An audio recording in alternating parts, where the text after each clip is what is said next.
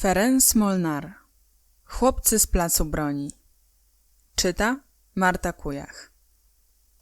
Rozdział 1. Za kwadrans pierwsza. W pełnej napięcia chwili, kiedy długie oczekiwanie uwieńczone zostało wreszcie sukcesem i w bezbarwnym dotąd płomieniu palnika Bunsena rozbłysła nagle przepiękna szmaragdowa smuga, na podwórku sąsiedniej kamienicy rozległy się dźwięki katarynki. W tym samym momencie, za 15:01, runęła w proch i pył cała powaga triumfu naukowego eksperymentu, który miał udowodnić, i rzeczywiście udowodnił, iż odczyn chemiczny jest w stanie zabarwić ogień. Był ciepły marcowy dzień i przez szeroko otwarte okno, wraz z powiewem wiatru, napłynęły do klasy radosne tony. Jakiś kataryniarz zagrał bowiem skoczną węgierską melodię w tak marszowym rytmie, że uczniowie z trudem powstrzymali śmiech. Kilku chłopców nie opanowało zresztą wesołości. W palniku Bunsena nadal figlarnie migotał zielony wężyk, ale teraz wpatrywało się w niego zaledwie kilku chłopców z pierwszych ławek. Pozostali skupili uwagę na dachach sąsiednich domów i na błyszczącej w oddali, oświetlonej słońcem wieży kościelnej. Duża wskazówka kościelnego zegara radośnie zbliżała się do cyfry 12. Prysło zatem skupienie i wraz z melodią katarynki zaczęły docierać do klasy również inne dźwięki.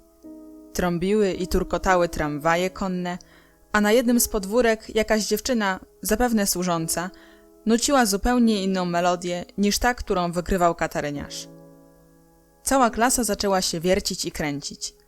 Część uczniów porządkowała w ławkach książki, inni starannie wycierali stalówki. Boka zakręcił malutki, obciągnięty pokrowcem z czerwonej skórki kałamarz kieszonkowy, tak sprytnie skonstruowany, że atrament wylewał się natychmiast po schowaniu kałamarza do kieszeni. Czele zbierał porozrzucane kartki, które zastępowały mu książki, bo przecież elegantowi, za jakiego się uważał, nie wypadało nosić ze sobą całej biblioteki. Zabierał więc do szkoły tylko luźne, powyrywane z książek kartki potrzebne na daną lekcję. Rozkładał starannie te kartki po różnych kieszeniach, aby żadnej nie wypychać ponad miarę. Czonakosz w ostatniej ławce ziewał potężnie, niczym zaspany hipopotam, a Weiss wysypywał z kieszeni okruchy po rogalu, który po kawałeczku łamał i zajadał od 10 aż do 12. Gereb zaczął szurać nogami, jakby lada chwila miał wstać, Barabasz zaś, bez żenady, rozłożył na kolanach cyratową płachtę i układał w niej książki podług wielkości, po czym z taką siłą ściągnął je paskiem, że aż ławka skrzypnęła, a on sam poczerwieniał. Jednym słowem, wszyscy gorączkowo przygotowywali się do opuszczenia szkoły i tylko nauczyciel nie zdawał sobie sprawy, że już za 5 minut kończy się lekcja. Uniósł głowę, łagodnym spojrzeniem zlustrował klasę i zapytał: co się stało? Zapadła martwa cisza.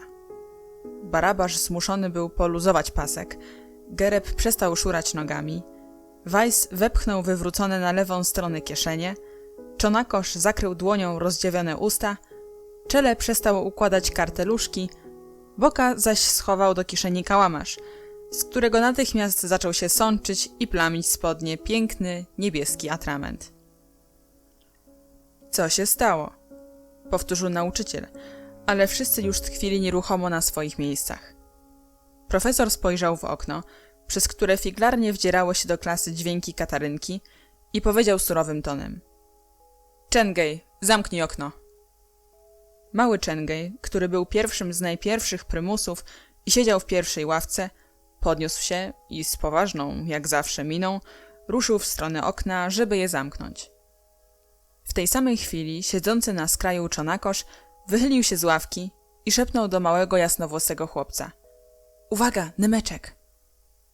Nemeczek spojrzał ukradkiem do tyłu, po czym natychmiast przeniósł wzrok na podłogę. Po podłodze toczyła się właśnie zwinięta kulka papieru. Nemeczek podniósł ją, rozprostował. Po jednej stronie karteczki było napisane: podaj dalej do Boki. Nemeczek wiedział, że właściwa wiadomość znajduje się na drugiej stronie kartki, ale jako człowiek honoru nie zamierzał czytać cudzego listu. Dlatego ponownie zwinął kartkę w kulkę, poczekał na właściwy moment i wychyliwszy się z rzędu szepnął: Uwaga, Boka! Teraz Boka spojrzał na podłogę, która jak zawsze pełniła rolę szlaku komunikacyjnego podczas lekcji. Papierowa kulka potoczyła się dalej. Na drugiej stronie kartki, na tej, której Nemeczek jako człowiek honoru nie przeczytał, było napisane: Dziś o 3:00 zbiórka na placu. Wybieramy przewodniczącego. Ogłosić. Boka schował karteczkę do kieszeni i jeszcze raz ściągnął paskiem spakowane książki. Była pierwsza.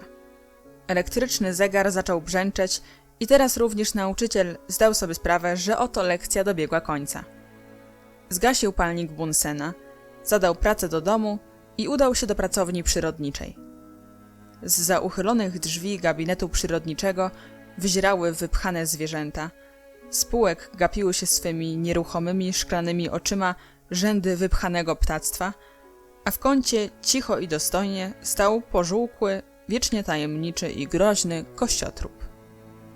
Klasa opustoszała niemal natychmiast. Przestronna, zdobiona kolumnami klatka schodowa zadudniła od dzikiego galopu, który słabł tylko wówczas, gdy wśród młodzieży pojawiała się nagle wysoka, górująca nad tłumem sylwetka któregoś z nauczycieli.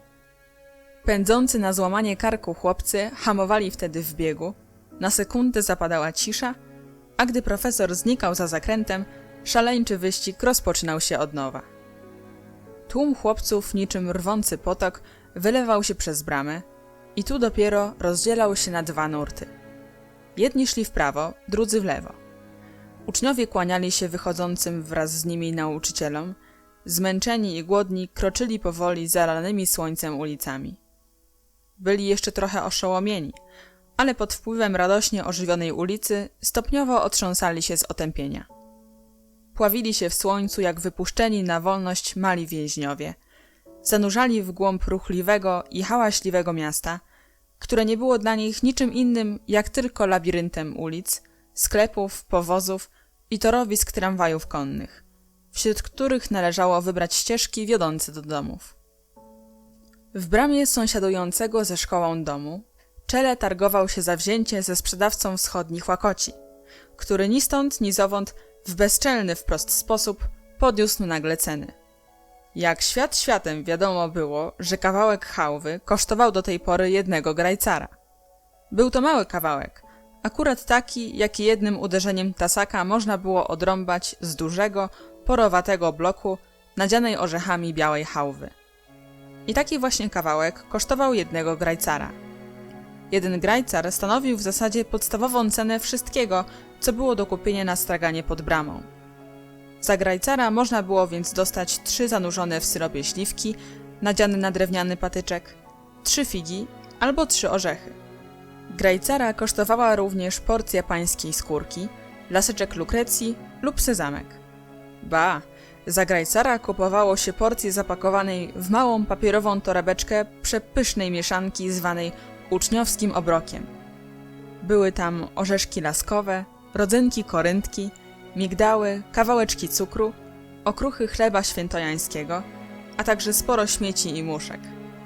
Na uczniowski obrok składał się więc pełny zestaw wyrobów cukierniczych, a także elementy świata roślinnego i zwierzęcego. I to wszystko za grajcara. Czele targował się zaciekle ze sprzedawcą bakali, co niechybnie oznaczało, że kupiec podniósł dziś ceny. Kto zna prawa rządzące handlem, ten dobrze wie, że ceny rosną również i wtedy, gdy transakcje połączone są z ryzykiem. I tak na przykład najdroższa jest herbata, którą sprowadza się z Azji, karawanami ciągnącymi przez tereny pełne zbójców. Za to właśnie niebezpieczeństwo muszą później płacić mieszkańcy zachodniej Europy. Sprzedawca bakali, zgodnie z powyższą regułą, wykazał duży zmysł handlowy i podniósł ceny, ponieważ dowiedział się, że chcą go przepędzić z bramy w pobliżu szkoły. Wiedział też doskonale, że jeśli już postanowiono go przepędzić, to nie pomogą najsłodsze nawet uśmiechy kierowane do przechodzących obok panów profesorów. Tak czy owak przepędzą go, bo widzą w nim wroga. Dzieci tracą wszystkie pieniądze na straganie tego Włocha, mówili nauczyciele. Wiedział biedak, że dni jego kramu w pobliżu szkoły są policzone. a więc podniósł ceny. Jeśli już musi stąd odejść, to przynajmniej niech sobie odbije straty. Co też szczerze powiedział. Do tej pory wszystko kosztowało grajcara, ale od dziś będzie 2 grajcary. A że był Włochem, przeto wystękał te słowa łamaną węgierszczyzną, dziko przy tym wymachując swym toporkiem. Wtedy Gereb potrzebnął Czelemu. Rąbnij kapeluszem w ten kram. Czele był zachwycony pomysłem. W to mu graj. Łakocie pofrunęłyby na lewo i prawo. Chłopcy by się cieszyli. A Gereb kłusił jak zły duch. Walnij no kapeluszem, a to chytrus, żeby tak nas zdzierać. Czele zdjął kapelusz z głowy. Takim ładnym kapeluszem? Zawahał się. Nie udało się. Gereb skierował swoją propozycję pod zły adres. Czele był przecież elegantem. Kapelusza ci żal? Kapelusza? Nacierał Gereb. A żebyś wiedział, odpowiedział Czele. Ale nie myśl, że tchórze. Wcale się nie boję, kapelusza mi szkoda. I mogę ci to udowodnić. Jak chcesz, to rąbnę twoim. Dla Gereba była to propozycja nie do przyjęcia. Poczuł się urażony i warknął ze złością. Sam potrafię rzucić swoim kapeluszem. Toż to zdzierus, a ty jak się boisz, to uciekaj. I zdecydowanym, wojowniczym gestem zdjął kapelusz, żeby uderzyć nim w zastawiony słodyczami, oparty na krzyżakach stół. Ale w tej samej chwili ktoś złapał go z tyłu za rękę i poważnym, niemal męskim głosem zapytał: co ty robisz? Gereb obejrzał się. Za nim stał Boka. Co robisz? Powtórzył Boka, spokojnie i łagodnie patrząc na Gereba. Gereb mruknął niczym lew, gdy poskromiciel spoglądał mu w oczy. Opanował się jednak, wzruszył ramionami i włożył kapelusz na głowę. Boka odezwał się cicho. Daj mu spokój. Lubię odważnych, ale to, co chciałeś zrobić, nie miało przecież najmniejszego sensu. Chodź. I podał mu rękę. Całą zaplamioną atramentem. Z kałamarza bowiem sączył się obficie ciemno-niebieski atrament, a Boka, niczego nie podejrzewając, trzymał rękę w kieszeni. Nie przejęli się tym jednak zbytnio. Boka wytarł rękę o mur, w wyniku czego na ścianie powstała wprawdzie ciemna smuga, ale ręka Boki wcale nie zyskała na czystości. Niemniej cała ta sprawa została zakończona. Boka ujął Gereba pod ramię i ruszyli przed siebie. Zostawili małego Czelego przy straganie i usłyszeli jeszcze, jak zdławionym głosem pokonanego buntownika zwrócił się do Włocha. Jak już od tej pory wszystko ma być za 2 grajcary, to poproszę chałwy za te 2 grajcary. I sięgnął po swoją portmonetkę z delikatnej zielonej skórki. Sprzedawca uśmiechnął się i zaczął myśleć o tym, co by się stało, gdyby od jutra wszystko sprzedawać po 3 grajcary. Ale były to tylko mrzonki. Takie marzenie, że nagle każdy forint wart jest 100 forintów. Włoch energicznie ciachnął tasakiem blok chałwy i położył odcięty kawałek na papierze. Czele spojrzał z goryczą. Ależ dał mi pan mniejszy kawałek niż przedtem za 1 grajcara. Handlowy sukces uczynił Włocha bezczelnym. Z uśmiechem odpowiedział. Teraz jest drożej, to daje mniej. I już zwrócił się do następnego klienta, który nauczony doświadczeniem poprzednika trzymał w ręku 2 grajcary. Włoch ciachnął małym tasakiem słodką masę, a zrobił to w sposób przypominający jakiegoś średniowiecznego kata, który po kawałeczku odcinka karzełkowi orzechową głowę. Włoch wyraźnie mścił się na chałwie. Tfu! Powiedział ze złością Czele do kolejnego nabywcy. Nie kupuj u niego, bo to paskarz. I włożył do ust cały kawał chałwy, razem z przylepionym mocno papierem, którego zupełnie nie dało się oderwać. Zaczekajcie! Krzyknął i pędem ruszył za Boką i Gerebem. Dogonił ich na rogu i już razem skręcali w stronę ulicy Soroksari. Wszyscy trzej wzięli się pod ręce. W środku szedł Boka i coś im tłumaczył. Jak zwykle, spokojnie i rozważnie. Boka skończył 14 lat i miał jeszcze chłopięcą twarz. Dopiero kiedy się go słuchało, wydawał się starszy.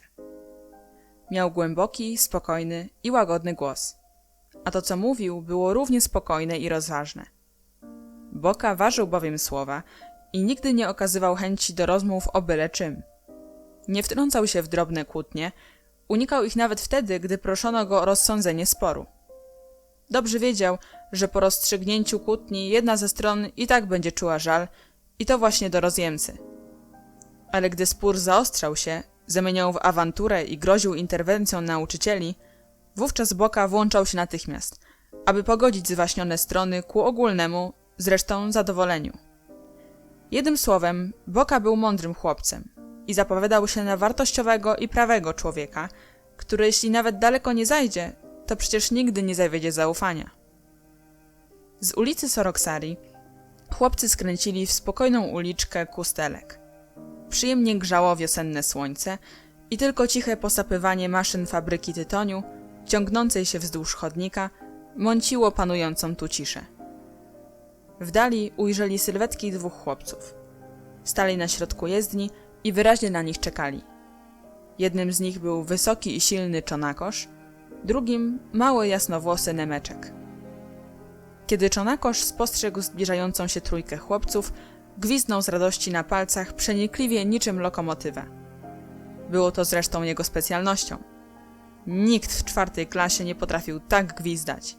Ba, w całej szkole znalazłoby się zaledwie kilku chłopców, którzy choć trochę umieli naśladować takie furmańskie gwizdanie. Jedynie przewodniczący kółka samokształceniowego, Cynder, potrafił tak wspaniale gwizdnąć, ale kiedy wybrano go na przewodniczącego, zaniechał tej sztuki. Od chwili wyboru Cynder nie wkładał już 2 palców do ust. Przewodniczącemu kółka, który co środę po południu zajmował na katedrze miejsce obok profesora języka węgierskiego, nie wypadało przecież tak się zachowywać. Czonakosz gwizdnął więc, a kiedy koledzy podeszli bliżej i zatrzymali się na środku ulicy, zwrócił się do jasnowłosego Nemeczka. — Już im mówiłeś? — Nie — odparł Nemeczek. — A co się stało? — zapytała chórem cała trójka. Zamiast małego blondynka odpowiedział Czonakosz. — Wczoraj w Ogrodeum znów zrobili Einstand.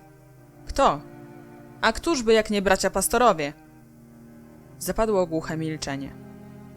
Żeby to zrozumieć, trzeba wiedzieć, co znaczyło owo słówko Einstand w mowie budapeszteńskich dzieci. Otóż, kiedy w czasie gry w szklane kulki, stalówki lub pestki, jakiś silniejszy chłopiec dostrzegł słabszego od siebie i chciał mu zabrać zabawki, to po prostu mówił Einstand. To obrzydliwe niemieckie słowo oznaczało, że silniejszy chłopiec uznaje kulkę czy stalówkę za łup wojenny, a w wypadku sprzeciwu zastosuje przemoc fizyczną. Było więc także wypowiedzeniem wojny. Słowo Einstand krótko i zwięźle wyrażało przemoc, prawo pięści, rozbój, stan wojenny. Pierwszy odezwał się Czele. Głos drżał mu z przejęcia. — Zrobili Einstand! — Tak — odpowiedział już znacznie śmielej mały Nemeczek, widząc, jak wielkie wrażenie wywarła ta wiadomość. — Tak dłużej być nie może! — wybuchnął Gereb. — Od dawna już mówię, że musimy działać, ale Boka krzywi się tylko i nic nie robi. Jeżeli tak dalej pójdzie, to wreszcie i nas pobiją. Czonakosz już wkładał 2 palce do ust, żeby gwizdnąć z radości, bo zawsze był gotów do wszczęcia bijatyki, ale Boka powstrzymał go. — Nie ogłuszaj nas — powiedział. I z powagą zwrócił się do małego blondynka. — Jak to było? — Ten Einstand? — Tak. Kiedy to się stało? — Wczoraj po południu. — Gdzie? — W Ogrodeum. Tak nazywano przylegający do muzeum ogród. — Opowiedz, jak to było, dokładnie, po kolei, bo żeby przeciw nim wystąpić, musimy znać fakty. Mały Nemeczek uświadomił sobie, że oto skupia się na nim cała uwaga kolegów. Była to dla niego rzadka okazja i dlatego zdenerwował się. Chłopcy traktowali go zwykle jak powietrze. Był za hetkę pętelkę, nie liczył się, jak jedynka w matematyce, która ani mnoży, ani dzieli. Nikt się nie przejmował tym szczupłym, wątłym chłopcem, jakby stworzonym na kozoła ofiarnego. Nemeczek zaczął mówić i koledzy otoczyli go ciasnym kołem. To było tak. Po obiedzie poszliśmy do Ogrodeum. Weiss i ja. Byli z nami jeszcze Richter, Kolnej i Barabasz. Najpierw chcieliśmy grać w Palanta na ulicy Esterhazy, ale piłkę mieli chłopcy ze szkoły realnej, a oni nie chcieli z nami grać. Wtedy Barabasz powiedział, żebyśmy poszli do Ogrodeum i zagrali pod murem w kulki. I tak zrobiliśmy. Każdy z nas rzucał kulką, a ten, któremu udało się trafić w drugą kulkę, zabierał wszystkie. Rzucaliśmy kolejno i pod murem leżało już z 15 kulek, wśród nich 2 szklane. kiedy nagle Richter krzyknął: no to koniec, idą pastorowie. Rzeczywiście, zza rogu wyłonili się pastorowie z rękami w kieszeniach. Szli z pochylonymi głowami, tak wolno, że wszyscy bardzo się przestraszyliśmy. Było nas wprawdzie 5, ale oni są tacy silni, że w dwójkę załatwiliby nawet 10. Zresztą nie można było zakładać, że jest nas 5, bo jak się coś dzieje, to Kolnej zaraz ucieka, Barabasz także, no więc zostałoby nas tylko 3. Pewnie też bym uciekł, więc trzeba liczyć, że zostałoby tylko 2. Gdyby cała 5 próbowała uciec, to też nic z tego, bo pastorowie są najlepszymi biegaczami w całym ogrodeum i dogoniliby nas. Pastorowie podchodzili coraz bliżej i przypatrywali się naszym kulkom. Szepnąłem wtedy do Kolneja: słuchaj, im się podobają nasze kulki. Najmądrzejszy był Weiss, który od razu powiedział: idą sobie jak gdyby nigdy nic, ale mówię wam, że z tego będzie tylko jeden wielki Einstand. Ale ja myślałem, że nie zrobią nam żadnej krzywdy, bo przecież my im nigdy nic złego nie zrobiliśmy. Najpierw stanęli tylko obok, wcale nas nie zaczepiali i patrzyli jak gramy. Kolnej szepnął: Nemeczek, dajmy spokój, przerwijmy grę. A ja mu na to: co? Akurat teraz, kiedy ty nie trafiłeś. Zaraz mój rzut. Jak wygram, to możemy przerwać. W tym momencie rzucał Richter, ale jednym okiem łypał na pastorów i trzęsła mu się ręka ze strachu, więc nic dziwnego, że nie trafił. Pastorowie ani drgnęli, wciąż stali z rękami w kieszeniach. Wtedy przyszła na mnie kolej. Rzuciłem i trafiłem. Wygrałem wszystkie kulki. Chciałem podejść, żeby je zebrać, a było już ze 30 kulek, ale wtedy jeden z pastorów, ten młodszy, zagrodził mi drogę i krzyknął Einstand. Obejrzałem się do tyłu i zobaczyłem, że Kolnej i Barabasz uciekają, Weiss stoi pod ścianą blady, a Richter zastanawia się właśnie, czy wiać, czy jeszcze zaczekać. Próbowałem sprzeciwić się i powiedziałem: przepraszam, nie macie prawa tego robić. Ale starszy pastor już zbierał kulki i chował je do kieszeni, a młodszy chwycił mnie za kurtkę i krzyknął: czyś nie słyszał, że zawołaliśmy Einstand? No to wtedy ja też zamilkłem. Weiss stojący pod ścianą zaczął się mazać. Kolnej i Barabasz patrzyli zza rogu, co się dzieje w ogrodeum. Pastorowie pozbierali kulki i odeszli bez słowa. To chyba wszystko. Niesłychane! Oburzył się Gereb. To po prostu granda! Powiedział Czele. Czonakosz gwizdnął na znak, że w powietrzu wisi wojna. Boka namyślał się w milczeniu. Wszyscy chłopcy patrzyli na niego. Byli ciekawi, jak tym razem zareaguje. Od miesięcy bowiem nie traktował poważnie podobnych incydentów. Jednak to wydarzenie było tak wołającą o pomstę do nieba niesprawiedliwością, że poruszyło nawet jego. Chodźmy na razie na obiad, powiedział cichym głosem. Po południu spotkamy się na placu i wszystko omówimy. Teraz ja uważam, że tego już nie można darować. Z aprobatą przyjęli decyzję Boki. Patrzyli na niego z uznaniem i podziwem, a czarne oczy Boki iskrzyły gniewem. Mało brakowało, aby go ucałowali za to, że wreszcie i jego oburzyło to bezprawie. Ruszyli do domów. Gdzieś w oddali, w dzielnicy Jussevaros, odezwał się wesoły dźwięk dzwonu. Świeciło słońce i wszystko wokół wydawało się piękne i radosne. Chłopcy czuli jednak, że stoją przed doniosłymi wydarzeniami. Ogarnęło ich podniecenie i żądza czynu. Jeżeli Boka powiedział, że trzeba działać, to na pewno jest to zapowiedź czegoś niezwykłego. Zaczęli się rozchodzić. Czonakosz z Nemeczkiem zostali nieco z tyłu. Boka obejrzał się. Obaj chłopcy zatrzymali się przy jednym z piwniczych okienek fabryki tytoniu. Było ono oblepione grubą warstwą tytoniowego pyłu. Tabaka! Zawołał wesoło Czonakosz. Jeszcze raz gwizdnął i napchał sobie żółtego pyłu do nosa. Nemeczek roześmiał się i małpując kolegę, również wciągnął w nozdrza szczyptę tabaki. Uradowani odkryciem pomaszerowali ulicą Kostelek, głośno kichając. Czonakosz kichał donośnie niczym z armaty, a mały jasnowłosy Nemeczek prychał jak rozdrażniona świnka morska.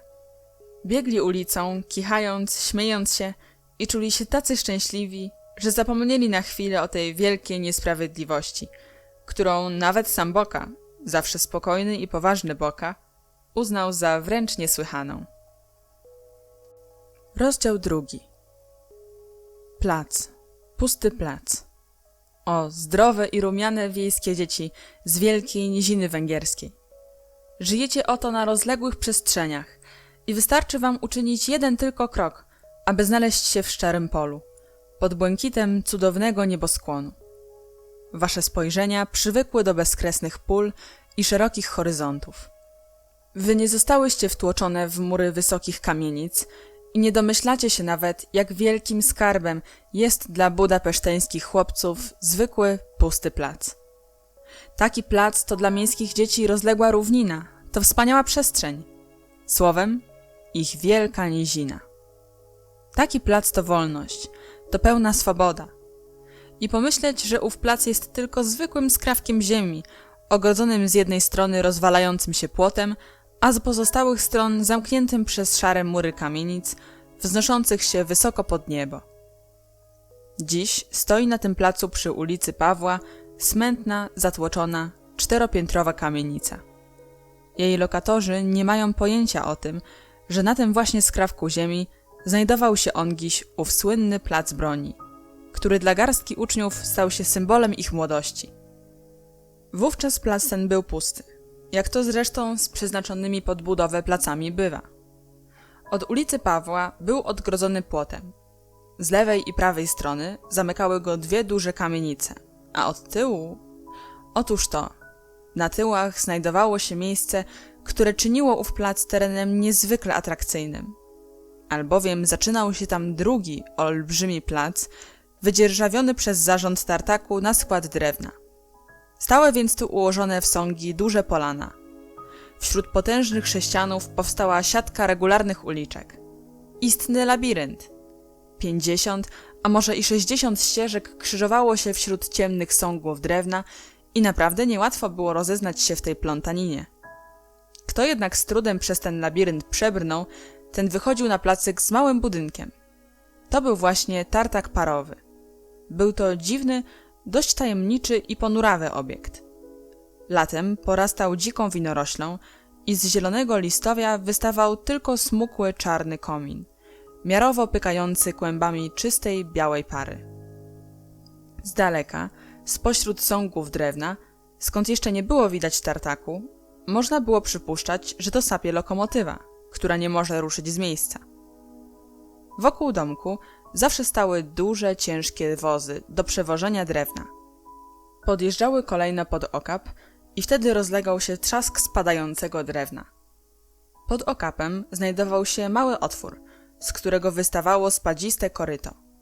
Kiedy fura podjeżdżała pod ten otwór, korytem zaczynała płynąć struga porąbanych polan. Woźnica krzykiem dawał sygnał, że wóz pełny. Pykanie z komina ustawało znagła. W domku robiło się cicho. Woźnicy zacinał konie i naładowany wóz ruszał z miejsca.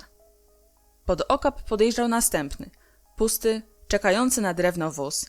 Czarny komin znów zaczynał pykać i znów sypały się polana. I tak to trwało od lat.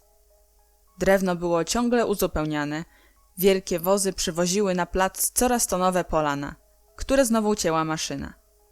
Tak więc na placu nigdy nie brakowało osągów i nigdy też na dłużej nie milkł świst parowej piły. Przed tartakiem rosło kilka karłowatych drzewek morwowych, a pod jednym z nich stała sklecona z desek budka. Tu właśnie mieszkał Słowak, który pilnował w nocy placu, żeby nikt nie kradł lub nie podpalił drewna. Czy można było znaleźć piękniejsze miejsce do zabaw? Dla nas, chłopców z miasta, było to coś wspaniałego.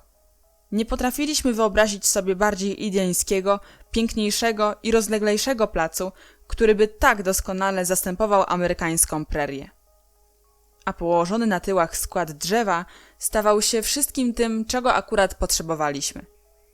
Bywał więc miasteczkiem na dzikim zachodzie, puszczą, górami skalistymi pełnymi kanionów, słowem tym, czego w danej chwili mianowano. I nie myślcie, że był to wystawiony na ataki bezbronny plac. Przeciwnie, był to plac broni. Szczyty sągów chłopcy zamienili bowiem w fortece i twierdzę. O tym, które punkty trzeba umocnić, decydował Boka. Fortecy natomiast budowali Czonakosz i Nemeczek. Znajdowały się one w 4 czy 5 punktach. Każda z nich miała kapitana, porucznika i podporucznika. Oni stanowili armię. Niestety, ku ogólnemu zmartwieniu był tylko jeden szeregowiec. Wszyscy zatem kapitanowie i oficerowie mogli rozkazywać, musztrować i karać aresztem za niesubordynację tylko jedynego szeregowca. Nie trzeba dodawać, że tym jedynym szeregowcem był mały, jasnowłosy Nemeczek. Kapitanowie, porucznicy i podporucznicy salutowali sobie z wielką swobodą, od niechcenia podnosząc rękę do czapki, choćby się i 100 razy spotykali na placu w ciągu jednego popołudnia. Pozdrawiali się tak sobie, mówiąc zwyczajnie cześć. Inaczej Nemeczek. Biedak co chwila musiał stawać na baczność i sztywno salutować. A kto tylko przychodził koło niego, natychmiast go strofował. Jak stoisz? Pięty razem! Wypnij pierś, wciągnij brzuch. Baczność? I Nemeczek podporządkowywał się wszystkim z radością. Bywają bowiem chłopcy, którym okazywanie posłuszeństwa sprawia przyjemność. Jednak większość chłopców lubi rozkazywać. Jak zresztą większość ludzi. I dlatego właśnie na placu wszyscy chcący dowodzić byli oficerami, a tylko jeden Nemeczek szeregowcem. 2:45 po południu nie było tu jeszcze nikogo. Na rozścielonej na ziemi derce, przed budką, spał sobie smacznie Słowak.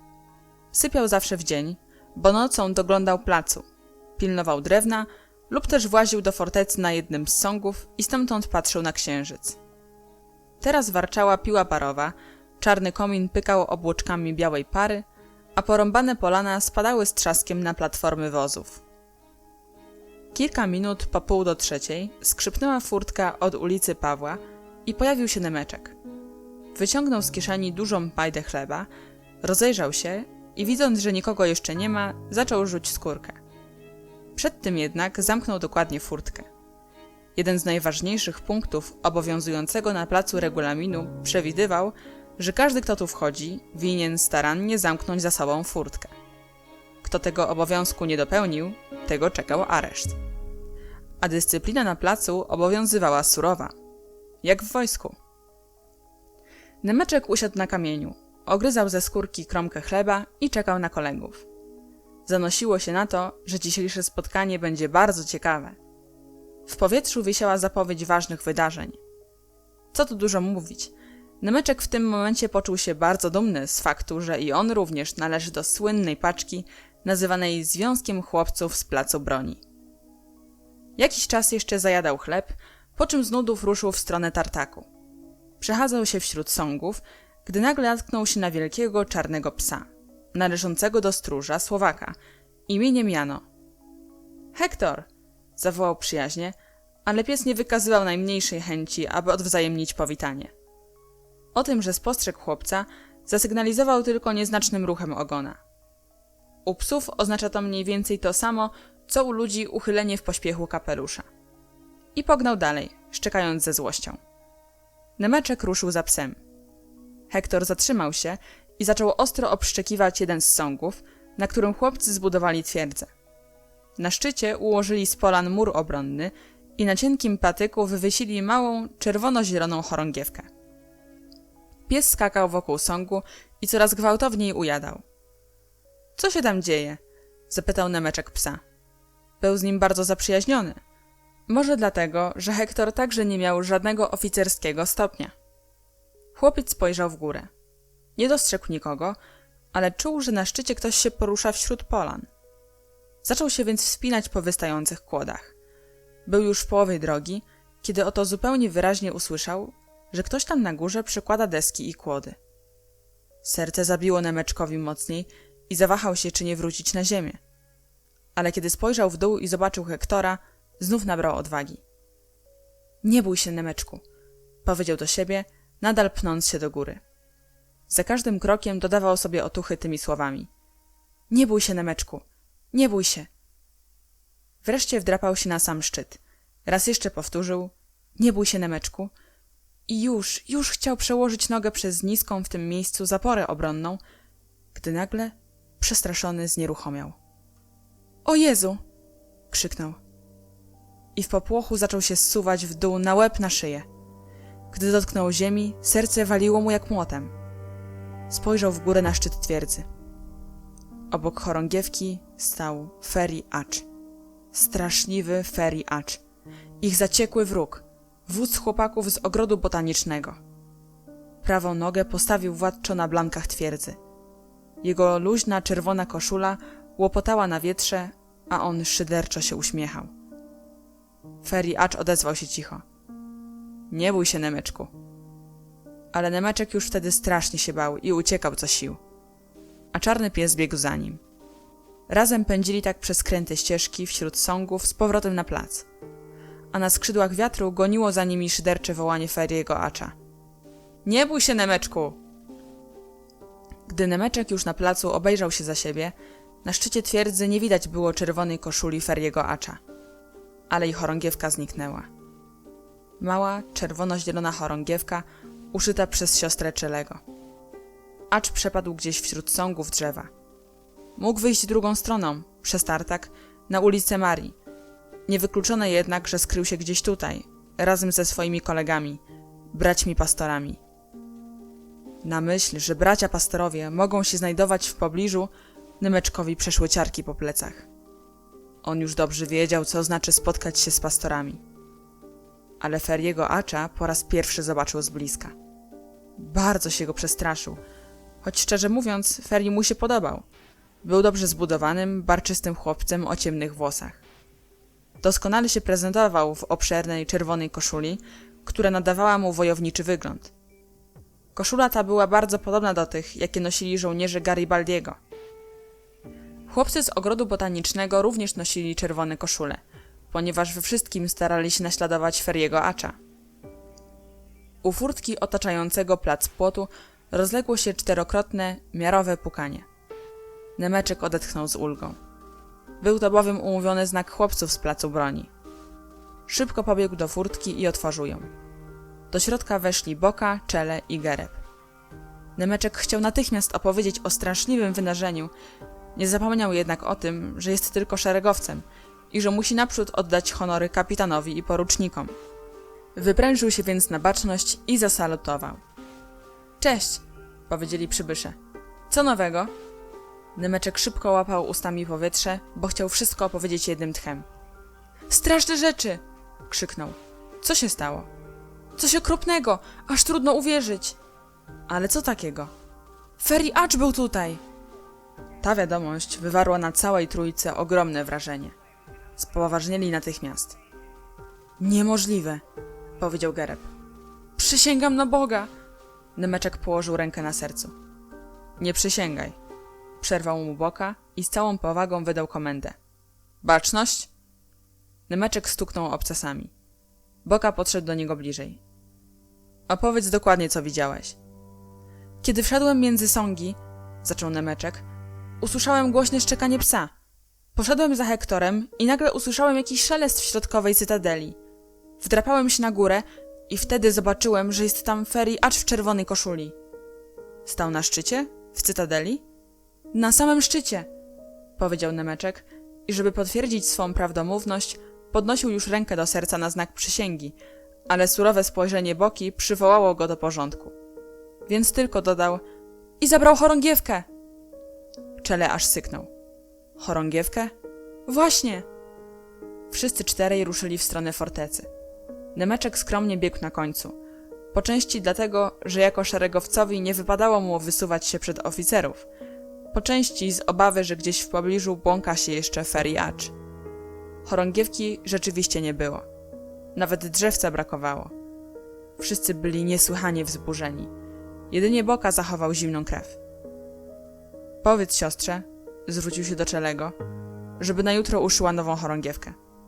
Dobrze, odpowiedział Czele. Ale ona nie ma już zielonego płótna. Czerwone jeszcze jest, a zielonego zabrakło. Boka spokojnie zapytał. A białe ma? Ma. To niech uszyje czerwono-białą chorągiewkę. Od tej chwili nasze barwy będą czerwono-białe. Wszyscy się z tym zgodzili. Gereb zwrócił się do Nemeczka. Szeregowy, na rozkaz! Do jutra proszę wprowadzić poprawkę do regulaminu. Odtąd nasze barwy będą nie czerwono-zielone, lecz czerwono-białe. Tak jest, panie poruczniku? Wtedy Gereb łaskawie rzucił wyprężonemu na baczność jasnowłosemu chłopcu. Spocznij. Nemeczek stanął swobodnie. Chłopcy wdrapali się na górę i stwierdzili, że Feriacz odłamał drzewce chorągiewki. Przybity gwoździami kawałek odłamanego drzewca smętnie tkwił na swoim miejscu. Od strony placu rozległy się krzyki. Hola ho! Hola ho! To było ich hasło. Widocznie nadeszli już chłopcy i rozglądali się po placu. Słychać było donośne okrzyki. Hola ho! Czele skinął na Nemeczka. Szeregowy! Na rozkaz! Odpowiedzcie kolegom. Tak jest, panie poruczniku. Nemeczek przyłożył zwiniętą w trąbkę dłoń do ust i swoim cienkim, dziecinnym głosem zawołał.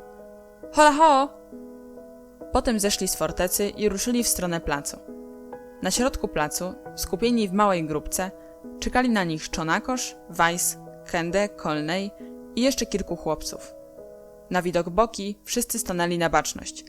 Boka bowiem był ich dowódcą, kapitanem. Cześć, powiedział Boka. Kolnej wystąpił krok naprzód. Melduję posłusznie, powiedział. Kiedy przyszliśmy, furtka nie była zamknięta, a zgodnie z regulaminem powinna być zamknięta od środka. Boka surowo spojrzał na stojącą za nim asystę, a wszyscy spojrzeli na Nemeczka. Ten już przykładał rękę do serca, żeby przysiąc, iż to nie on zostawił furtkę otwartą, kiedy kapitan odezwał się. Kto wchodził ostatni? Zapadła cisza. Nikt bowiem nie wszedł ostatni. Jeszcze przez chwilę panowało milczenie.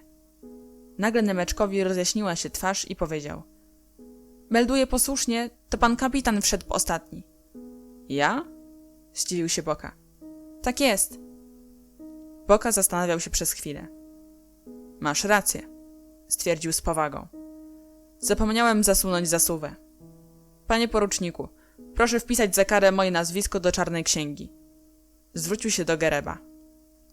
Gereb wyjął z kieszeni mały czarny notes i wielkimi literami wpisał Janosz Boka, a obok, żeby było wiadomo, o jakie przewinienie chodzi, dopisał furtka.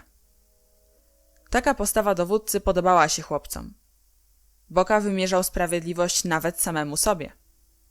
Był to przykład prawdziwego męstwa, o jakim nawet na lekcjach łaciny nie słyszeli, choć przecież wiele im mówiono o dzielnych Rzymianach. Lecz Boka był tylko zwykłym człowiekiem i miał też swoje słabości. Wprawdzie ukarał siebie, ale zaraz zwrócił się do Kolneja, który zameldował o tym, że furtka nie została zamknięta. A ty nie powinieneś tak pablać i skarżyć. Panie poruczniku, proszę wpisać Kolneja za donosicielstwo. Pan porucznik sięgnął więc znów po złowieszczy notes i wpisał Kolneja. Stojący z tyłu Nemeczek z radości, że to nie jego nazwisko wpisują do notesu, zaczął tańczyć czardasza. Trzeba bowiem wiedzieć, że w notesie figurowało wyłącznie nazwisko Nemeczka, bo wszyscy, zawsze i za wszystko, kazali wpisywać Nemeczka. I zbierający się co sobota trybunał osądzał jedynie Nemeczka. Co tu dużo mówić, tak to już było, bo Nemeczek był jedynym szeregowcem. Zakończono sprawy porządkowe i rozpoczęła się wielka narada. Po chwili wszyscy znali już sensacyjną wiadomość, że oto wódz czerwonych koszul, Feriacz, odważył się wtargnąć w samo serce placu broni, że wdrapał się na środkową cytadelę i zabrał chorągiew. Oburzenie chłopców nie miało granic. Wszyscy otoczyli Nemeczka, który do swojej relacji dorzucał coraz to nowe szczegóły. A czy mówił coś do ciebie? No pewnie, chwalił się Nemeczek. Co mówił? Krzyknął do mnie. Co krzyknął? Zawołał, nie boisz się, Nemeczku? Tu jasnowłosy chłopiec przełknął ślinę, bo wiedział przecież, że to nieprawda, że było całkiem inaczej. Bo z opowiadania wynikało, że Nemeczek jest niesłychanie odważny. Tak odważny, że Feriacz aż się zdziwił i zapytał go, nie boisz się, Nemeczku? A co tyś mu odpowiedział? Nic, stanąłem pod fortecą, a on zszedł na drugą stronę i zniknął. Uciekł. To nieprawda, krzyknął Gereb. Feriacz jeszcze przed nikim nie uciekał. Boka spojrzał na Gereba. Ejże, co ty go tak bronisz? Powiedział. Wcale nie bronię, mówię tylko, powiedział już nieco ciszej Gereb, że jest mało prawdopodobne, żeby Feriacz przestraszył się Nemeczka. Wszyscy roześmieli się. Rzeczywiście, to było mało prawdopodobne. Nemeczek, zbity z tropu, stał w środku grupy chłopców i wzruszał ramionami. Po chwili na środek wystąpił Boka. Słuchajcie, musimy coś zrobić, powiedział. Na dziś zresztą wyznaczyliśmy wybory. Wybierzemy przewodniczącego. I to takiego, który będzie miał nieograniczoną władzę i któremu wszyscy bez zastrzeżeń się podporządkują. Możliwe, że z powodu tej sprawy dojdzie do wojny i wtedy będziemy potrzebowali dowódcy, który ustali strategię jak w prawdziwej bitwie. Szeregowy wystąp. Baczność. Przygotujcie tyle kartek, ilu nas jest. I niech każdy na swojej kartce napisze, kto ma być przewodniczącym. Potem wrzucimy kartki do czapki i kto dostanie najwięcej głosów, ten zostanie przewodniczącym. Niech żyje! Krzyknęli wszyscy jednym głosem, a Czonakosz włożył 2 palce do ust i gwizdnął przenikliwie niczym parowóz. Zaczęto wyrywać z notesów kartki. Weiss wyjął swój ołówek. 2 chłopców zaczęło się sprzeczać, czyj kapelusz dostąpi zaszczytu urny wyborczej.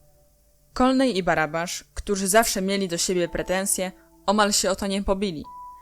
Colney twierdził, że kapelusz Barabasza nie nadaje się do tego celu, bo jest brudny. Kende natomiast uważał, że kapelusz Colneya jest jeszcze brudniejszy. Z tego sporu oczywiście natychmiast wyniknęło sprawdzanie stopnia zabrudzenia obu nakryć głowy. Małym scyzorykiem zaczęli zdrabywać brud, aby przekonać się, która warstwa grubsza. No i zagapili się, bo w tym czasie Czele oddał na społeczny cel swój mały czarny kapelusik. W takich sprawach elegant Czele był nie do pokonania. Nemeczek natomiast, ku zdumieniu wszystkich, zamiast rozdawać kartki, wykorzystał okazję, że przez chwilę skupiła się na nim cała uwaga i ściskając w zabrudzonej dłoni karteluszki, wystąpił krok naprzód. Stanął na baczność i odezwał się drżącym głosem. Melduję, panie kapitanie, że tak dłużej nie może być, żebym tylko ja był tu szeregowcem. Od czasu, jak założyliśmy nasz związek, wszyscy już awansowali i są oficerami, a tylko ja jeden ciągle jestem szeregowcem i wszyscy mi rozkazują. I wszystko tylko ja muszę robić i... Nemeczek tak się wzruszył swoją niedolą, że po twarzy zaczęły mu spływać grube łzy. Trzeba go wykluczyć ze związku. Chłodno zaproponował Czele. Beczy, powiedział ktoś inny. Wszyscy wybuchnęli śmiechem.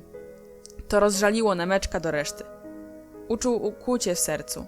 Zaszlochał i głośno łkając wyjąkał. Zobaczcie, w czarnej księdze, tam też tylko ja. Zawsze tylko ja jestem wpisywany, jak ten pies. Boka przerwał mu spokojnym głosem. Jeśli natychmiast nie przestaniesz płakać, nie będziesz mógł więcej tutaj przychodzić. Nie zadajemy się z beksami. Słowo beksa wywarło wrażenie. Mały, biedny Nemeczek okropnie się przestraszył. Powoli opanował szloch. Wtedy kapitan położył mu rękę na ramieniu. Jeśli będziesz się dobrze sprawował i odpowiednio zasłużysz, to jeszcze w maju awansujesz na oficera. Na razie jednak pozostaniesz szeregowcem. Chłopcy zgodzili się z takim postawieniem sprawy, bo gdyby Nemeczek już w dzisiejszym dniu stał się oficerem, to wszystko straciłoby sens. Po prostu nie byłoby komu rozkazywać. Ciszę przerwał ostry głos Gareba. Szeregowy, zatemperujcie ołówek. Szeregowemu wciśnięto w garść ołówek, który ułamał się w kieszeni Weissa, ponieważ nosił on w kieszeni również kulki. Szeregowiec nie protestował więcej i z załzawionymi oczyma, pochlipując jeszcze trochę, jak to po wielkim płaczu bywa, całą przepełniającą serce gorycz skupił na zaostrzeniu ołówka Hardmuffa numer 2. Gotowe, panie poruczniku, zameldował. Oddał zatemperowany ołówek i głęboko westchnął. Zrozumiał, że na razie musi zrezygnować z awansu na oficera. Rozdano karteczki. Wszyscy rozeszli się i każdy na osobności wypełniał kartki, bo była to bardzo ważna sprawa. Potem szeregowy zbierał je i wrzucał do kapelusza Czelego. Kiedy Nemeczek obchodził wszystkich z kapeluszem w ręku, Barabasz trącił w bok Colneya. Patrz, jego kapelusz też jest brudny. Colney przyjrzał się dobrze kapeluszowi Czelego. I obaj doszli do wniosku, że nie mają się czego wstydzić. Jeżeli bowiem nawet kapelusz Czelego jest brudny, to już niczemu nie należy się dziwić. Boka zaczął odczytywać nazwiska na zebranych kartkach, po czym podawał je stojącemu koło niego Garebowi. W sumie było 14 kartek. Czytał je kolejno. Janosz Boka, Janosz Boka, Janosz Boka. jeden raz pojawiło się inne nazwisko. Dejo Gereb. Chłopcy spojrzeli po sobie. Domyślili się, że była to kartka Boki, który z grzeczności oddał głos na Gereba. Potem znów były kartki z nazwiskiem Boki. I znów głos oddany na Gereba. I na zakończenie jeszcze jedna kartka. Dejo Gereb. Boka dostał w sumie 11 głosów, Gereb 3. Gereb uśmiechał się z zakłopotaniem. Po raz pierwszy zdarzyło się, że otwarcie rywalizował z Boką o przywództwo. Był zadowolony z uzyskanych 3 głosów. Natomiast Boce spośród tych 3 głosów 2 sprawiły przykrość. Zastanawiał się, którzy z chłopców nie na niego głosowali, ale już po chwili pogodził się z tym faktem. A więc wybraliście mnie na przewodniczącego. Chłopcy zaczęli wiwatować, a Czonakosz znów gwizdnął. Nemeczek miał jeszcze łzy w oczach, ale z ogromnym zapałem wołał: niech żyje! Bo bardzo lubił Bokę. Przewodniczący poprosił o spokój. Dziękuję wam, koledzy, powiedział. A teraz natychmiast weźmy się do dzieła. Myślę, że wszyscy zdajemy sobie sprawę z tego, że czerwone koszule chcą nam odebrać plac i twierdzę. Już wczoraj pastorowie zebrali naszym kulki, a dziś buszował tu Feri Acz i wziął naszą chorągiew. Prędzej czy później przyjdą tutaj, żeby nas wypędzić. Ale my tego placu nigdy nie oddamy. Obronimy go. Czonakosz wrzasnął z całej siły. Niech żyje plac! Rozejrzeli się po dużym placu i po stojących na nim, oświetlonych wiosennym słońcem, sągach drzewa. Chłopcom błyszczały oczy. Widać było, że kochają ten swój kawałeczek ziemi i gotowi są o niego walczyć, gdy przyjdzie ku temu potrzeba. Był to swoisty rodzaj miłości ojczyzny. I kiedy wołali: niech żyje nasz plac! Brzmiało to zupełnie tak, jakby wołali: niech żyje ojczyzna! Płonęły im oczy, mocno biły serca. Boka mówił dalej. Nie będziemy czekali, aż oni przyjdą do nas. Uprzedzimy ich i sami pójdziemy do ogrodu botanicznego. W innej sytuacji chłopcy cofnęliby się przed tak śmiałym planem, ale teraz, rozentuzjazmowani, zgodnie zakrzyknęli: chodźmy! A ponieważ wszyscy krzyknęli jednocześnie, więc również Nemeczek zawołał: chodźmy. Wiedział biedak, że i tak będzie maszerował na samym końcu i że na pewno dadzą mu do niesienia płaszcze panów oficerów. Do rozbrzmiewających na placu okrzyków dołączył spod jednej z twierdz jakiś ochrypły głos: chodźmy. Spojrzeli w tamtą stronę. To wołał stary Słowak. Stał z fajką w ustach i uśmiechał się. Obok warował jego pies Hektor. Chłopcy roześmieli się.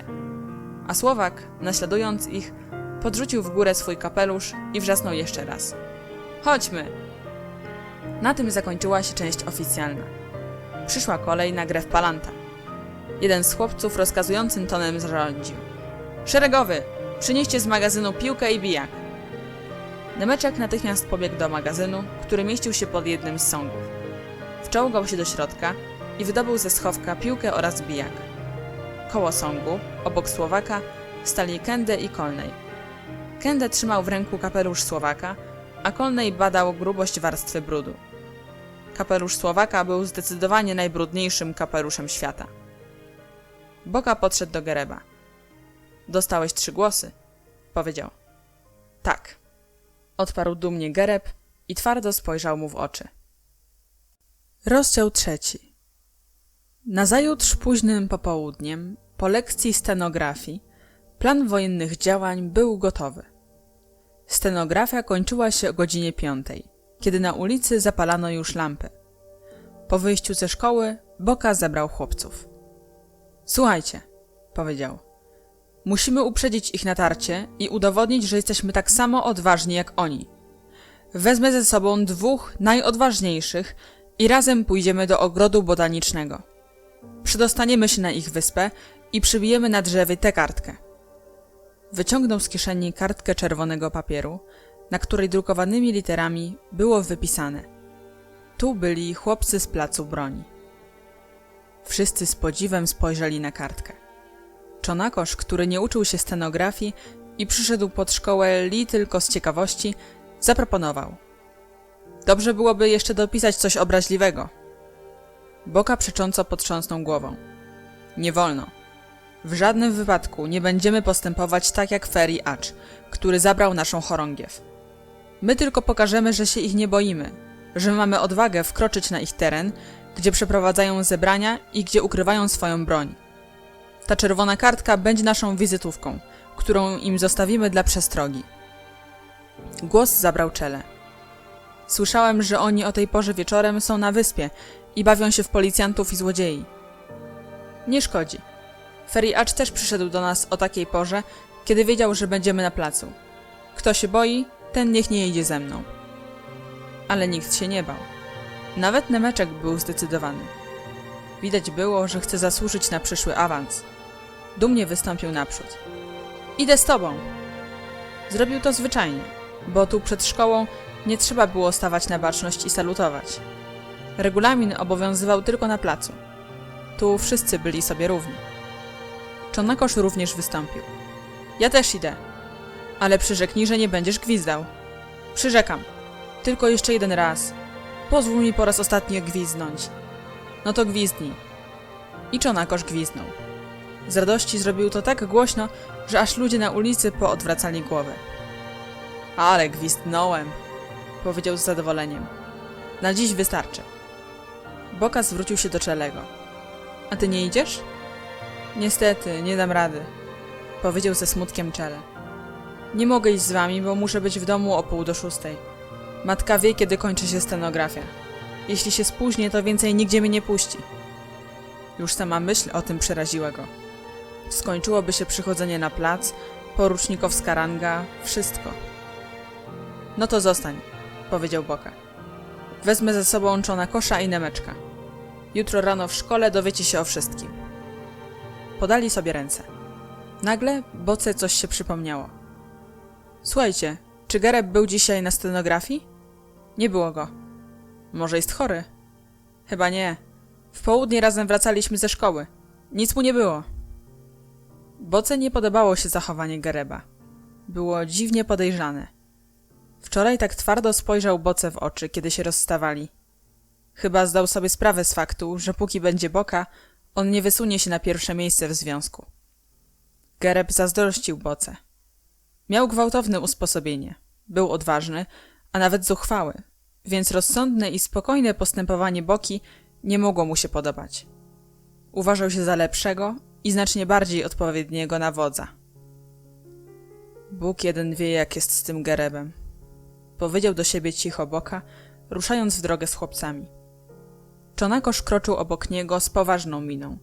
Nemeczek natomiast tryskał radością, że oto wreszcie może wziąć udział w niezwykłej wyprawie. Był tak wesoły, że Boka musiał mu zwrócić uwagę. Nemeczek, nie wariuj. A może ci się wydaje, że idziemy na zabawę, co? Ta wyprawa jest znacznie niebezpieczniejsza niż myślisz. Przypomnij sobie tylko braci pastorów. To poskutkowało. Na myśl o pastorach Nemeczek natychmiast spoważniał. Feriacz również cieszył się złą sławą. Mówiono nawet, że wyrzucono go ze szkoły realnej, ale silny i szalenie odważny Feri miał w sporzeniu coś miłego i ujmującego zarazem, czego brakowało pastorom. Ci dwaj chodzili zawsze ze spuszczonymi głowami, patrzyli ponuro spod łba i nikt nigdy nie widział uśmiechu na ich ogorzałych twarzach. To też wszyscy się bali przede wszystkim czarnowłosych pastorów. Trójka chłopców szła szybko, nieskończenie długą ulicą Illoi. Było już po zmierzchu. Zrobiło się całkiem ciemno. Na ulicy zapaliły się lampy i ta niezwykła pora budziła niepokój w duszach chłopców. Zazwyczaj wychodzili bawić się zaraz po obiedzie. O tej zaś porze ślęczeli nad książkami, a nie spacerowali po ulicy. W milczeniu szli obok siebie i po kwadransie dotarli do ogrodu botanicznego. Zza wysokiego, kamiennego muru wychylały się złowieszcze konary wielkich drzew, które dopiero zaczynały się zielenić. Wiatr szumiał wśród gałęzi. Było ciemno i gdy wyłonił się przed nimi tajemniczy o tej porze ogród botaniczny ze swoją zamkniętą już bramą, serca zabiły im mocniej. Nemeczek chciał nacisnąć dzwonek przy bramie. Na miłość boską nie dzwoń! Odezwał się Boka. Usłyszą, że ktoś przyszedł i wtedy spotkamy się z nimi po drodze.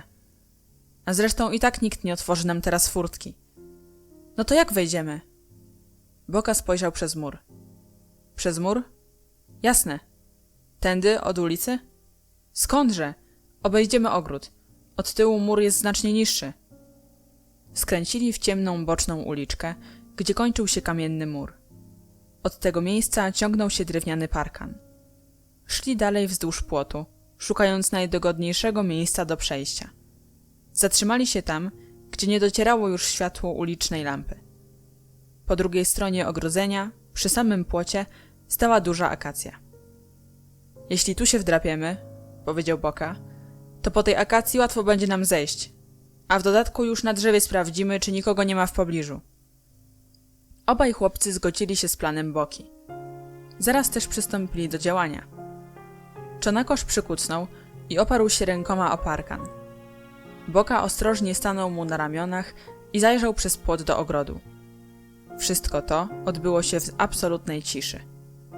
Kiedy Boka przekonał się, że w pobliżu nie ma nikogo, dał znak ręką. Nemeczek szepnął do Czonakosza. Podsadź go! Czonakosz uniósł się i podsadził przewodniczącego na płot. Boka znalazł się na szczycie spróchniałego płotu, który zaczął niebezpiecznie trzeszczeć. Skacz! Szepnął Czonakosz. Rozległo się jeszcze kilka trzasków i potem głuche pacnięcie. Boka wylądował w samym środku grządki z warzywami. Za nim przez płot przelazł Nemeczek, a na końcu Czonakosz. Wpierw jednak Czonakosz wdrapał się na akację, co mu przyszło z łatwością, gdyż wychował się na wsi. Stojący pod drzewem chłopcy spytali. Widzisz coś? Czonakosz odpowiedział zdławionym głosem. Prawie nic, bo strasznie ciemno. A widzisz wysepkę? Widzę. Jest tam ktoś? Czonakosz ostrożnie wychylał się zza gałęzi na lewo i prawo, patrzył w dal w kierunku stawu. Na wyspie nic nie widać, drzewa i krzaki zasłaniają, ale na moście... Tu zamilkł. Wspiął się wyżej o jedną gałąź i znowu zameldował. Teraz dobrze widzę. Na moście stoją jakieś dwie postacie. Boka odezwał się cicho. Czyli są tam, a na moście stoi warta. Znów zatrzeszczały gałęzie i Czonakosz zlazł z drzewa. Wszyscy trzej stali chwilę w głębokiej ciszy, zastanawiając się, co dalej czynić. Przykucnęli za jednym z krzaków, tak aby nikt nie dostrzegł, i cichutko, szeptem, zaczęli się naradzać. Najlepiej będzie, powiedział Boka, jeśli pod osłoną krzaków podejdziemy do ruin zamku. Wiecie, stąd na prawo, na stoku wzgórza. Obaj chłopcy w milczeniu skinęli głowami. Tak, znają to miejsce.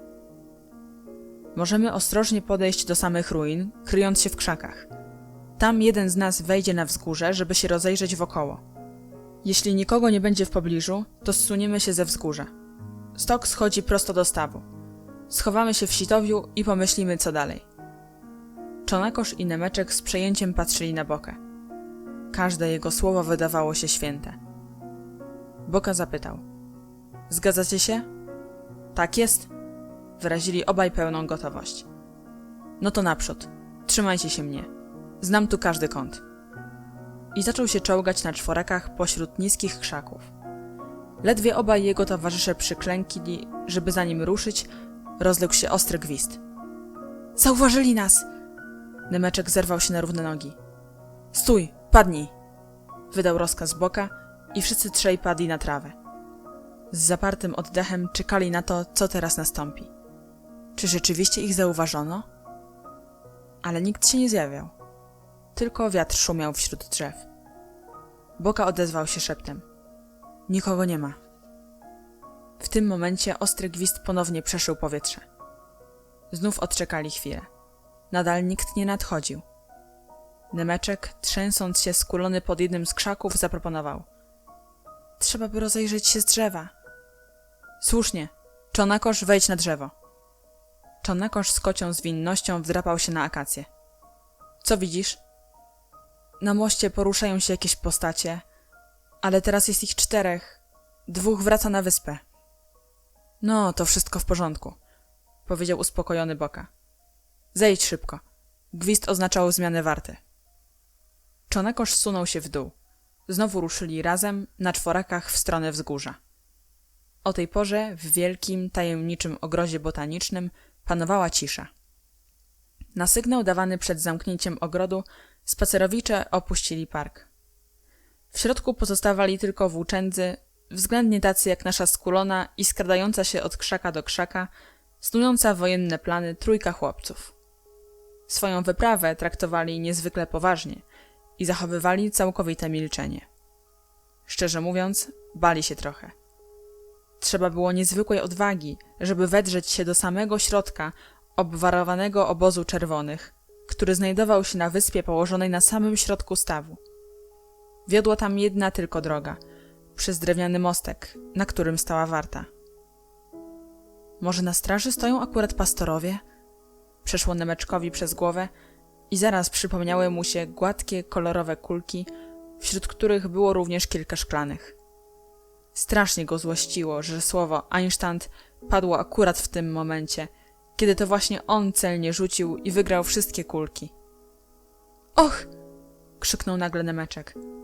Przerażeni chłopcy zamarli w bezruchu. Nemeczek przyklęknął i wsadził jeden palec do ust. Co ci się stało? Pokrzywy! Wpakowałem rękę w pokrzywy.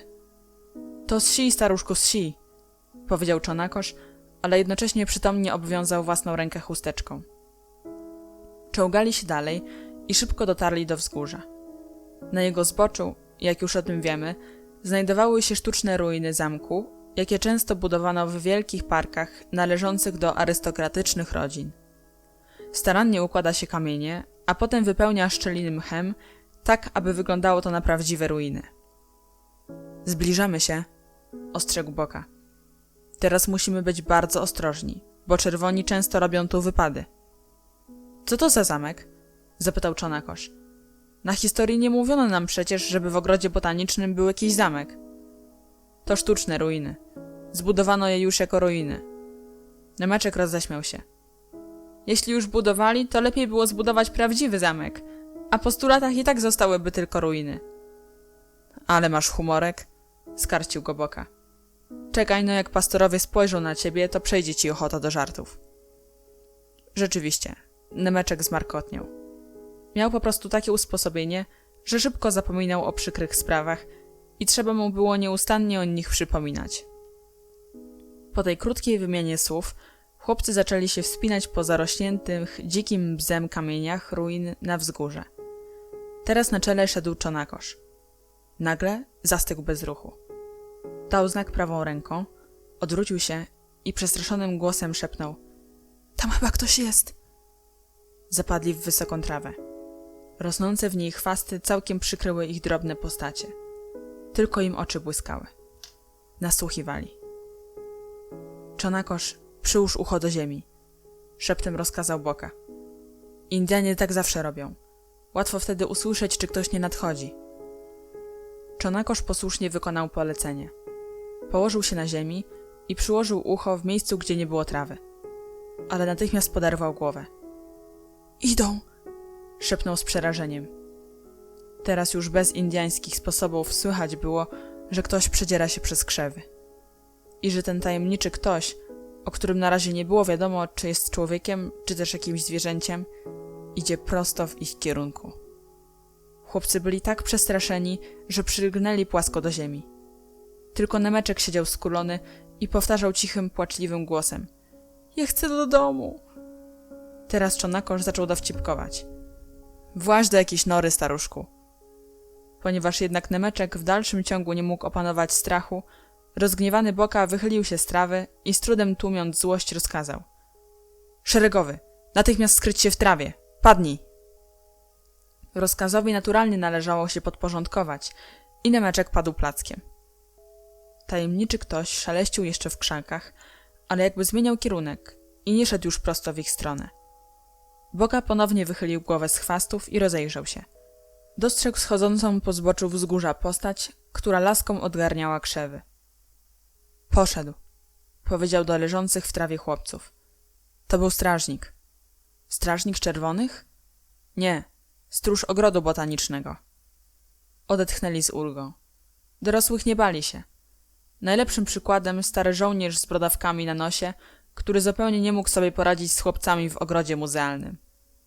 Znowu zaczęli się czołgać, ale wtedy stróż widocznie coś usłyszał, bo zatrzymał się i zaczął nadsłuchiwać. Zauważył nas! Wyjąkał Nemeczek. Teraz obaj spojrzeli na Bokę, oczekując od niego dalszych poleceń. Szybko do ruin! Wydał rozkaz Boka. Wszyscy trzej na łeb na szyję stoczyli się w dół ze wzgórza, na które przed chwilą jeszcze tak ostrożnie się wdrapywali. W ruinach zamkowych znajdowały się małe gotyckie okienka. Z przerażeniem stwierdzili, że pierwsze okno jest zakratowane. Podkradli się do następnego, ale i to było zabezpieczone kratą. Wreszcie w jednym miejscu znaleźli wśród kamieni szczelinę, przez którą mogli wśliznąć się do środka. Schowali się w ciemnej komorze i wstrzymali oddech. Sylwetka stróża przesunęła się przed oknami. Z kryjówki mogli stwierdzić, że stróż oddala się do tej części ogrodu, która położona była przy ulicy Illoi. Tam znajdowała się jego budka. Chwała Bogu! Odezwał się Czonakosz. Już po wszystkim. Teraz mogli spokojnie rozejrzeć się po kryjówce. Powietrze było tu wilgotne i stęchłe, jakby znajdowali się w prawdziwych zamkowych kazamatach. Nagle Boka potknął się o coś. Schylił się i podniósł z ziemi jakiś przedmiot. Obaj chłopcy doskoczyli do niego i w nikłej poświacie zobaczyli, że to coś było tomahawkiem. Rodzajem toporka, jakim zgodnie z opisami w powieściach o dzikim zachodzie zwykli byli wojować Indianie. Tomahawk był wystrugany z drzewa i oklejony srebrnym papierem. Groźnie połyskiwał w ciemnościach. To ich broń! Z nabożnym podziwem powiedział Nemeczek. Tak jest, zgodził się Boka. I jeśli znaleźliśmy jeden, to i pozostałe muszą tu być. Zaczęli szukać i w jednym z zakamarków znaleźli jeszcze 7 tomahawków. Łatwo można więc było ustalić, że czerwonych jest w sumie 8. Doszli do wniosku, że właśnie tu znajdował się ich tajny arsenał. Czonakosz z miejsca zaproponował, ażeby zabrać te 8 tomahawków jako łup wojenny. Nie, sprzeciwił się Boka. Nie zrobimy tego. Byłaby to po prostu kradzież. Czonakosz zawstydził się. Coś tak przycichł, staruszku, odzyskał nagle odwagę Nemeczek, ale Boka dał mu łagodną sujkę w bok, więc zaraz umilkł. Nie marnujmy czasu. Wyjdźmy stąd i szybko na wzgórze. Nie chciałbym dotrzeć na wyspę wtedy, kiedy już na niej nikogo nie będzie. Ta zuchwała myśl pobudziła ich na nowo do czynu. Rozrzucili tomahawki po całej komorze, aby zostawić tu ślad swojej bytności, po czym przecisnęli się przez wyłom i odważnie, szybko wdrapali się na szczyt wzgórza. Stanęli obok siebie i rozejrzeli się. Wszystko było widać jak na dłoni. Boka wydobył z kieszeni niewielkie zawiniątko. Odwinął gazetę i wyjął małą lornetkę wykładaną masą perłową. To teatralna lornetka siostry Czelego, powiedział i przyłożył lornetkę do oczu. Ale i gołym okiem też było widać wyspę. Wokół lśnił pierścień stawu, w którym hodowano rośliny wodne. Brzegi były zarośnięte szuwarami i trzciną. Wśród rozłożystych drzew i wysokich krzewów świecił na wyspie mały punkcik. Na ten widok wszyscy trzej spoważnieli. Są tam, powiedział zdławionym głosem Czonakosz.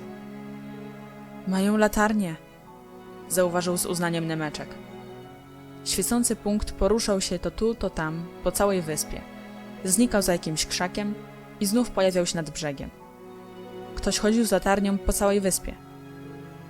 Zdaje mi się, powiedział Boka, nawet na chwilę nie odrywając lornetki od oczu. Zdaje mi się, że szykują się do czegoś. Albo to jakieś nocne ćwiczenia, albo... Nagle zamilkł. No mów, co to takiego? Pytali zaniepokojeni chłopcy. Święty Boże, powiedział Boka, coraz mocniej przyciskając lornetkę do oczu. Ten z latarnią, to... No, kto taki? Bardzo podobny. Nie, to niemożliwe. Wszedł wyżej, żeby lepiej widzieć, ale światło latarni zniknęło za krzakiem. Boka opuścił lornetkę. Zniknął, powiedział cicho. Ale kto to był? Nie mogę powiedzieć. Nie widziałem go zbyt dobrze, a akurat wtedy, kiedy chciałem mu się dokładnie przyjrzeć, zniknął mi z pola widzenia. Póki się nie upewnię, nie mogę na nikogo rzucać podejrzeń. Czy to był ktoś z naszych? Tak mi się zdaje, odpowiedział smutno dowódca. Ależ to zdrada! krzyknął Czonakosz, zapominając o tym, że należy zachować ciszę. Cicho bądź!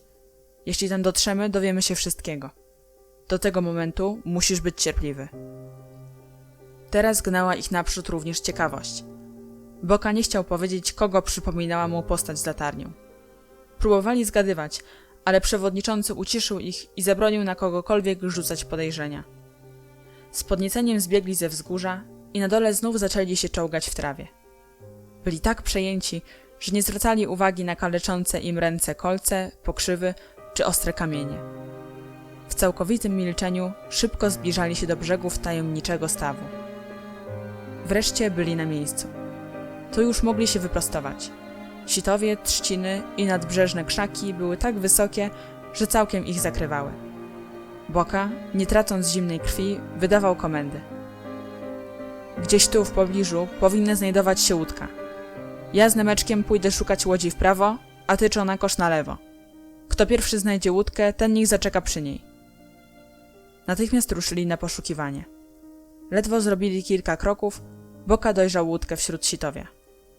Zaczekajmy, powiedział. Czekali, aż Czonakosz okrąży cały staw i nadejdzie z drugiej strony. Usiedli na brzegu i przez chwilę patrzyli na gwiaździste niebo. Potem zaczęli nadstawiać uszu, z nadzieją, że usłyszą prowadzone na wyspie rozmowy. Nemeczek chciał się popisać przed Boką. Słuchaj, powiedział. Przyłożę ucho do ziemi, to może coś usłyszę. Daj spokój, odpowiedział Boka. Nie ma co przykładać ucha do ziemi nad stawem. Ale jeśli nachylimy się nad wodą, to będziemy wszystko słyszeć. Widziałem, jak rybacy na Dunaju w taki sposób porozumiewali się ze sobą z obu brzegów rzeki. Zwłaszcza wieczorem głos doskonale niesie się po wodzie. Pochylili się nad powierzchnią stawu, ale żadnego słowa nie usłyszeli wyraźnie. Z wyspy dobiegały tylko jakieś ściszone głosy i szmery. Wreszcie nadszedł Czonakosz i zrozpaczony zameldował. Nigdzie nie ma tej łodzi. Nie martw się, staruszku, pocieszył go Nemeczek. Znaleźliśmy ją. Ruszyli razem w stronę łódki. Wsiadamy? Nie tutaj, postanowił Boka. Naprzód musimy przeholować łódź na przeciwległy brzeg, żebyśmy nie znaleźli się w pobliżu tego mostu, jeśli nas zauważą. Musimy przyprawić się na wyspę w miejscu najbardziej odległym od mostu. Wtedy będą musieli nadrobić duży kawałek, żeby nas dogonić. Ta przezorność spodobała się obu chłopcom. Świadomość, że ich dowódca potrafi tak mądrze wszystko przewidywać, dodała im otuchy. Boka odezwał się. Czy ktoś z was ma linkę? Czonakosz miał. Zresztą w kieszeni Czonakosza było wszystko. Nie ma takiego straganu na świecie, na którym byłoby tyle najrozmaitszych rzeczy, co w kieszeniach Czonakosza. A więc miał on przy sobie scyzoryk, sznurek, kulki, mosiężną klamkę, gwoździe, klucze, szmaty, notes, śrubokręt i Bóg jeden wie co jeszcze. Czonakosz wydobył linkę, a Boka przywiązał ją do znajdującego się na dziobie łodzi kółka. Po czym ostrożnie i powoli zaczęli ciągnąć łódź wzdłuż brzegu w kierunku przeciwległej strony wyspy. W czasie holowania cały czas bacznie obserwowali wyspę.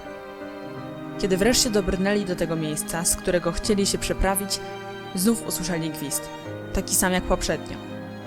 Tym razem jednak już się nie przestraszyli. Wiedzieli bowiem, że ten gwizd oznacza zmianę warty.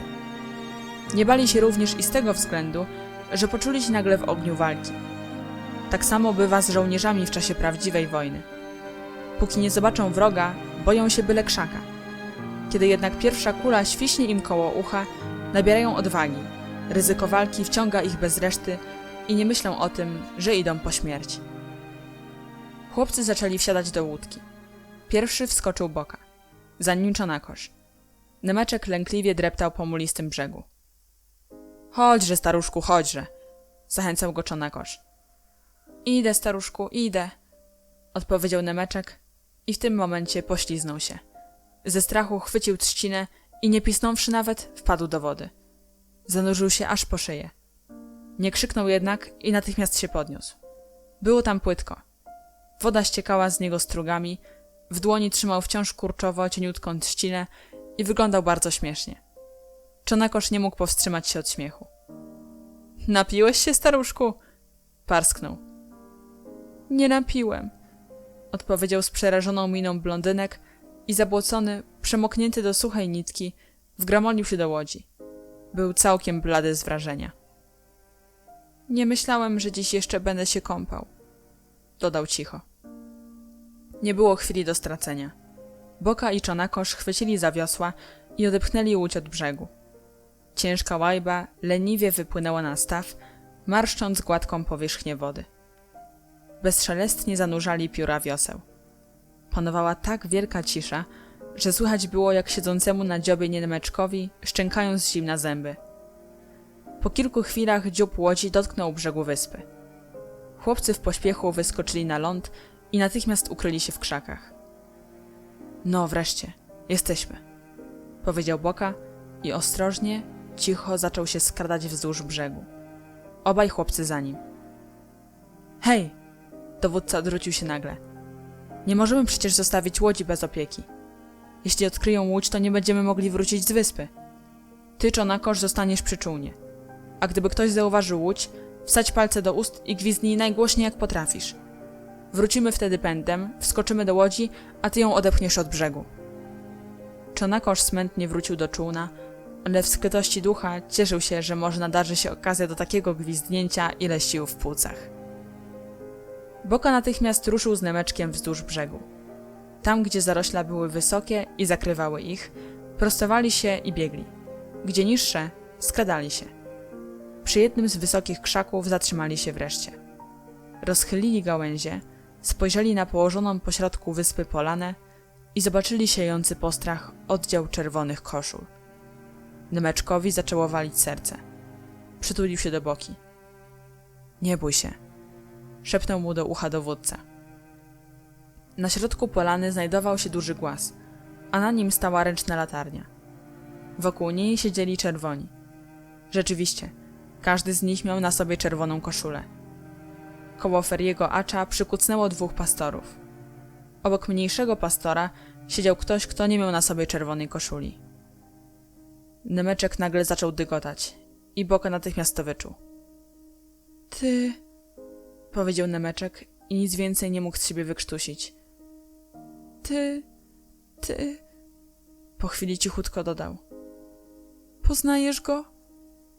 Poznaję, odpowiedział ze smutkiem Boka. Wśród czerwonych siedział nie kto inny jak Gereb.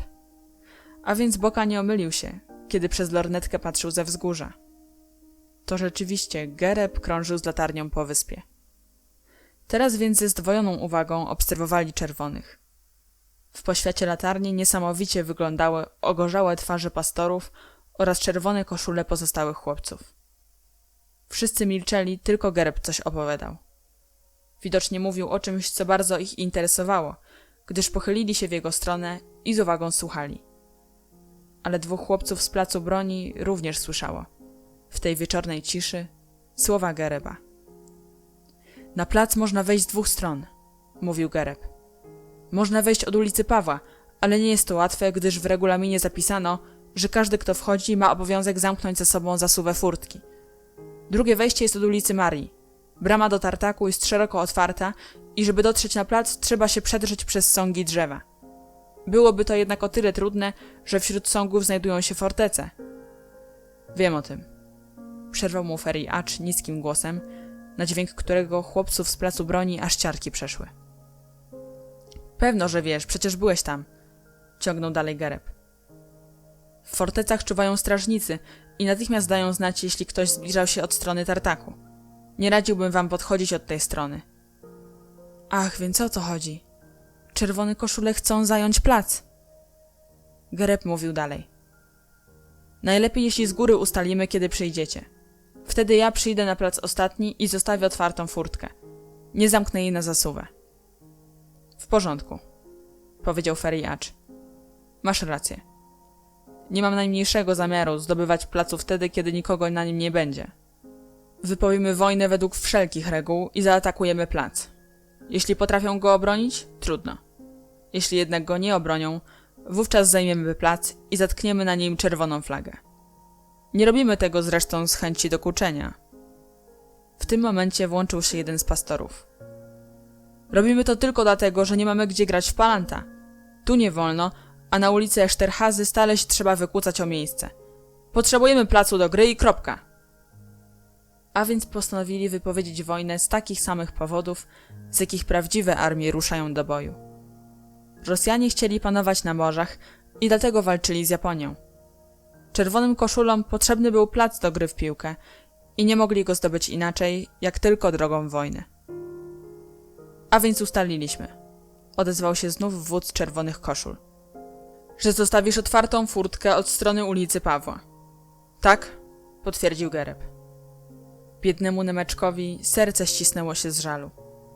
Stał w mokrym ubraniu i szeroko otwartymi oczami patrzył na skupionych wokół latarni chłopców w czerwonych koszulach oraz na siedzącego wśród nich zdrajcę.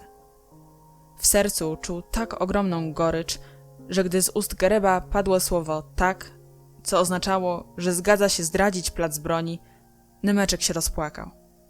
Objął Bokę za szyję, popłakiwał cichutko i powtarzał w kółko. Panie kapitanie, panie kapitanie, panie kapitanie. Boka łagodnie odsunął go od siebie. Płacz nic tu nie pomoże. Ale i jego też dławiło w gardle. Bardzo smutne i haniebne było to, co zrobił Gereb. Czerwoni podnieśli się nagle na dany przez Feriego Acza znak. Idziemy do domu, powiedział wódz czerwonych. Czy wszyscy mają swoją broń? Tak jest, odpowiedzieli chórem i podnieśli z ziemi długie włócznie z zatkniętymi na końcu maleńkimi czerwonymi praporczykami. Naprzód marsz, rozkazał Feri Acz. Ustawcie broń w krzakach w kozły. Cała grupa z Ferim Aczem na czele ruszyła w głąb wyspy. Gereb też poszedł za nimi. Mała polana opustoszała, tylko na stojącym na środku głazie świeciła latarnia. Słychać było oddalające się kroki chłopców, którzy starannie chcieli ukryć swoje włócznie w krzakach. Boka poruszył się. Teraz, szepnął do Nemeczka i sięgnął do kieszeni. Wyjął czerwoną kartkę papieru, w którą była już wbita pineska. Rozchylił gałęzie i rozkazał Nemeczkowi. Czekaj tu na mnie, nie ruszaj się. I wybiegł na polankę, na której jeszcze przed chwilą siedzieli czerwoni. Nemeczek z zapartym tchem patrzył na swego dowódcę. Boka podbiegł najpierw do stojącego na skraju polany dużego drzewa o rozłożystej koronie, która niczym parasol przykrywała niemal całą wysepkę. W jednej sekundzie przytwierdził kartkę do drzewa, po czym podkradł się do latarni. Otworzył jedną z szybek i zdmuchnął palącą się w środku świeczkę. W tej samej chwili zapanowała ciemność i Nemeczek przestał widzieć Bokę. Zanim jego oczy przywykły do ciemności, Boka stanął obok i mocno chwycił go za ramię. Pędź za mną, galopem! I pognali w stronę brzegu do łodzi. Czonakosz, gdy tylko ich zobaczył, wskoczył do łodzi, oparł wiosło o brzeg, gotów w każdej chwili odpłynąć. Obaj chłopcy w biegu wskoczyli do łodzi. Odjazd! Wydyszał Boka. Czonakosz mocno napierał na wiosło, ale łódź ani drgnęła. Z dużą siłą dobili poprzednio do brzegu i dno łodzi wryło się w piasek niemal do połowy. Któryś z nich musiał wysiąść na brzeg, aby unieść dziób i zepchnąć łódź na wodę. Tymczasem od strony polanki zaczęły dobiegać głosy. Czerwoni wrócili na polanę i zastali zgaszoną latarnię. Początkowo myśleli, że to wiatr ją zgasił, ale gdy Feri Acz spostrzegł otwartą szybkę, ryknął pełnym głosem. Tu ktoś był! Czerwoni zapalili latarnię i wtedy wszystkim natychmiast rzuciła się w oczy przybita do drzewa kartka. Tu byli chłopcy z placu broni. Feri Acz znów ryknął. Jeśli tu byli, to jeszcze tu są! Za mną! Głośno gwizdnął. Przybiegli wartownicy i zameldowali, że przez most nikt nie mógł dostać się na wyspę. Przypłynęli łódką! Powiedział młodszy pastor. Zajęci spychaniem łodzi na wodę, trzej chłopcy z przerażeniem usłyszeli okrzyk. Za nimi! Ale akurat w tym momencie udało się Czonakoszowi zepchnąć łódź na wodę i samemu wskoczyć. Natychmiast chwycili za wiosła i z całych sił zaczęli zagarniać wodę. Feri Acz darł się tymczasem na całe gardło. Wendauer, na drzewo! Rozejrzyj się, gdzie oni są! Pastorowie na most! Biegiem okrążyć brzeg! Jeden w lewo, drugi w prawo! Wydawało się już, że chłopcy z placu broni dostali się w potrzask. Nim bowiem wykonają jeszcze tych kilka pociągnięć wiosłem i dobiją do brzegu, szybko biegnący pastorowie okrążą staw i odetną im drogę ucieczki. Jeśli zaś dobiją do brzegu przed pastorami, wartownik go dostrzeże ich z drzewa gołym okiem i wskaże kierunek ucieczki. Z łodzi było widać, jak Ferry Acz z latarnią w ręku biegnie brzegiem wyspy. Po chwili rozległ się tupot nóg po deskach mostu. To właśnie pastorowie rzucili się w pościg. Nim jednak wartownik wdrapał się na drzewo, chłopcy znaleźli się na lądzie. Łódź dobiła do brzegu! Rozległo się wołanie z drzewa. I natychmiast odezwał się głęboki głos wodza czerwonych koszul. Wszyscy biegiem za nimi! Ale trójka chłopców gnała już wtedy co tchu. Żeby nas tylko nie dogonili! Krzyknął w biegu Boka. Jest ich dużo więcej! Pędzili na przełaj, przez alejki, trawniki, na przodzie Boka, za nim dwóch pozostałych. Kierowali się prosto na oranżerię. Skryjemy się w szklarni! Wydyszał Boka, pędząc w kierunku małych drzwi. Na szczęście były otwarte. Wśliznęli się do środka i skryli się za wielkimi cyprysami. Na zewnątrz panowała cisza. Ścigający stracili widocznie trop. Trójka chłopców mogła teraz chwilkę odpocząć. Rozejrzeli się po dziwnym pomieszczeniu, przez którego szklany dach i ściany przenikał nikły blask miejskiego wieczoru. Ta wielka oranżeria była miejscem niezwykłym i ciekawym. Znajdowali się w lewym jej skrzydle. Za nim ciągnęła się środkowa część budynku, a dalej było prawe skrzydło. Wzdłuż całej szklarni stały w ogromnych zielonych donicach drzewa o grubych pniach i wielkich liściach.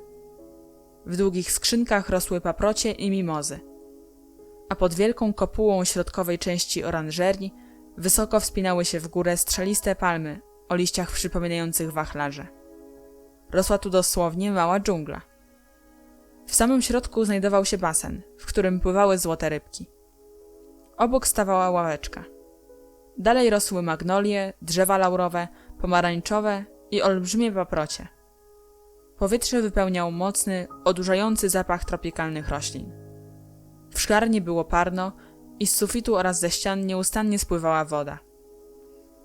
Wielkie krople z pluskiem spadały na grube, mięsiste liście, a kiedy pod ciężarem wody zaszeleściła jakaś palma, wówczas chłopcom wydawało się, że w tej wilgotnej dżungli między zielonymi donicami przemykają dziwaczne, podzwrotnikowe zwierzęta. Chłopcy poczuli się wreszcie bezpieczni, ale jednocześnie chcieli się stąd czym prędzej wymknąć. Żeby tylko nie zamknęli nas w tej oranżerii, szepnął Nemeczek, który wyczerpany siedział u podnóża wielkiej palmy. Było mu w tym ogrzewanym pomieszczeniu bardzo przyjemnie, bo przecież całą odzież miał mokrą. Jeśli do tej pory nie zamknęli, to już nie zamkną. Uspokoił go Boka. Siedzieli więc i nasłuchiwali, ale nie dotarł do nich żaden podejrzany dźwięk. Nikomu widać nie przyszło do głowy szukać ich tutaj. Wstali więc i zaczęli błądzić wśród wysokich półek, na których piętrzyły się zielone krzewy, pachnące trawy i kwiaty. Czonagosz z trudem gramolił się na jedną z półek. Usłużny Nemeczek chciał koledze pomóc. Zaczekaj chwilę, powiedział. Poświecę ci. I nim Boka zdążył przeszkodzić, wyjął z kieszeni zapałki.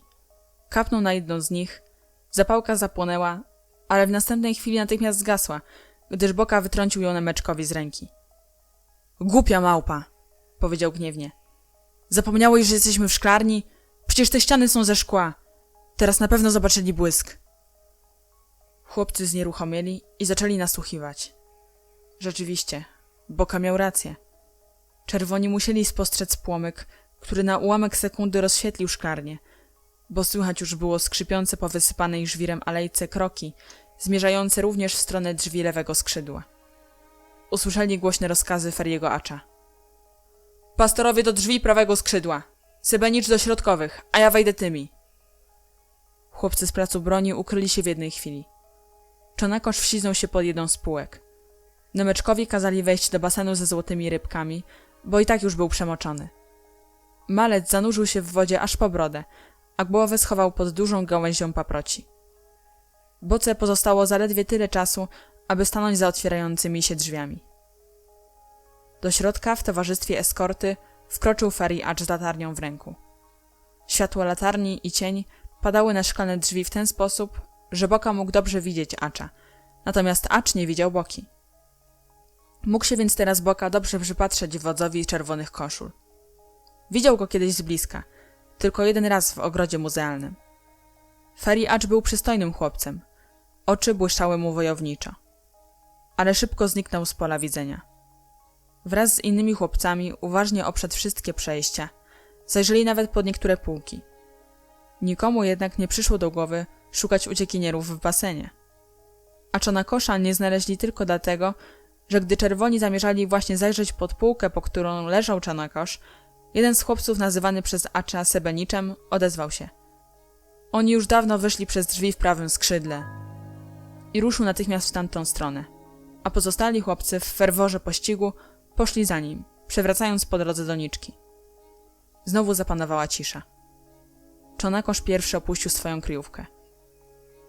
Staruszku, powiedział, jakaś skorupa spadła mi na głowę. Mam wszędzie pełno ziemi. I gorliwie zaczął wypluwać piasek. Teraz, niczym wodny potwór, wynurzył się z basenu Nemeczek. Woda lała się z niego strugami, a on skarżył się płaczliwym głosem. Czy ja już całe życie będę musiał siedzieć w wodzie? Czy ja jestem żabą, czy co? Otrząsnął się niczym mokry pinczerek. Przestań się mazać, uspokajał go Boka. Chodźmy stąd szybko, żeby ten wieczór się wreszcie skończył. Nemeczek westchnął. Och, jakbym chciał być już w domu. Uzmysłowił sobie jednak natychmiast, jak przywitają go rodzice, kiedy zobaczą mokre ubranie. Poprawił się więc szybko. Właściwie to wcale mi się nie chce iść do domu. Biegiem wrócili pod akację, w to samo miejsce, gdzie przechodzili przez płot. Czonakosz wdrapał się na drzewo, lecz nim postawił nogę na szczycie ogrodzenia, obejrzał się za siebie i wykrzyknął przestraszony. Idą w naszą stronę! Szybko na drzewo! Rozkazał Boka. Czonakosz pomógł wdrapać się na drzewo obu swoim towarzyszom. Wspięli się tak wysoko, jak tylko pozwalały na to konary. Rozzłościło ich, że właśnie teraz, kiedy już niemal byli za ogrodzeniem, mogli zostać złapani. Chłopcy w czerwonych koszulach hałaśliwie zbliżali się do drzewa. Trójka uciekinierów w milczeniu przysupnęła wśród zielonych gałęzi, niczym jakieś wielkie ptaszyska. I znów odezwał się Sebenicz, ten sam, który w oranżerii odwrócił od nich uwagę oddziału. Widziałam, jak przeskoczyli przez płot. Widocznie ten Sebenicz był najgłupszy. A ponieważ z reguły najgłupszy czyni najwięcej hałasu, przeto bez przerwy właśnie on coś wykrzykiwał. Czerwoni, którzy byli dobrze wygimnastykowani, w ciągu jednej chwili przeskoczyli przez płot. Ferry Acz przechodził przez ogrodzenie ostatni, a nim to uczynił, zgasił latarnię. Wdrapywał się na parkan przy tym samym drzewie, na którego szczycie siedziały 3 ptaszyska. I wtedy z Nemeczka, z którego kapała woda niczym z dziurawego okapu, kilka kropel spadło Aczowi na kark. Zaczyna padać! Krzyknął Acz, wytarł szyję i zeskoczył na ulicę. Są tam! Rozległo się z ulicy i wszyscy pobiegli we wskazanym przez Sebenicza kierunku. Była to kolejna jego pomyłka. Boka zresztą nawet zauważył. Gdyby nie ten Sebenicz, to dawno by już nas złapali. Teraz już byli pewni, że udało się im umknąć. Widzieli, jak przeciwnicy rzucili się w pogoń za 2 spokojnie idącymi sobie ulicą chłopcami. Oczywiście obaj chłopcy przestraszyli się i zaczęli uciekać. Czerwoni pędzili za nimi z dzikim rykiem. Hałas zamilkł dopiero gdzieś w dalekiej uliczce peryferyjnej dzielnicy. Zeszli z płotu i kiedy ich stopy znów dotknęły bruku ulicy, odetchnęli z ulgą. Po chwili minęła ich jakaś staruszka, a potem pokazali się inni przechodnie. Poczuli, że znajdują się w mieście i nic już im tu nie grozi. Byli zmęczeni i głodni. W pobliskim domu sierot, którego okna przyjaźnie rozjaśniały mrok ulicy, zadzwoniono akurat na kolację. Nemeczek dygotał z zimna. Pośpieszmy się, powiedział. Stój, odezwał się Boka. Pojedziesz do domu tramwajem. Masz, tu są pieniądze. Wsadził rękę do kieszeni, ale miał przy sobie tylko 3 grajcary oraz kałamarzyk, z którego ciągle sączył się niebieski atrament. Wyciągnął te 3 zaplamione atramentem miedziaki i wręczył je Nemeczkowi. Nie mam więcej.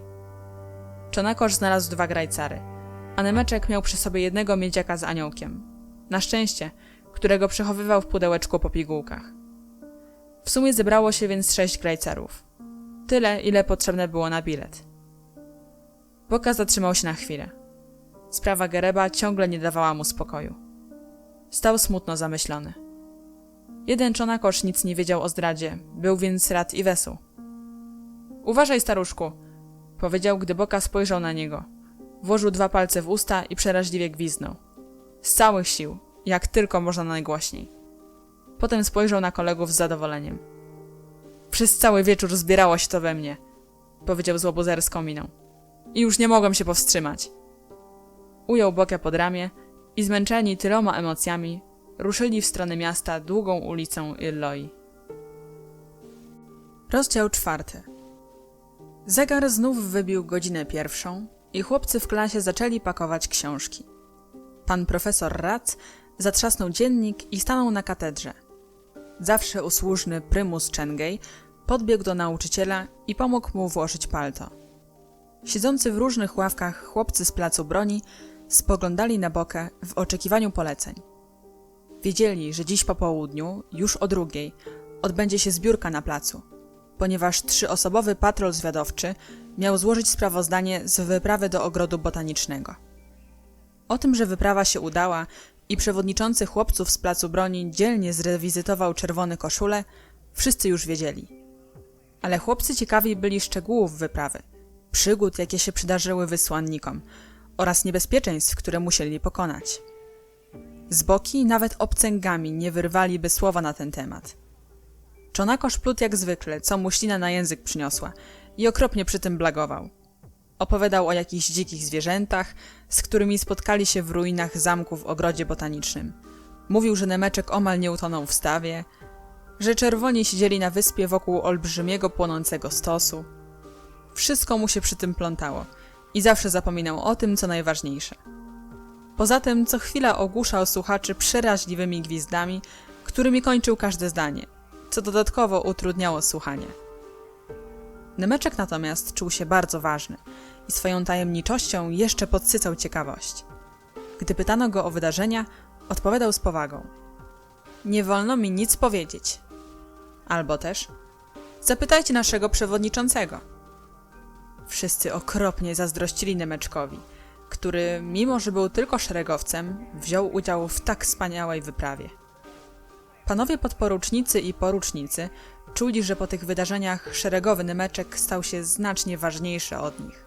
Ba, niektórzy nawet zaczęli głosić, że malca niezwłocznie awansują na oficera i na placu, poza czarnym psem Słowaka, Hektorem, nie będzie już żadnego szeregowca. Nim jeszcze pan profesor Rac opuścił klasę, Boka podniósł do góry 2 palce. Miało to znaczyć, że o 2 godzinie spotykają się na placu. Inni chłopcy, którzy nie należeli do grupy z placu broni, odczuwali straszliwą zazdrość, kiedy na ten znak Boki wtajemniczeni potwierdzili salutowaniem, iż wiedzą, o co mu chodzi. O 2 na placu. Już chcieli wychodzić z klasy, kiedy nastąpiło coś nieoczekiwanego. Profesor Rac zatrzymał się na stopniu katedry. Zaczekajcie, powiedział. Natychmiast zapanowała cisza. Nauczyciel wyciągnął z kieszeni palta małą karteczkę. Włożył okulary i zaczął odczytywać. Weiss. Obecny, odpowiedział z przestrachem w głosie Weiss. Profesor czytał dalej następujące nazwiska.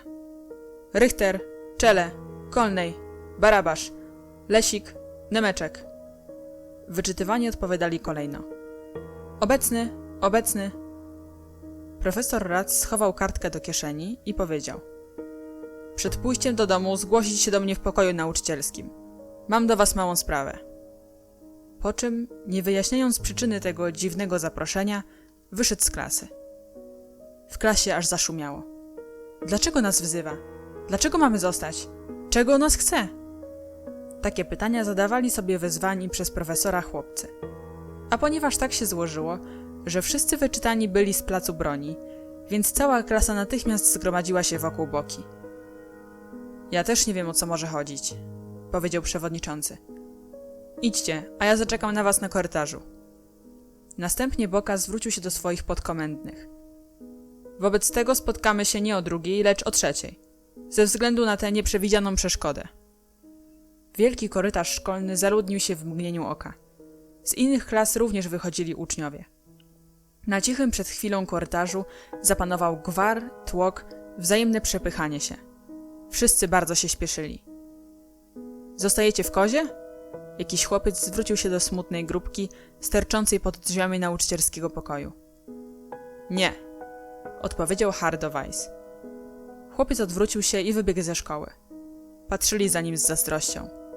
Mógł spokojnie iść do domu. Po kilku minutach oczekiwania otworzyły się drzwi pokoju nauczycielskiego i z zamlecznej szyby wyłoniła się wysoka, szczupła sylwetka profesora Ratza. Wejdźcie, powiedział i ruszył pierwszy. W pokoju nauczycielskim było pusto. Chłopcy w śmiertelnej ciszy stanęli wokół długiego zielonego stołu. Ostatni z wchodzących ostrożnie zamknął za sobą drzwi. Profesor Ratz usiadł na głównym miejscu przy stole i spojrzał na chłopców. Czy wszyscy są? Tak. Z dołu z podwórza dobiegał radosny gwar śpieszących do domu uczniów. Nauczyciel zamknął okno i w dużym pokoju, z półkami pełnymi książek, zapanowała głucha, złowroga cisza. Po dłuższej chwili przerwał ją głos nauczyciela. Dowiedziałem się, że założyliście jakieś stowarzyszenie. Dlatego was tu wezwałem. Podobno ta wasza organizacja nazywa się Związkiem Kitowców.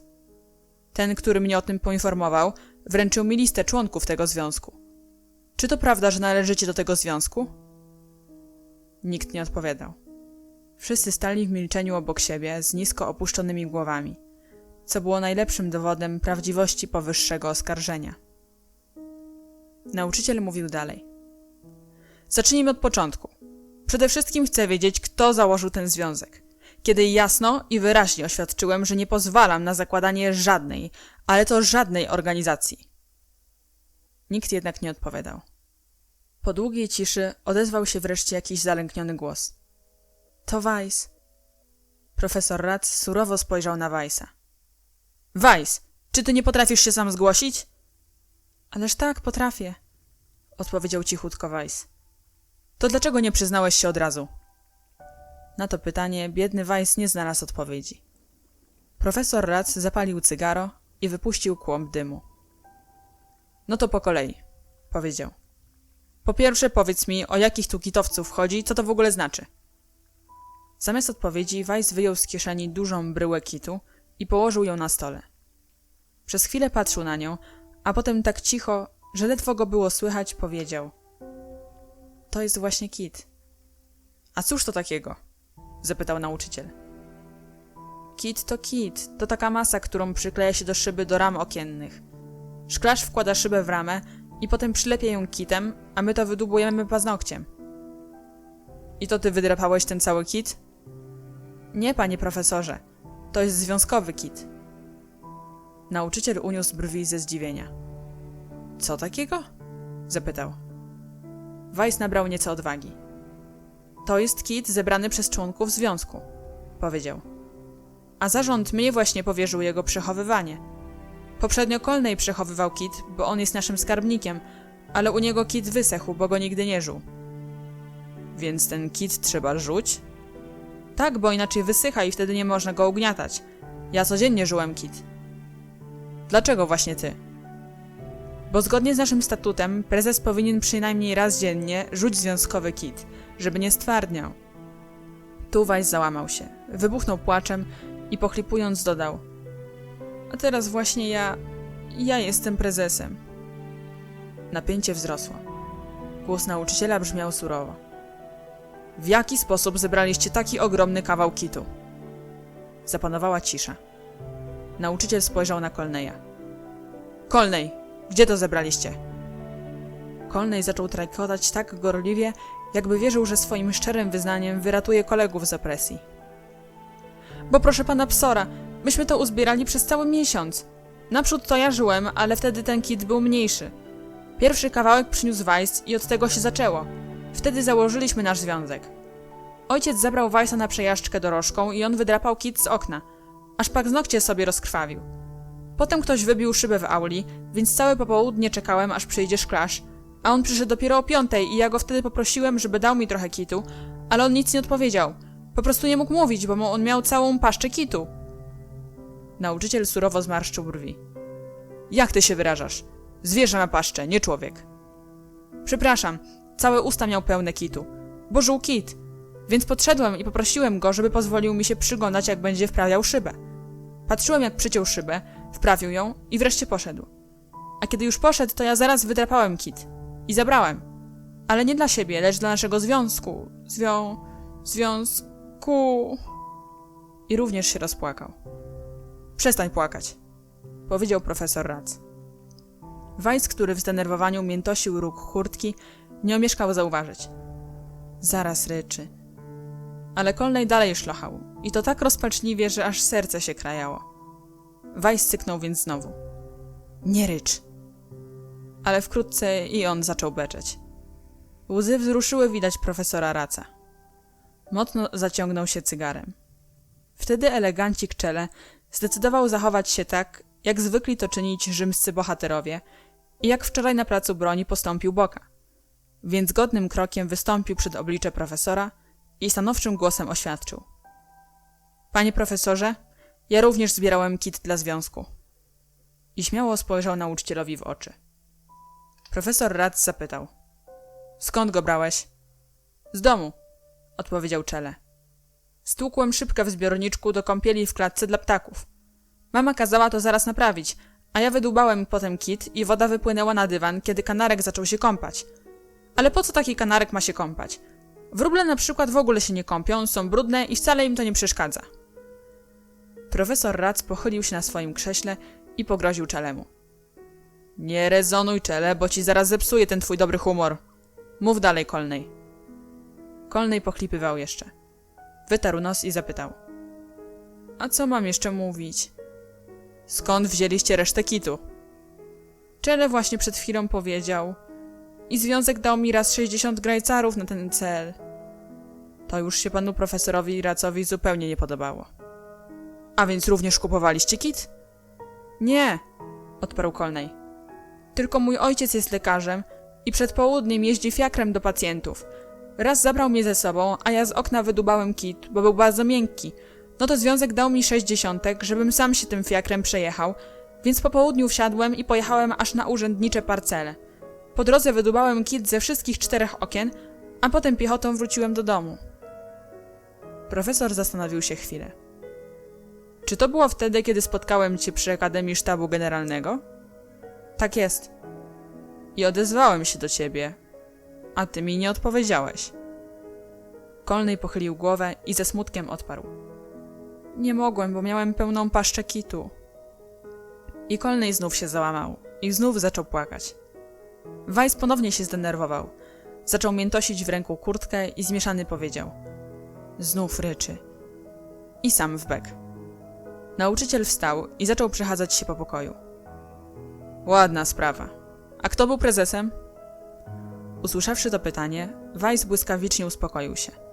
Przestał płakać i dumnie uniósłszy głowę oświadczył. Ja. A kto był skarbnikiem? Colney. Oddaj pieniądze, które wam zostały. Proszę. Colney sięgnął do kieszeni, a miał nie mniej przepasne kieszenie niż czonakosz.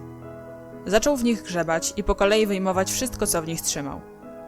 Przede wszystkim wydobył 1 forinta i 43 grajcary.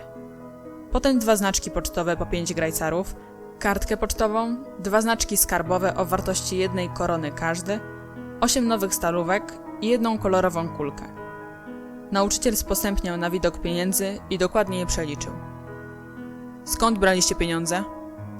Ze składek członkowskich. Co tydzień każdy płacił 10 grajcarów składki. A po co były wam potrzebne pieniądze?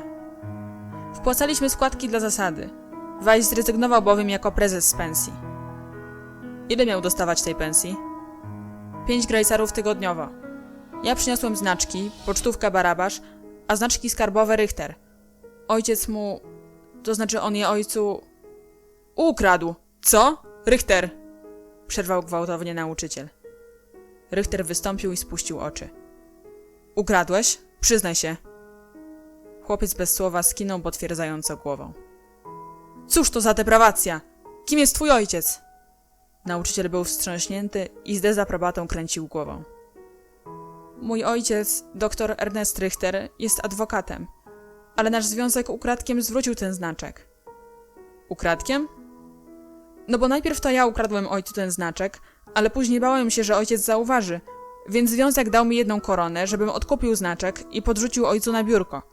Lecz właśnie wtedy ojciec mnie przyłapał na gorącym uczynku. To znaczy nie wtedy, kiedy zabierałem znaczek, ale wtedy, kiedy go ukradkiem chciałem oddać i zdrowo mi przyłoił.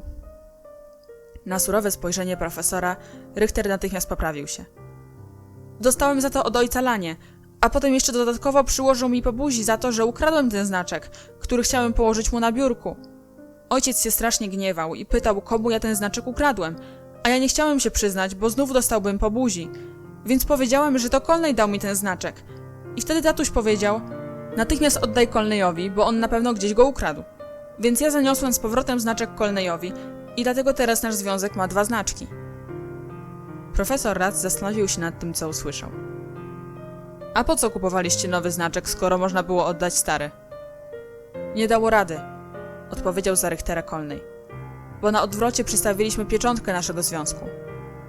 To i pieczątkę macie? Gdzie ta pieczątka? Barabasz jest naszym strażnikiem pieczęci. Przyszła więc kolej na Barabasza. Teraz on wystąpił do przodu. Posłał mordercze spojrzenie Colneyowi, z którym zawsze się spierał. Pamiętał jeszcze o niedawnym zdarzeniu z kapeluszem na placu broni, przed głosowaniem. Ale co robić? Wyjął z kieszeni sporządzoną z gumy pieczątkę wraz z poduszką do stemplowania i posłusznie postawił ją na nauczycielskim stole. Nauczyciel obejrzał pieczątkę. Napis brzmiał: Związek Kitowców, Budapeszt, 1889. Profesor Ratz stłumił uśmiech i znów pokiwał głową. Ośmieliło to Barabasza do tego stopnia, że sięgnął w kierunku stołu i chciał zabrać z powrotem pieczątkę, ale profesor położył na niej dłoń. Czego chcesz? Panie profesorze, wydusił z siebie Barabasz. Ja złożyłem przysięgę, że raczej oddam życie, niż pozwolę odebrać sobie pieczęć. Nauczyciel schował pieczątkę do kieszeni. Cisza, powiedział. Ale Barabasz nie chciał się pogodzić z tym faktem. Jak tak, to proszę również zabrać Czelemu chorągiew. To i chorągiew macie? Oddaj ją, powiedział nauczyciel, patrząc na Czelego. Czele sięgnął do kieszeni i wyjął z niej malutką chorągiewkę na kawałku drutu. Tę chorągiewkę, podobnie jak sztandar chłopców z placu broni, wykonała siostra Czelego. Chorągiewka była czerwono-biało-zielona i było na niej napisane Związek Kitowców, Budapeszt 1889. Przysięgamy nigdy już niewolnikami nie być nam. Chrząknął nauczyciel. Co to za ptaszek pisze przysięgamy przez szy? Kto to napisał? Nikt nie odpowiadał. Nauczyciel grzmiącym głosem powtórzył. Kto to napisał? Nagle Czele wpadł na pewien pomysł. Po co dalej sypać kolegów? Przysięgamy przez szy napisał Barabasz, ale niby dlaczego miałby za to cierpieć? Więc Czele odezwał się. To moja młodsza siostra tak napisała, panie profesorze. I przełknął po tym kłamstwie ślinę. Nie było to szlachetne, ale uratował jednak przyjaciela. Nauczyciel nic nie powiedział. A chłopcy zaczęli teraz mówić jeden przez drugiego. Panie profesorze, Barabasz nie powinien był mówić o chorągwi. To naprawdę nieładnie z jego strony, powiedział ze złością Colney. Barabasz usprawiedliwiał się. On zawsze się mnie czepia. Jak nie ma pieczęci, to nie ma i naszego związku. Koniec. Cisza, przerwał dyskusję profesor Ratz. Już ja was nauczę. Związek ulega natychmiastowemu zarozwiązaniu i żebym więcej nie słyszał o niczym podobnym. Z zachowania dostaniecie wszyscy obniżony stopień, a Weiss będzie miał obniżony o 2 stopnie, bo on był prezesem w związku. Przepraszam, skromnie zaznaczył Weiss. Akurat ja byłem w tym momencie prezesem, ale właśnie dzisiaj miało odbyć się zebranie, na którym mieliśmy wyznaczyć nowego prezesa na ten miesiąc. I mieliśmy mianować Colneya, powiedział z szyderczym uśmiechem Barabasz. Nic mnie to nie obchodzi, stwierdził nauczyciel. Jutro wszyscy zostaniecie w szkole do 2. Już ja was nauczę. A teraz możecie iść do domów. Do widzenia, panie profesorze, zawołali chórem i ruszyli w stronę drzwi. Weiss wykorzystał chwilowe zamieszanie, żeby sięgnąć po kit, ale nauczyciel dostrzegł jego manewr. Zostaw to! Weiss zrobił niewinną minę. To nie dostaniemy z powrotem naszego kitu? Nie. I kto z was jeszcze ma kit, to niech go natychmiast odda. Jeśli się dowiem, że któryś z was zatrzymał kit, to zastosuję najsurowszą karę. Po tych słowach wystąpił do przodu Lesik, który dotąd milczał jak głaz. Wyjął z ust kawałek kitu i z bólem serca dokleił go brudnymi rękoma do związkowej bryły. To wszystko? Zamiast odpowiedzi Lesik szeroko rozdziawił usta. Pokazał, że naprawdę więcej już nie ma. Nauczyciel sięgnął po kapelusz. Niech no tylko jeszcze raz usłyszę, że założyliście jakiś związek. Marsz do domu! Chłopcy w milczeniu wymykali się chyłkiem z pokoju nauczycielskiego i tylko jeden z nich odezwał się cicho. Do widzenia, panie profesorze. Był to Lesik, który poprzednio nie mógł wypowiedzieć słów pożegnania, ponieważ miał usta pełne kitu. Nauczyciel wyszedł. Rozwiązany przed chwilą związek kitowców pozostał samotnie. Chłopcy spojrzeli na siebie ze smutkiem. Colney zrelacjonował całe przesłuchanie czekającemu na korytarzu Boce. Ten odetchnął z ulgą. Bardzo się przestraszyłem, powiedział, bo już myślałem, że ktoś zdradził nasz plac broni. W trakcie tej rozmowy podszedł do nich Nemeczek i szeptem powiedział: Popatrzcie, stałem przy oknie, kiedy was przesłuchiwano. Szyba była dopiero co wprawiona i... Pokazał kawałek świeżego kitu, który przed chwilą wydrapał z okna. Wszyscy spojrzeli z podziwem. Weissowi zabłysły oczy. Jeśli znów mamy kit, to znów istnieje nasz związek. Przeprowadzimy zebranie związku na placu... Na placu! Na placu broni! Krzyknęli wszyscy i ruszyli pędem do domów. Na schodach rozległ się okrzyk, który był hasłem chłopców z placu broni. Hola ho! Hola ho! I wszyscy wybiegli przez bramę szkoły na ulicę. Boka pozostał z tyłu. Szedł powoli, samotnie. Nie miał powodów do radości. Cały czas myślał o Gerebie. O zdrajcy Gerebie, którego widział chodzącego z latarnią po wyspie w ogrodzie botanicznym. Boka wrócił do domu, wciąż pogrążony w rozmyślaniach, zjadł obiad i wziął się do odrabiania łaciny. Bóg jeden raczy wiedzieć, w jaki sposób członkowie Związku Kitowców uwinęli się tak błyskawicznie, ale o 2:30 pojawili się już na placu. Barabasz przyszedł chyba prosto od stołu, bo żuł jeszcze skórkę po ogromnej pajdzie chleba. Przyczaił się też przy furce na Colneya, żeby dać mu kuksańca. Stanowczo za dużo nazbierało się Colneyowi na koncie. Kiedy już byli w komplecie, Weiss wezwał ich pod sągi. Otwieram walne zebranie, ogłosił bardzo poważnym tonem. Colney, który już dostał sójkę od Barabasza, a i sam zdążył mu oddać, był zdania, że wbrew zakazowi należy utrzymać związek. Barabasz natychmiast zaprotestował. On dlatego tak mówi, bo teraz na niego kolej, żeby był prezesem. Ja natomiast uważam, że dosyć już tego Związku Kitowców. Wy wszyscy po kolei jesteście prezesami, a my nic, tylko żujemy ten kit. Mnie już wstręt od tego bierze. Nic, tylko ciągle mam ten klajster w gębie. Po co mi to? Z kolei Nemeczek chciał coś powiedzieć. Proszę o głos. Zwrócił się do prezesa. Pan sekretarz prosi o głos. Powiedział z powagą Weiss i zadzwonił kupionym za 2 grajcary dzwoneczkiem. Ale Nemeczkowi, który w Związku Kitowców pełnił funkcję sekretarza, głos nagle uwiązł w gardle. Spostrzegł bowiem pod jednym z sągów Gereba. Nikt nie wiedział o Gerebie tego, co on i Boka. Tylko oni dwaj widzieli go na własne oczy pamiętnego wczorajszego wieczoru. Gereb skradał się między sągami drzewa w kierunku małej budki, w której mieszkał Słowak ze swoim psem. Nemeczek czuł, że jego obowiązkiem jest śledzić zdrajcę i nie odstępować go ani na krok. Boka powiedział Nemeczkowi, że do czasu spotkania na placu Gereb nie może zorientować się, że widziano go, jak siedział z czerwonymi koszulami na wyspie przy latarni. Niech myśli, że nikt niczego nie podejrzewa. Lecz Gereb przyszedł wcześniej i oto krążył sam wśród sągów.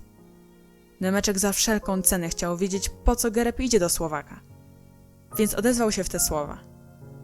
Dziękuję, panie prezesie, ale swoje przemówienie wygłoszę kiedy indziej. Przypomniało mi się, że mam coś bardzo ważnego do załatwienia. Weiss znów potrząsnął małym dzwoneczkiem. Pan sekretarz rezygnuje z głosu. W tym momencie pana sekretarza już nie było. Pędził bez tchu, ale nie za Gerebem, lecz okrężną drogą, żeby wyjść Gerebowi naprzeciw. Przeciął biegiem plac, wpadł na ulicę Pawła, tam skręcił w ulicę Marii i gnał co sił w kierunku bramy Tartaku. Omal nie został przejechany przez załadowaną polanami furę, która właśnie wytaczała się przez bramę. Mały żelazny komin głośno pykał i dymił kłębami białej pary. Piła parowa w tartaku świszczała, że aż hej, ostrzegając Nemeczka. Ostrożnie, ostrożnie. Nie bój się, będę ostrożny, odpowiedział w duchu Nemeczek i minąwszy biegiem tartak, skręcił między sągi polan, prosto w kierunku chaty Słowaka. Dach skleconej z desek budki był spadzisty i niemal dotykał sągu, który stał za budką.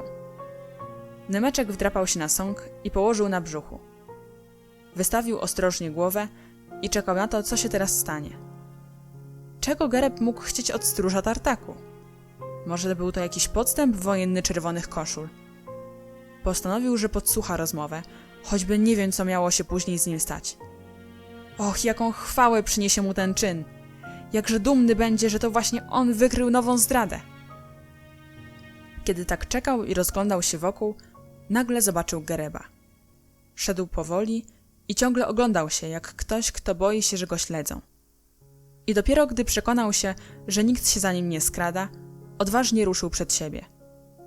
Słowak spokojnie siedział na ławeczce przed swoją budką i palił fajkę nabitą końcówkami cygar, które przynosili mu chłopcy.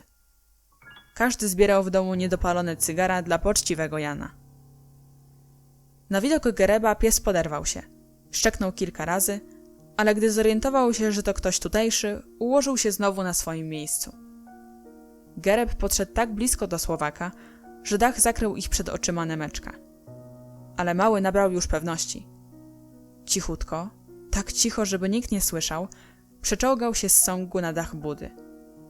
Położył się tam płasko na brzuchu i przesunął do przodu w górę, tak żeby móc wychylić głowę i widzieć, co się na dole dzieje.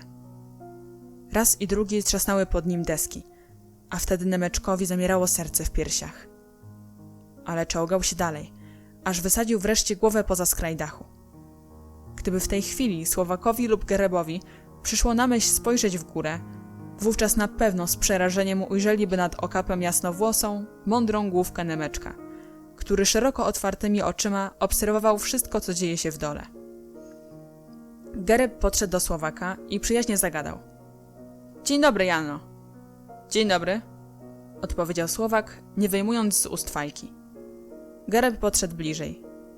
Przyniosłem cygara, Jano. Na tę wiadomość Słowak wyjął fajkę z ust. Zabłysły mu oczy. Biedny Jano miał w życiu niewiele okazji, by widzieć całe cygaro. Trafiały do niego jedynie niedopałki. Gereb wyjął z kieszeni 3 cygara i wcisnął je stróżowi w rękę. Oho, przemknęło Nemeczkowi przez myśl. Dobrze zrobiłem, że tu wlazłem. Gereb musi czegoś chcieć, skoro zaczyna od cygar. I usłyszał, jak Gereb cicho powiedział do Słowaka. Jano, wejdźmy do budki. Nie chcę tu z wami mówić na dworze. Nie chcę, żeby mnie widziano. Mam do was ważną sprawę. I dostaniecie za to ode mnie jeszcze więcej cygar. I wyciągnął z kieszeni całą ich garść. Nemeczek aż pokręcił głową ze zdumienia.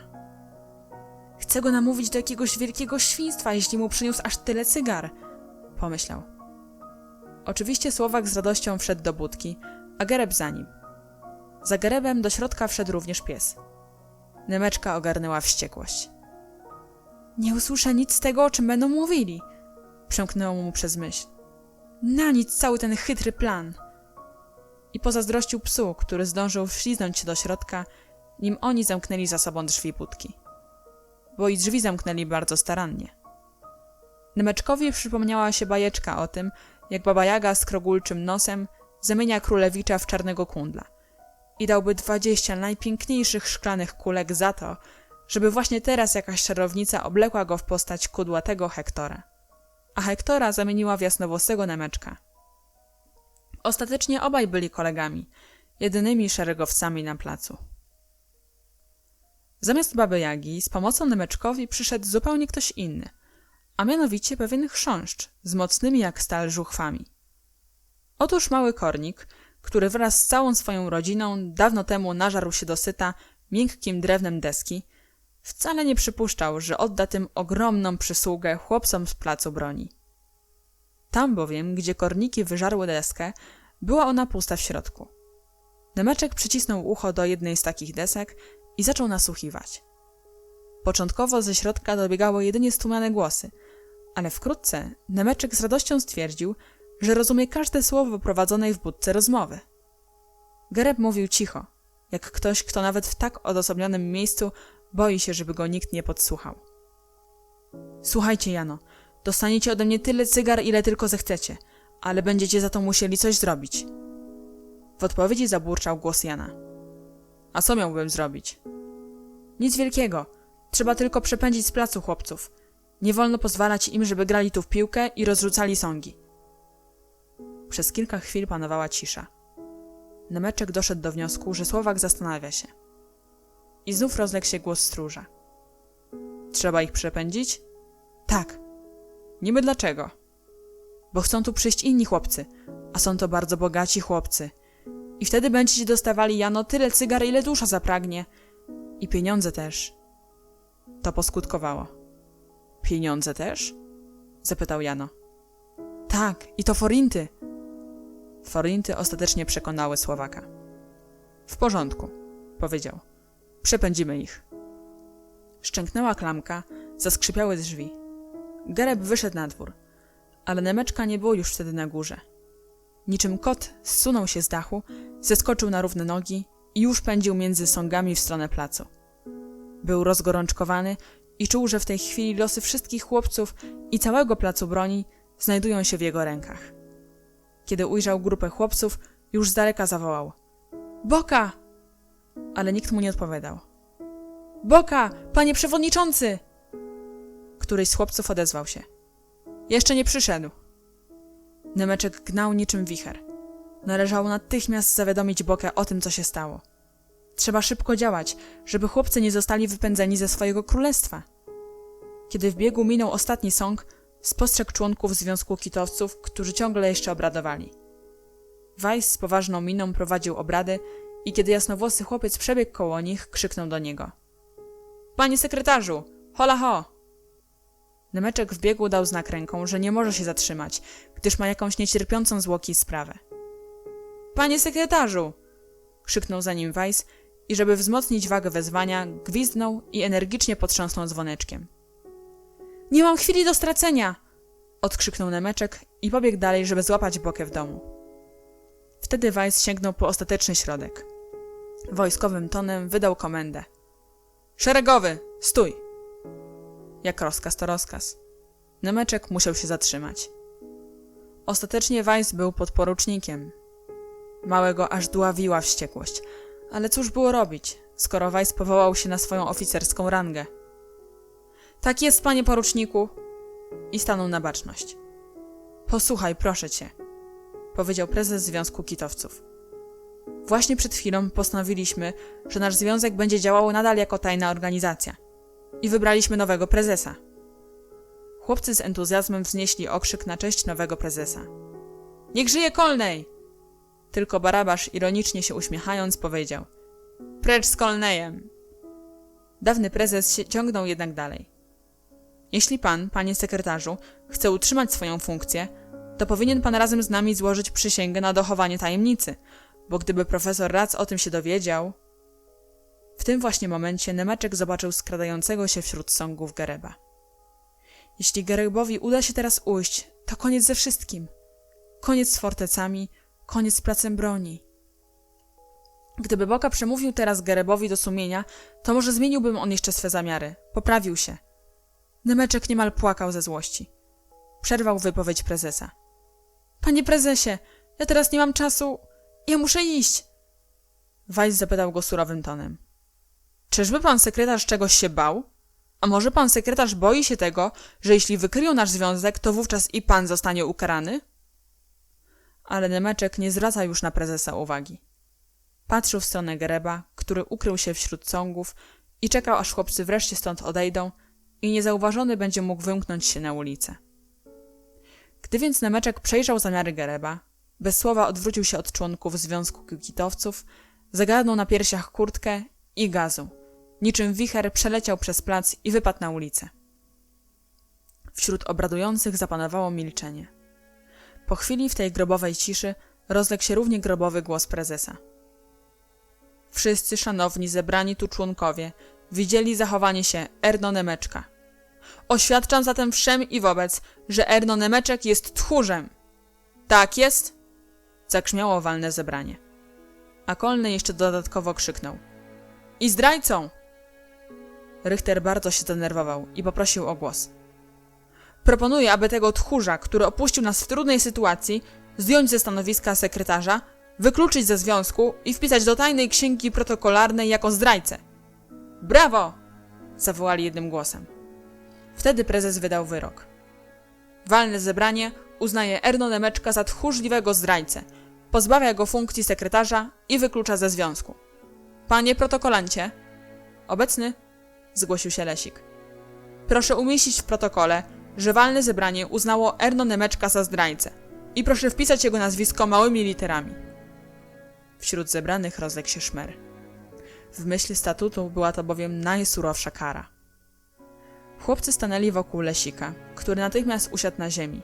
Położył na kolanach zakupiony za 5 grajcarów zeszyt w czarnej okładce, będący tajną księgą protokołów związku i ogromniastymi kulfonami wpisał: Erno Nemeczek jest zdrajcą. W taki oto sposób Związek Kitowców pozbawił Erno Nemeczka honoru. Natomiast Erno Nemeczek, lub jak kto woli, Erno Nemeczek, pędził w tej chwili w stronę ulicy Kinizci, gdzie w skromnym, parterowym domku mieszkał Boka. Wpadł do bramy i niemal zderzył się z Boką. Ho, ho! Powiedział oszołomiony Boka. A ty co tu robisz? Nemeczek, ciężko dysząc, opowiedział o tym, co słyszał i co widział, po czym, złapawszy Bokę za kurtkę, przynaglał do pośpiechu. Po chwili razem już biegli w stronę placu broni. Czyś ty naprawdę to wszystko słyszał i widział? Zapytał w biegu Boka. Naprawdę słyszałem i widziałem. A Gereb jest tam jeszcze? Jeśli się pośpieszymy, to może go złapiemy. Przy klinice musieli się jednak zatrzymać. Biedny Nemeczek zaczął gwałtownie kasłać. Oparł się o ścianę. Bieg, powiedział. Biegnij, dalej sam, a ja tu się wykaszlę. I zaniósł się głośnym kaszlem. Jestem przeziębiony, tłumaczył Boce, który dalej stał przy nim. Wtedy w ogrodzie botanicznym przeziębiłem się. Kiedy wpadłem do stawu, to jeszcze nie było nic takiego, ale tam w szklarni w basenie woda była bardzo zimna. Czułem okropne dreszcze. Skręcili w ulicę wiodącą w stronę placu broni. I akurat w tym samym momencie, kiedy znaleźli się na rogu, otworzyła się mała furtka w parkanie. Gereb pośpiesznie opuszczał plac. Nemeczek gwałtownie złapał Bokę za ramię. Patrz, właśnie wychodzi! Boka zwinął dłonie w tubkę i w cichej uliczce rozległ się gromki okrzyk. Gereb! Gereb zatrzymał się i odwrócił w ich stronę. Kiedy zobaczył Bokę, roześmiał się głośno i pobiegł w przeciwną stronę. Jego szyderczy śmiech ostro zabrzmiał wśród kamieniczek. Gereb po prostu wyśmiał ich. Obaj chłopcy stali nieruchomo, jakby im nogi wrosły w ziemię. Gereb zniknął im z oczu. Czuli, że wszystko przepadło. Nie odzywając się do siebie, szli powoli w stronę furtki wiodącej na plac broni. Z wewnątrz dobiegały wesołe okrzyki grających w piłkę chłopców, a potem rozległo się gromkie zawołanie. To członkowie Związku Kitowców wiwatowali na cześć nowego prezesa. Tam, na placu, nikt jeszcze nie wiedział, że oto ten mały kawałek ziemi być może przestał już do nich należeć. A przecież ta pięć nieurodzajnej ziemi, ten skrawek wciśnięty między dwie peszteńskie kamienice, stanowił dla nich bezkresną przestrzeń. Oznaczał wolność i swobodę. W zależności od ich dziecięcej wyobraźni zmieniał się przed południem w amerykańską prerię, a po południu w węgierską pusztę. W deszcz stawał się morzem, a zimą biegunem północnym.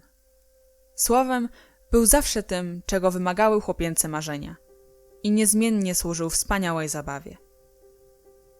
Widzisz, powiedział Nemeczek, oni jeszcze nic nie wiedzą. Boka opuścił głowę. Nic nie wiedzą, powtórzył cicho. Nemeczek jednak wierzył w mądrość Boki. Póki miał przy sobie rozważnego i dojrzałego kolegę, nie tracił nadziei. Przestraszył się naprawdę dopiero wówczas, kiedy w oczach Boki zobaczył pierwszą łzę i usłyszał, jak przewodniczący, jak sam przewodniczący i wódz chłopców z placu broni zapytał z głębokim smutkiem: i co my teraz zrobimy? Rozdział 5. W 2 dni później, w czwartek, kiedy w ogrodzie botanicznym zapadł już zmrok, 2 stojących na mostku wartowników stanęło na baczność na widok zbliżającej się ciemnej postaci. Prezentuj broń! Krzyknął jeden z wartowników. Na tę komendę obaj unieśli w górę włócznie ze srebrnymi ostrzami, w których odbiła się poświata księżyca. Oddawali honory swemu dowódcy, który szybkim krokiem przechodził przez mostek. Czy są już wszyscy? Zapytał wartowników Ferry Acz. Tak jest, panie kapitanie. Gereb też przyszedł? Był pierwszy, panie kapitanie.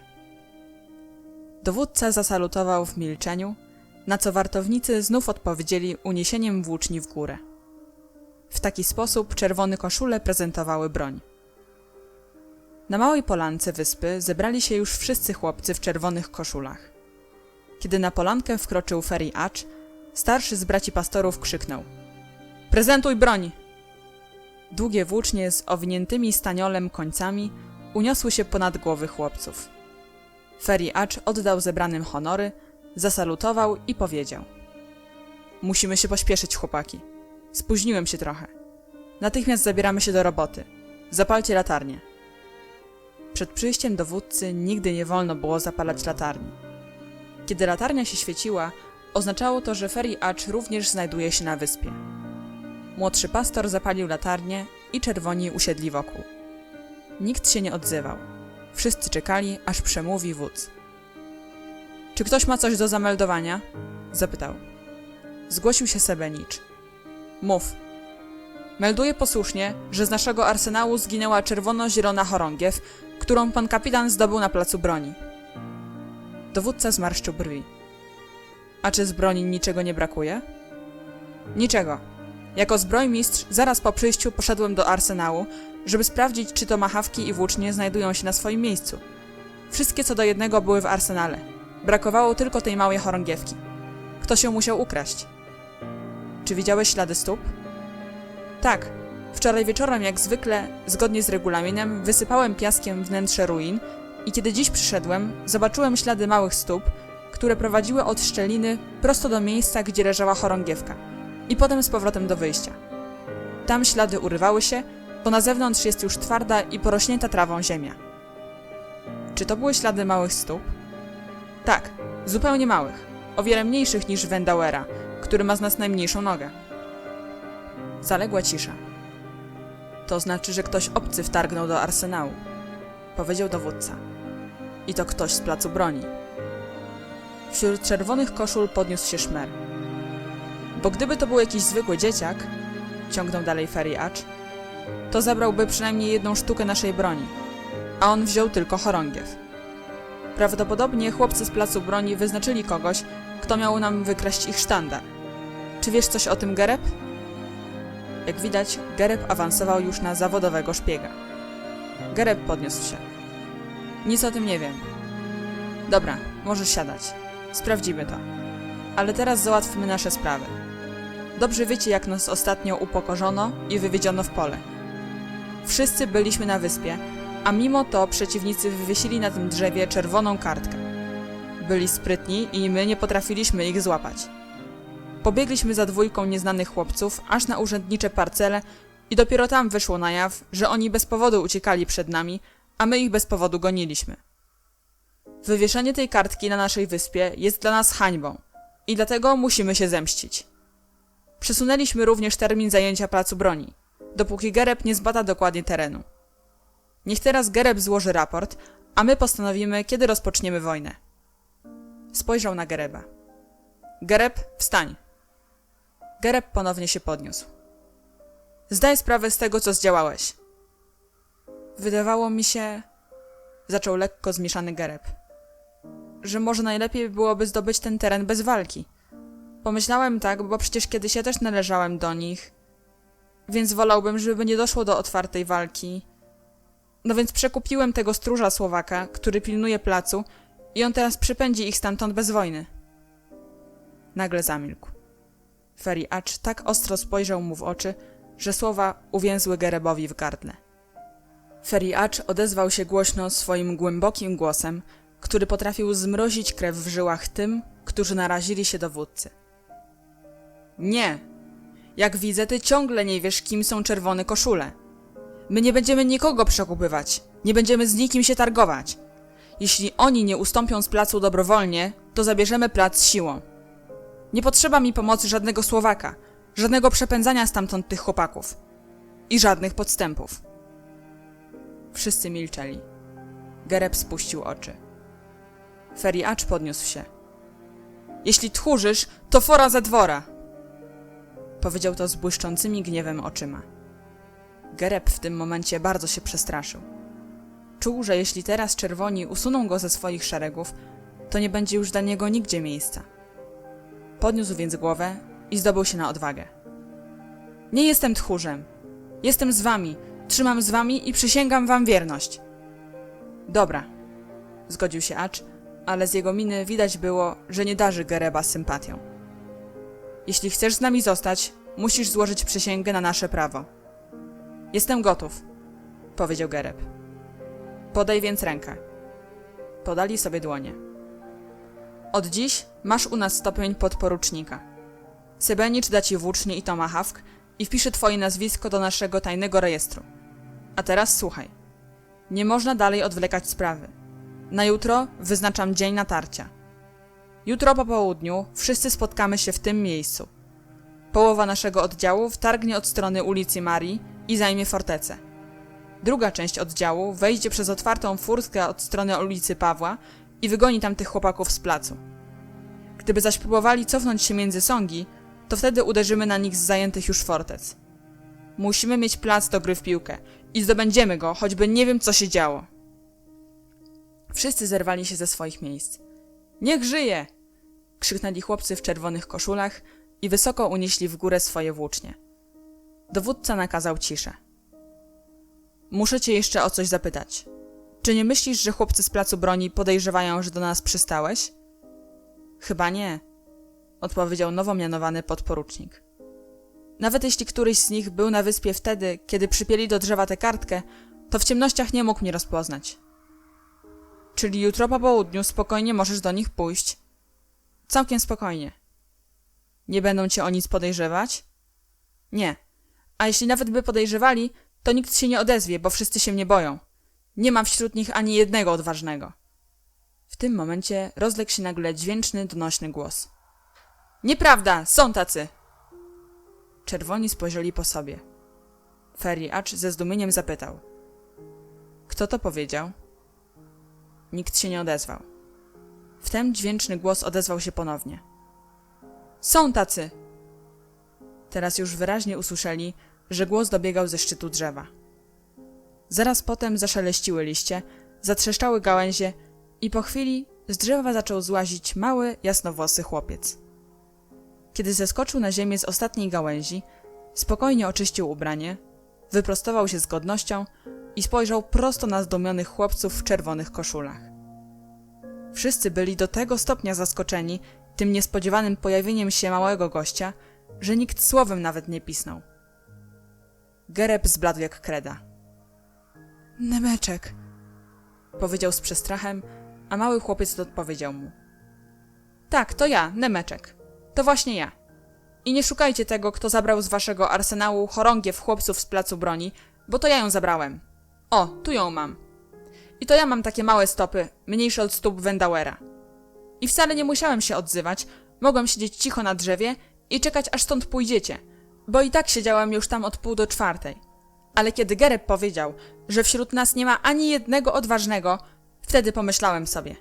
Czekaj, bratku, już ja ci pokażę, że wśród chłopców z placu broni są odważni. Nawet ja, Nemeczek, szeregowiec. A więc jestem tu. Podsłuchałem całą waszą naradę, odzyskałem naszą chorągiew i proszę bardzo, możecie teraz zrobić ze mną co chcecie. Możecie mnie zbić, wyrwać chorągiew, ale naprzód musicie wykręcić mi ręce, bo dobrowolnie jej nie oddam. Proszę, proszę, zaczynajcie. W końcu jestem tu sam jeden, a was jest 10. Przemawiając tak, z wypiekami na twarzy, wyciągnął ręce. W jednej dłoni ściskał małą chorągiewkę. Chłopcy w czerwonych koszulach oniemieli z podziwu. Wszyscy patrzyli ze zdumieniem na jasnowłosego malca, który jakby prosto z nieba spadł między ich szeregi i teraz z podniesioną głową, głosem donośnym i śmiałym, rzucał im w twarz wyzwanie i czuł się tak silny, jakby mógł pokonać całą ich armię, włącznie z siłaczami pastorami i Ferim Aczem na czele. Pastorowie pierwsi odzyskali zimną krew. Podeszli do małego Nemeczka i z obydwu stron złapali go pod ręce. Młodszy pastor, stojący po prawej stronie, już zabierał się do wykręcenia Nemeczkowi ręki z chorągiewką, kiedy wielką ciszę przerwał głos Feriego Acza. Stać! Zostawcie go! Pastorowie ze zdziwieniem spojrzeli na swego wodza. Zostawcie go! Powtórzył dowódca. Podoba mi się ten chłopiec. Jesteś odważny, Nemeczek, czy jak cię tam nazywają. Oto moja ręka. Wstąp do nas, do czerwonych koszul. Nemeczek przecząco potrząsnął głową. Nigdy! Powiedział hardo. Głos miał drżący, ale nie ze strachu, tylko ze zdenerwowania. Blady, z wyrazem niezwykłej powagi w oczach, powtórzył raz jeszcze. Nigdy! Feri Acz uśmiechnął się i odezwał w te słowa.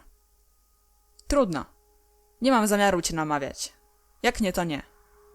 Jeszcze nigdy nikogo nie zapraszałem do nas. Wszyscy, którzy tu są, sami się o to prosili. Ty byłeś pierwszym, któremu to zaproponowałem. A jeśli nie chcesz, twoja sprawa. I odwrócił się do Nemeczka plecami. Co mamy z nim zrobić? Zapytali obaj pastorowie. Dowódca od niechcenia rzucił im przez ramię. Zabierzcie mu chorągiew. Starszy pastor jednym chwytem wyrwał ze słabiutkiej dłoni Nemeczka czerwono-zieloną chorągiewkę. Zabolało, bo pastorowie mieli piekielnie silne łapy, ale mały zacisnął zęby i ani pisnął. Gotowe, zameldował pastor. Wszyscy z napięciem czekali, co teraz nastąpi. Jaką to straszliwą karę wymyśli wszechwładny Feri Acz. Nemeczek hardo stał na swoim miejscu i zaciskał wargi. Feri Acz obrócił się i skinął na pastorów. To straszny słabeusz. Nie wypada go bić, ale wykąpcie go. Czerwone koszule wybuchnęły głośnym śmiechem. Roześmiał się też Feri Acz. Śmieli się pastorowie. Sebenicz podrzucił w górę czapkę, a Wendauer skakał jak głupi. Nawet Gereb chichotał pod drzewem i w całym tym towarzystwie tylko na jednej twarzy malowała się powaga. Na małej buzi Nemeczka. Był przeziębiony i kaszlał już od wielu dni. Właśnie dziś matka zabroniła mu wychodzić, ale jasnowłosy chłopczyk nie mógł wytrzymać. O 3:00 wymknął się z domu i od 3:30 aż do wieczora siedział na szczycie drzewa. Ale za żadne skarby nie chciał się teraz odezwać. Bo i co miał powiedzieć? Że jest przeziębiony? Zaczęliby się jeszcze głośniej śmiać i Gereb też śmiałby się z nimi, tak jak teraz się śmieje. Tak szeroko, że aż wszystkie zęby mu widać. Więc Nemeczek milczał. Wśród ogólnego śmiechu bez oporu dał się doprowadzić do brzegu i tam obaj pastorowie zanurzyli go w płytkiej wodzie stawu. Pastorowie byli okrutni. Jeden z nich trzymał Nemeczka z tyłu za ręce, drugi złapał za kark. Wcisnęli go do wody po szyję i w tym momencie wszyscy na wyspie zawyli ze szczęścia. Czerwoni tańczyli z radości na brzegu, podrzucali czapki do góry i wydawali gromkie okrzyki. Hej hop, hej hop! Tak brzmiało ich hasło.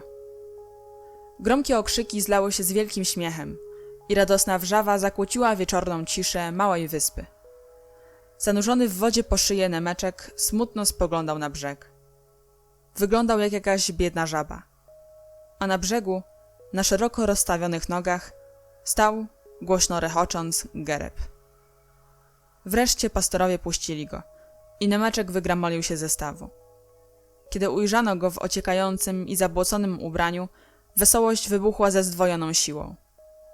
Woda lała się Nemeczkowi z kurtki, a gdy potrząsnął ramionami, z rękawów siknęło jak z konewki. Wszyscy odskoczyli, a on, niczym pinczerek, otrząsał się z wody. Prześcigano się w szyderstwach. Żaba! Napiłeś się do woli? Dlaczego sobie nie popływałeś? Nemeczek nie reagował na te kpiny.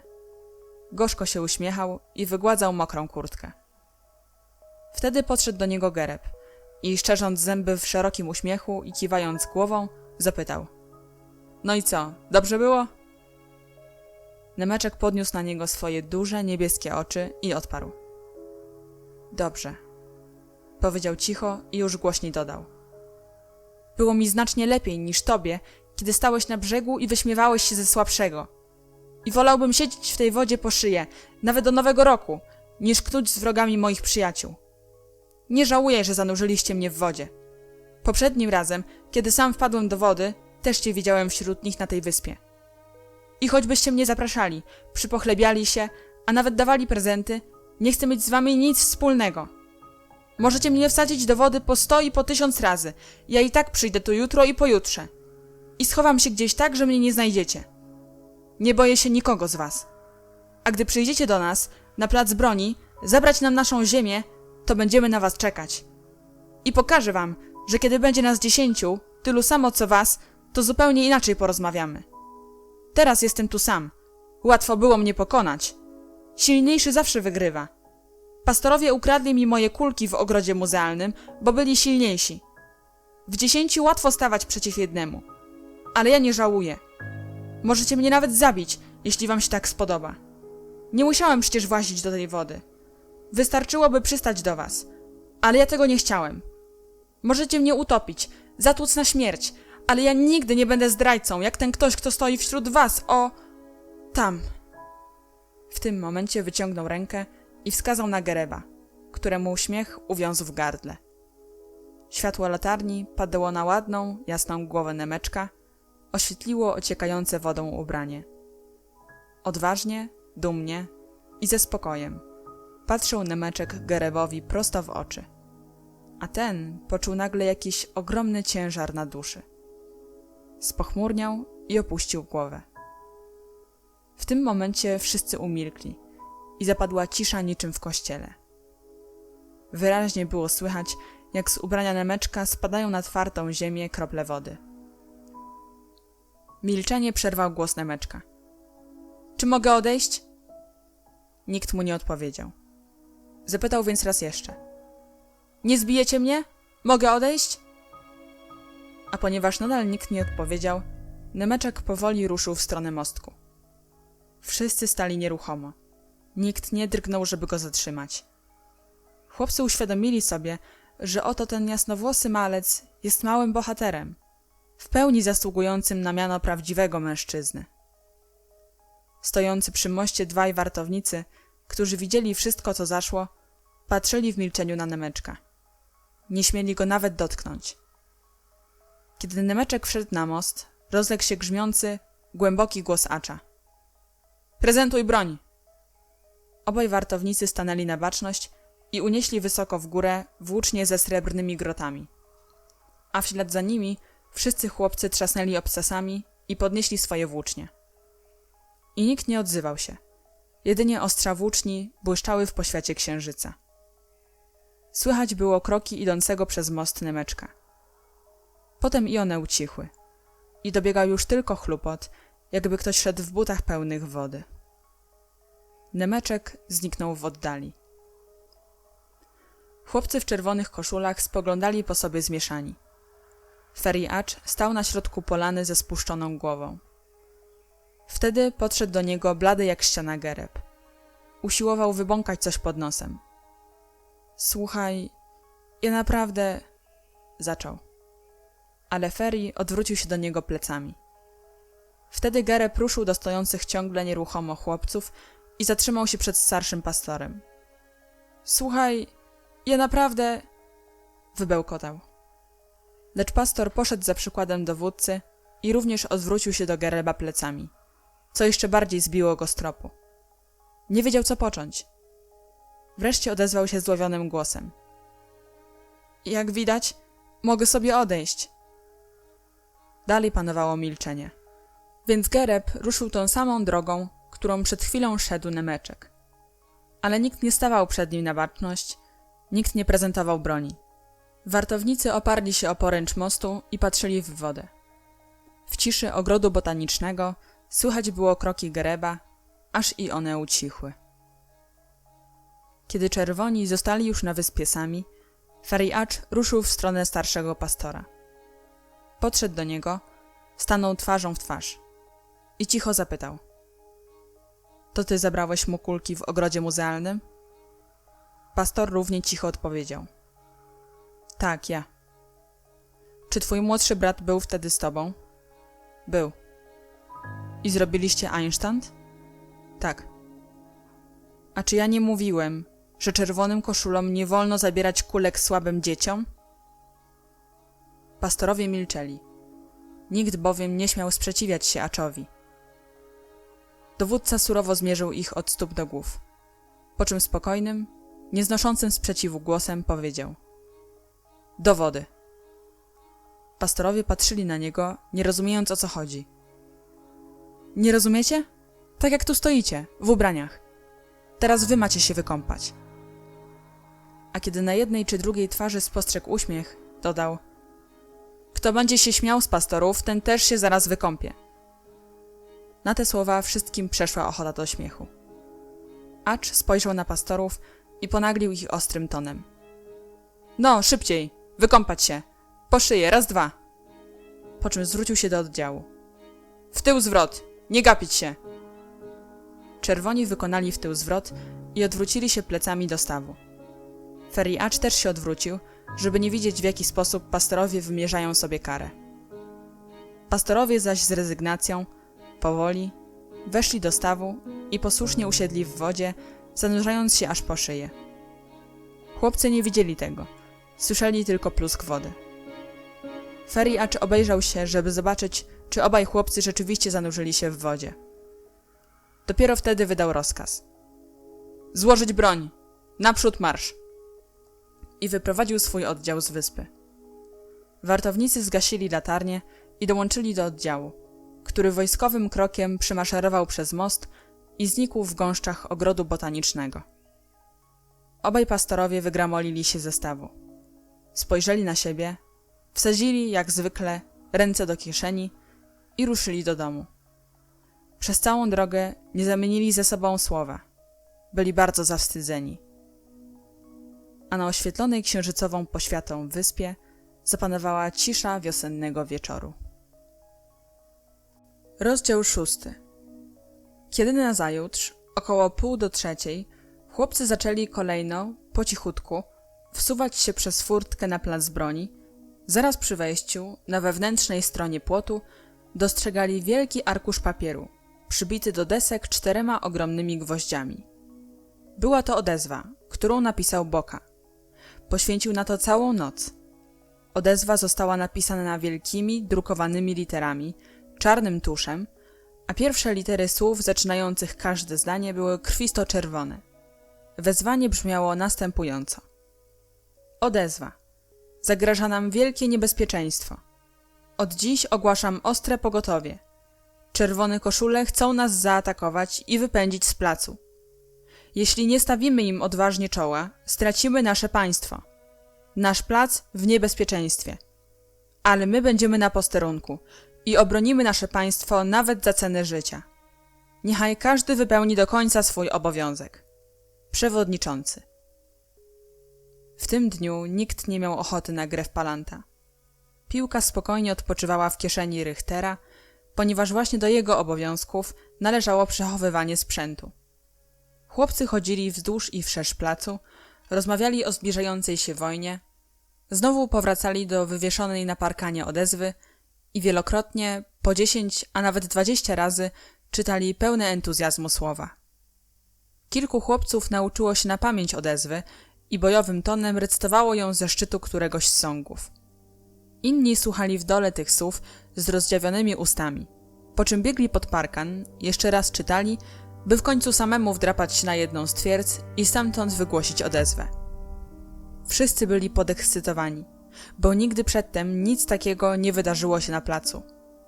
Musiało im rzeczywiście grozić bardzo poważne niebezpieczeństwo, skoro Boka zdecydował się na taki krok i osobistym podpisem opatrzył ważki dokument.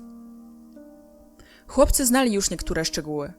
Tu i tam wymieniano nazwisko Gereba, ale nikt nie wiedział, jak to jest naprawdę. Boka z różnych powodów uważał za stosowne utrzymać w tajemnicy sprawę Gereba. Między innymi i z tego względu, że liczył na to, iż uda mu się przyłapać Gereba na placu, na gorącym uczynku i z miejsca postawić go przed sądem. Nie przewidział jednak, że Nemeczek na własną rękę znów się uda do ogrodu botanicznego, zakradnie się w sam środek wrogiego obozu i wywoła straszliwą aferę. O tym wszystkim przewodniczący dowiedział się dopiero dziś przed południem, po lekcji łaciny, kiedy w suterenie, w której podczas przerwy woźny sprzedawał chleb z masłem, Nemeczek odwołał go na bok i wszystko dokładnie opowiedział. Na placu natomiast jeszcze o 2:30 wiedziano niewiele. Panowała niepewność. Wszyscy oczekiwali przewodniczącego. Na powszechne zdenerwowanie wpłynęło jeszcze dodatkowo podniecenie członków Związku Kitowców, w którym to związku doszło do rozłamu. Powodem było wyschnięcie związkowego kitu. Wysechł, popękał i tym samym stał się bezużyteczny, ponieważ nie nadawał się już do dalszego ugniatania. Było to niewątpliwie winą prezesa, bo chyba po tym, co się wcześniej wydarzyło, nie trzeba tłumaczyć, że do statutowych obowiązków prezesa należało przerzucie od czasu do czasu kitu. Nowy prezes Kolnej paskudnie zlekceważył swoje obowiązki. Łatwo też odgadnąć, kto najgorliwiej piętnował niedbalstwo prezesa. Oczywiście Barabasz. Chodził od jednego chłopca do drugiego i w ostrych słowach opowiadał o nieróbstwie nowego prezesa. Jego zabiegi przyniosły skutek, bo już po 5 minutach udało mu się przekonać część członków, żeby domagali się zwołania nadzwyczajnego walnego zebrania. Kolnej domyślał się, o co chodzi. Zgoda, powiedział. Ale teraz ważniejsza staje się dla nas sprawa placu. Nadzwyczajne zebranie zwołamy dopiero jutro. Barabasz jednak awanturował się dalej. Nie zgadzamy się. Wygląda na to, że pan prezes się boi. Może ciebie się boję, co? Nie mnie, lecz walnego zebrania. Domagamy się, aby jeszcze dziś odbyło się walne zebranie. Kolnej właśnie chciał na to odpowiedzieć, kiedy od furtki rozległo się zawołanie chłopców z placu broni. Hola ho! Hola ho! Wszyscy spojrzeli w tamtą stronę. Przez furtkę wszedł Boka. Koło niego kroczył Nemeczek z szyją owiniętą wielkim szydełkowym szalem z czerwonej włóczki. Przybycie przewodniczącego przerwało dyskusję. Kolnej raptownie wyraził zgodę. No dobra, jeszcze dziś przeprowadzimy zebranie, ale naprzód wysłuchamy tego, co powie nam Boka. Zgadzam się, przystał Barabasz, tym bardziej, że zarówno członkowie Związku Kitowców, jak i wszyscy pozostali chłopcy zgromadzili się już wokół Boki i zasypali go 1000 pytań. Kolnej i Barabasz pośpieszyli więc w tamtą stronę. Boka nakazał milczenie, a po chwili, w pełnej skupienia ciszy, przemówił. Chłopcy, przeczytaliście już odezwę i wiecie, jak wielkie niebezpieczeństwo nam zagraża. Nasi zwiadowcy przedostali się do obozu nieprzyjaciela i dowiedzieli się, że czerwone koszule chcą nas jutro zaatakować. Zapanowało ogólne poruszenie. Nikt bowiem nie spodziewał się, że jutro dojdzie do wojny. Tak, jutro, powtórzył Boka. I w związku z powyższym, z dniem dzisiejszym ogłaszam stan wojenny. Każdy zobowiązany jest do bezwzględnego posłuszeństwa wobec swych zwierzchników, a wszyscy oficerowie wobec mnie. Nie myślcie, że to będzie dziecinna zabawa. Czerwone koszule to silni chłopcy. Jest ich wielu. Walka będzie bardzo zacięta. Ale nie chcę nikogo zmuszać i dlatego oświadczam, że jeśli ktoś wolałby nie brać udziału w wojnie, niech się teraz zgłosi. Zapanowała martwa cisza. Nikt nawet nie drgnął. Wtedy Boka powtórzył. Kto nie chce brać udziału w wojnie, niech wystąpi. Czy naprawdę nie ma takich? I wtedy wszyscy krzyknęli jednym głosem. Nie ma! Wobec tego dajcie słowo, że jutro będziecie tu o 2:00. Chłopcy po kolei podchodzili do Boki i dawali słowo, że stawią się nazajutrz z wszelką pewnością. Boka każdemu podał rękę, a potem znów się odezwał gromkim głosem. Kto jutro nie stawi się na placu, ten zostanie uznany za podłego wiarołomcę i noga jego tutaj więcej nie postanie. Jeśli się pokaże, przypędzimy go kijami. Wtedy Lesik wystąpił z szeregu i oznajmił. Panie przewodniczący, wszyscy tu jesteśmy z wyjątkiem Gereba. Po tych słowach zapanowała śmiertelna cisza. Wszyscy byli ciekawi, co się stało z Gerebem. Ale Boka nie należał do ludzi, którzy odstępują od raz powziętego zamiaru. Nie zamierzał potępiać Gereba za jego plecami. Chciał to zrobić tylko w przypadku złapania go na gorącym uczynku, w obecności chłopców. Co się stało z Gerebem?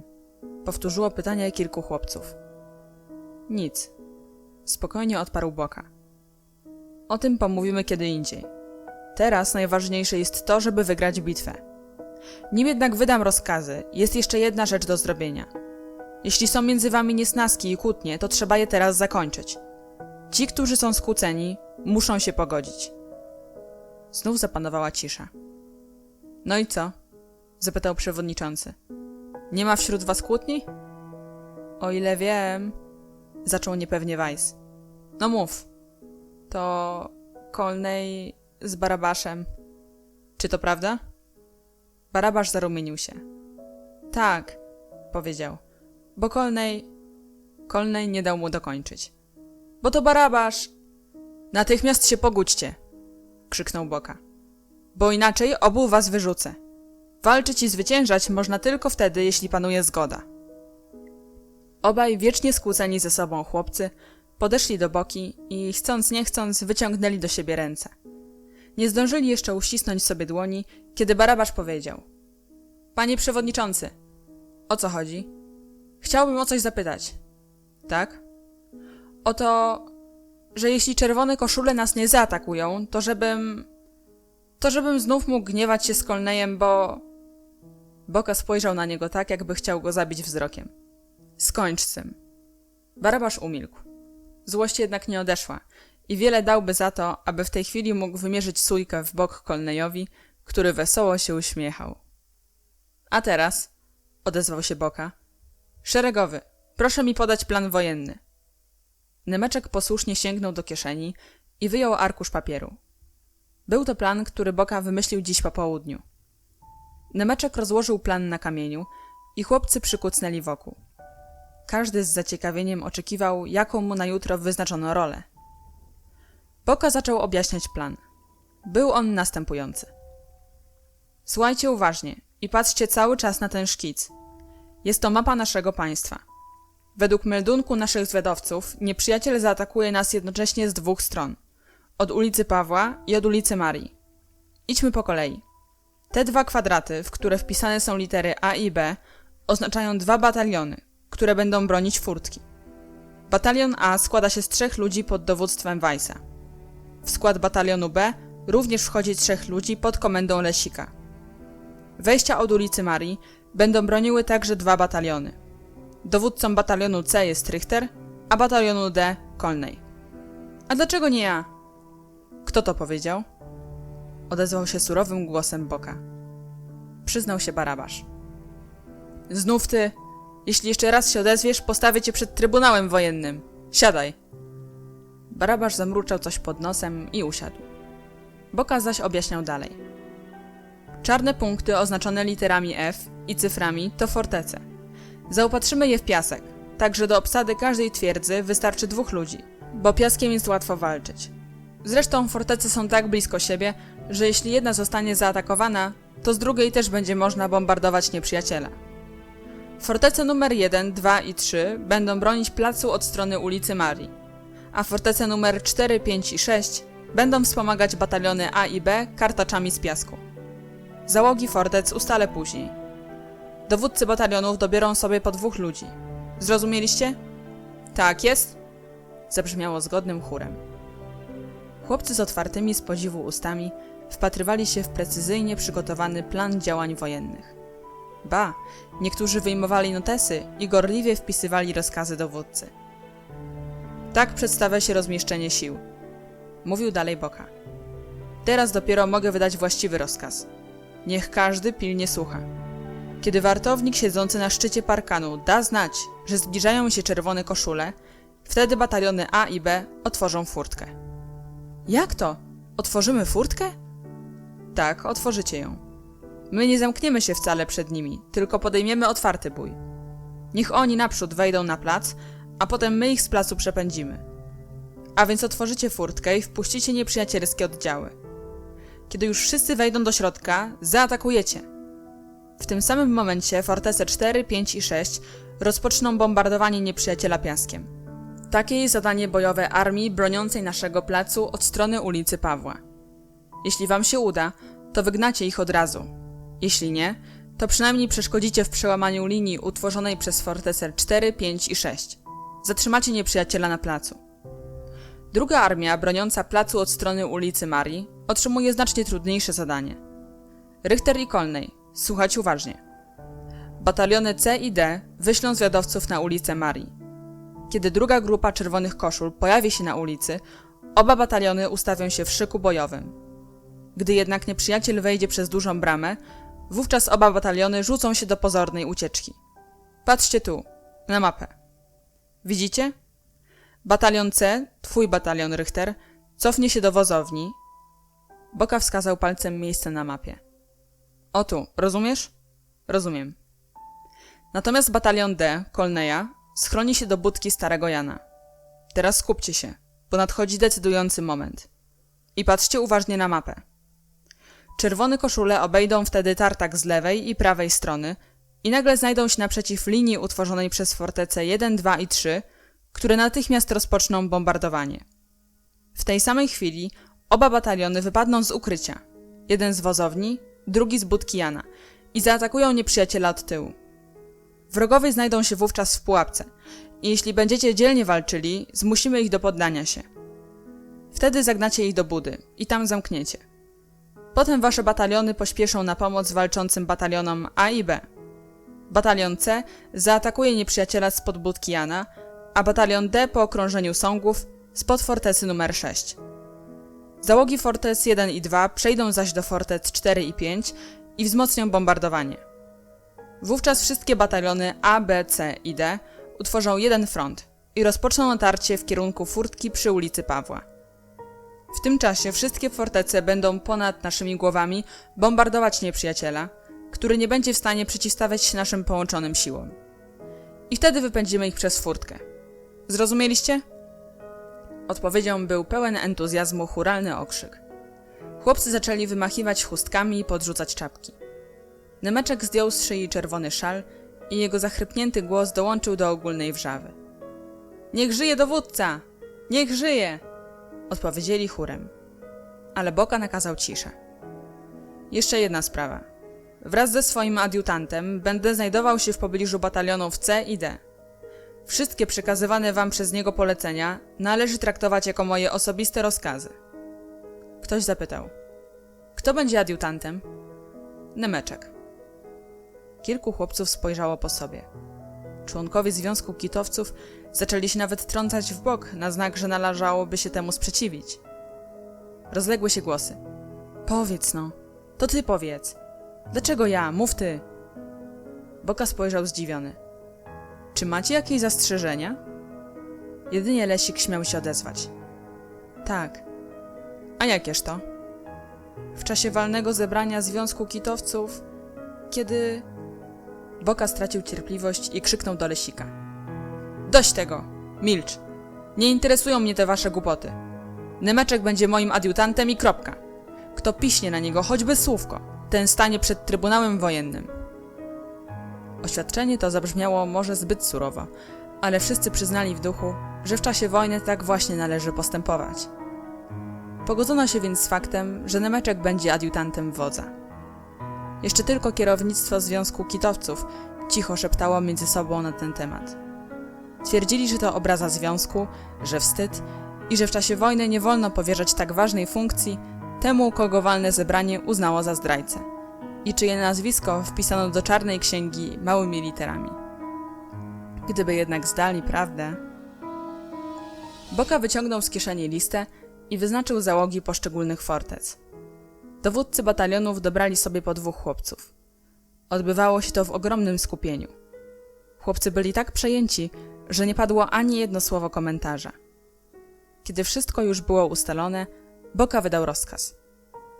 A teraz biegiem na wyznaczone pozycje. Przeprowadzimy manewry. Chłopcy błyskawicznie rozbiegli się. Nie opuszczajcie posterunków, póki nie utrzymacie nowego rozkazu! Krzyknął za nimi Boka. Dowódca pozostał na środku placu tylko ze swoim adiutantem Nemeczkiem. Biedny adiutant głośno kaszlał. Erno, odezwał się opiekuńczym tonem Boga. Owiń szyję szalem. Jesteś bardzo przeziębiony. Nemeczek z wdzięcznością spojrzał na swego przyjaciela i opatulił szyję czerwonym włóczkowym szalem tak starannie, że wystawał mu tylko czubek nosa. Był posłuszny Boce niczym starszemu bratu. Potem Boka zakomunikował. Wyślę przez ciebie rozkaz do fortecy numer 2. Zapamiętaj, co powiem. Ale w tym momencie Nemeczek zrobił coś, co mu się nigdy dotąd nie zdarzyło. Przerwał dowódcy w pół zdania. Przepraszam cię bardzo, powiedział. Ale przedtem chciałbym ci coś powiedzieć. Boka zmarszczył brwi. Co takiego? Przed chwilą członkowie Związku Kitowców... Daj spokój, zawołał niecierpliwie przewodniczący. Ty też poważnie traktujesz te wygłupy? Tak, odparł Nemeczek. Bo oni również poważnie je traktują. Wiem, że oni są głupi i nie przejmuję się tym, co myślą o mnie, ale nie chciałbym, żebyś... I ty... mną gardził. Coś ty, niby dlaczego miałbym tobą gardzić? Zza zwojów czerwonego szala dobiegła płaczliwa odpowiedź. Bo oni uznali mnie za zdrajcę. Za zdrajcę? Ciebie? Tak, mnie. No, to naprawdę ciekawe. I wtedy Nemeczek, zacinając się, opowiedział zdławionym głosem, co się wczoraj zdarzyło. W tym momencie, kiedy członkowie Związku Kitowców składali tajną przysięgę, on musiał odbiec, aby nie stracić z oczu Gereba. A oni natychmiast wykorzystali ten zbieg okoliczności i uznali, że Nemeczek uciekł dlatego, żeby nie wstępować do tajnego związku. No i ogłosili go zdrajcą bez czci i honoru. A w gruncie rzeczy stało się tak dlatego, że na pewno podporucznicy, porucznicy i kapitanowie mają za złe, że przewodniczący zamiast się przyjaźnić z oficerami, wtajemnicza w najważniejsze sprawy państwowe zwykłego szeregowca, czyli Nemeczka. No i na koniec wreszcie, gdy wpisali jego nazwisko małymi literami do czarnej księgi. Boka wysłuchał wszystkiego bardzo cierpliwie i zamyślił się na chwilę. Martwiło go, że niektórzy z jego kolegów są tacy głupi. Boka był mądrym chłopcem, ale nie zdawał sobie jeszcze sprawy z tego, że ludzie są bardzo różni. Każdy jest inny i że dochodzimy do tej prawdy za cenę bolesnych doświadczeń. Serdecznie spojrzał na małego blondynka. Słuchaj, Erno, powiedział. Rób dalej swoje i nie przejmuj się, dobrze? Teraz przed rozpoczęciem wojny nie mogę się dłużej nad tym zastanawiać, ale zaraz po wojnie wezmę ja się do nich. A teraz pędź galopem do fortec numer 1 i 2 i przekaż im rozkaz, żeby natychmiast przeszli do fortec 4 i 5. Chcę wiedzieć, ile im to zabierze czasu. Szeregowiec stanął na baczność i zasalutował, chociaż w tym samym momencie ze smutkiem pomyślał, że oto wskutek wojny opóźni się wyjaśnienie tej przykrej sprawy, która zaciążyła na jego honorze. Zdławił jednak wzbierającą w nim gorycz i po żołniersku zameldował. Rozkaz! I galopem popędził w stronę fortec. Wzniósł się za nim obłok kurzu. Adiutant zniknął za sągami, z których szczytów wychylały się zmierzwione głowy chłopców. Patrzyli na wszystko uważnie, a na ich twarzach malowało się podniecenie. Takie samo, jakie maluje się na obliczach żołnierzy przed bitwą. O czym wiemy z opisów odważnych korespondentów wojennych, będących znawcami psychiki ludzkiej. Boka pozostał sam jeden na środku placu. Docierał tu wprawdzie hałas uliczny, ale mimo to Boka miał wrażenie, że znajduje się nie w sercu wielkiego miasta, lecz gdzieś bardzo daleko, na obcych ziemiach, na wielkiej równinie, gdzie jutro rozegra się decydująca o losach narodów bitwa. Chłopcy w milczeniu zajmowali wyznaczone miejsca i czekali na dalsze rozkazy. Boka zdał sobie sprawę, że teraz wszystko zależy od niego. Czuł, że ma wpływ na przyszłość i powodzenie tej małej społeczności. Od niego zależą dalsze losy wesołych popołudni, wypełnionych grą w piłkę i przeróżnymi zabawami. I czuł się dumny z faktu, że podjął się oto tak ważnego zadania. Tak, powtarzał sobie w duchu. Ja was obronię. Rozejrzał się po okuchanym placu, po czym spojrzał w stronę sągów drzewa, zza których wznosił się w górę smukły komin tartaku, tak wesoło pykający białą parą, jakby dzisiejszy dzień niczym nie różnił się od poprzednich, jakby nie istniało zagrożenie, jakby los chłopców nie wisiał na włosku. Boka czuł się niczym wielki wódz przed decydującą bitwą. Pomyślał o Napoleonie. Wyobraźnią wybiegł w przyszłość. Jak to się wszystko ułoży? Co będzie dalej? I kim on sam zostanie w przyszłości? Może żołnierzem i gdzieś, kiedyś będzie naprawdę dowodził umundurowanymi oddziałami wojska na polu bitwy. Będzie walczył nie jak tu i teraz o mały plac, ale o tę ogromną, ukochaną połać ziemi, o ojczyznę? A może zostanie lekarzem, który codziennie prowadzi trudną i uporczywą walkę z chorobami? Zapadał wczesny wiosenny zmierzch. Boka otrząsnął się z zadumy, głęboko westchnął i ruszył w stronę sągów, żeby dokonać przeglądu fortecznych załóg. Chłopcy spostrzegli, że zbliża się dowódca. Właśnie układali w rzędach bomby z piasku, ale przerwali zajęcie i wyprężyli się na baczność. Dowódca zatrzymał się nagle w pół drogi i obejrzał za siebie. Chwilę nasłuchiwał, po czym odwrócił się i szybkim krokiem podszedł do furtki w płocie. Ktoś stukał do furtki. Boka odciągnął zasuwę, otworzył furtkę i aż cofnął się ze zdumienia. Przed nim stał Gereb. To ty, Boka? Powiedział z zakłopotaniem. Boka nie był w stanie wykrztusić słowa. Gereb powoli wszedł i zamknął za sobą furtkę. Boka ciągle jeszcze nie wiedział, o co Gerebowi chodzi. Spostrzegł, że Gereb nie jest tak pewny siebie jak zwykle. Był blady i smutny. Rękoma nerwowo poprawiał kołnierz i wyczuwało się, że chce coś powiedzieć, ale nie wie od czego zacząć. Boka nie odzywał się. Gereb również milczał i stali tak naprzeciw siebie przez kilka chwil, nie wiedząc co począć. Wreszcie Gereb przerwał milczenie. Przyszedłem, żeby pomówić z tobą. Teraz Boka odzyskał głos. Spokojnym i poważnym tonem odrzekł. Nie mam ci nic do powiedzenia. Najlepiej będzie, jeśli zaraz wyjdziesz tą samą furtką, przez którą wszedłeś. Ale Gereb nie ruszał się. Słuchaj, Boka, powiedział.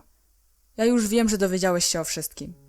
Na pewno wszyscy wiecie, że przeszedłem na stronę czerwonych koszul, ale teraz jestem tu nie jako szpieg, lecz jako przyjaciel. Boka odezwał się cichym głosem. To wykluczone. Ty już nie możesz być naszym przyjacielem. Gereb opuścił głowę. Był przygotowany na ostre wymówki, liczył się z możliwością wyrzucenia go, ale nie spodziewał się, że Boka będzie z nim rozmawiać tak spokojnie i chłodno. Bardzo go to zabolało. Bardziej nawet, niż gdyby został uderzony. Zaczął mówić cicho, ze smutkiem. Przyszedłem tu, żeby naprawić swój błąd. To niemożliwe, powiedział Boka. Ale ja żałuję, bardzo żałuję. I odniosłem waszą chorągiew, którą zabrał stąd Feriacz i którą Nemeczek odzyskał. Tę chorągiew, którą potem pastorowie wyrwali Nemeczkowi z rąk. To mówiąc, wyciągnął z kieszeni małą, czerwono-zieloną chorągiewkę. Boce zabłysły oczy. Mała chorągiewka była pamięta, porwana, jak prawdziwy sztandar, o który w ogniu bitwy toczyła się zacięta walka. I to właśnie było w tej chorągiewce piękne. Chorągiew sami odbierzemy czerwonym koszulom, powiedział Boka. A jeśli nie uda nam się tego dokonać, to i tak wszystko przepadło. I tak będziemy musieli stąd odejść. Pójdziemy w rozsypkę. Przestaniemy się spotykać, więc nie chcemy od ciebie chorągwi. I ciebie również nie potrzebujemy. I uczynił gest, jakby chciał odwrócić się i odejść, zostawić Gereba samego. Ale ten chwycił go za brzeg kurtki. Janosz, powiedział zdwojonym głosem. Przyznaję, zawiniłem, wyrządziłem wam wielką krzywdę, ale teraz chcę naprawić swój błąd. Przebaczcie mi. Ale, odparł Boka, ja już ci przebaczyłem. I przyjmiecie mnie z powrotem? To niemożliwe. Za nic? Za nic. Gereb wyjął z kieszeni chusteczkę i podniósł ją do oczu. Boka ze smutkiem rzekł do niego. Nie płacz, Gereb. Nie chcę, żebyś się mazał. Idź do domu i daj nam spokój. Przyszedłeś do nas, bo i u czerwonych koszul straciłeś zaufanie. Gereb schował chusteczkę do kieszeni i usiłował nadrabiać miną. No dobrze, powiedział. Odchodzę. Już mnie więcej nie zobaczycie. Ale daję ci słowo. że nie dlatego tu przyszedłem, że czerwone koszule mną wzgardziły. Inny był powód. A jakiż to? Nie powiem. Może sam się dowiesz. Ale dla mnie to nic dobrego. Przewodniczący spojrzał zdumiony. Nie rozumiem. Teraz nie mogę ci tego wyjaśnić.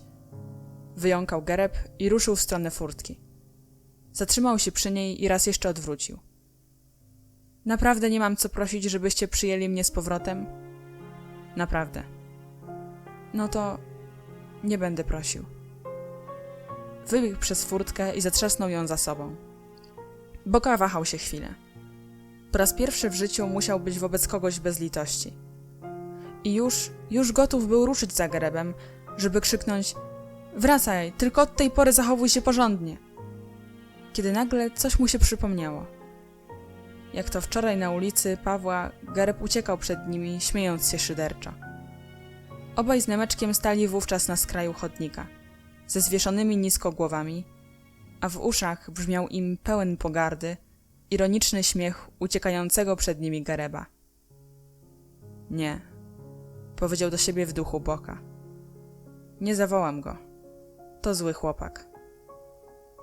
Odwrócił się, żeby ruszyć w stronę fortec, ale nagle zatrzymał się zdumiony. Na sągach stała jego armia i w milczeniu obserwowała całą scenę rozgrywającą się między obu chłopcami. Stali tam nawet ci, którzy nie stanowili załóg fortec. Wstrzymując oddech, czekali w milczeniu na to, co się stanie. Gdy Gereb wyszedł, a Boka odwrócił się w ich stronę, całe tłumione dotąd zdenerwowanie rozładowało się momentalnie jednym wielkim, radosnym okrzykiem. Niech żyje! Zabrzmiały dziecinne głosy i czapki poleciały w górę na wiwat. Niech żyje nasz wódz! I powietrze przeszył potworny gwizd, tak donośny, jakiego nie jest w stanie wydać nawet lokomotywa, która zebrała w sobie całą parę. Był to przenikliwy, pełen triumfu gwizd. Oczywiście to gwizdnął Czonakosz. Po czym z radością rozejrzał się i szczerząc w uśmiechu zęby powiedział: no, nigdy dotąd nie udało mi się tak wspaniale gwizdnąć. Boka zaś zatrzymał się na środku placu i ze wzruszeniem salutował swojej armii. I znów pomyślał o wielkim wodzu, Napoleonie. To przecież Napoleona tak gorąco kochała jego stara gwardia. Wszyscy widzieli scenę, jaka się przed chwilą rozegrała. I teraz już nikt nie miał wątpliwości co do Gereba. Wprawdzie nie słyszeli rozmowy między chłopcami, ale wszystkiego można się było domyślić z gestów. Chłopcy widzieli więc odmowny gest Boki. Widzieli, że nie podał Gerebowi ręki. Widzieli, jak Gereb rozpłakał się i odszedł. Kiedy raz jeszcze, stojąc w furtce, odwrócił się i powiedział coś do Boki, przestraszyli się trochę. Lesik szepnął: ojej, może mu teraz przebaczy. Ale kiedy chłopcy dostrzegli, że Boka przecząco kręci głową i że Gereb w końcu opuszcza plac, wtedy ogarnął ich entuzjazm. I dlatego właśnie, gdy dowódca spojrzał na nich, rozległo się gromkie: niech żyje! Zaimponowało chłopcom, że ich dowódca zachował się jak stanowczy mężczyzna. Mieli ochotę objąć go i ucałować. Ale czas był wojenny, więc mogli wyrażać swoje uczucia tylko krzykiem. To też krzyczeli pełną piersią, ile sił w płucach i w gardłach. Twardy jesteś, staruszku, powiedział z dumą Czonakosz. Ale przestraszył się i natychmiast poprawił. Przepraszam, to staruszku jakoś mi się tak wyrwało. Panie przewodniczący. Zaraz też rozpoczęły się manewry. Rozlegały się gromkie komendy, oddziały pędziły między sągami drzewa, atakowały fortece, a bomby z piasku fruwały na lewo i prawo.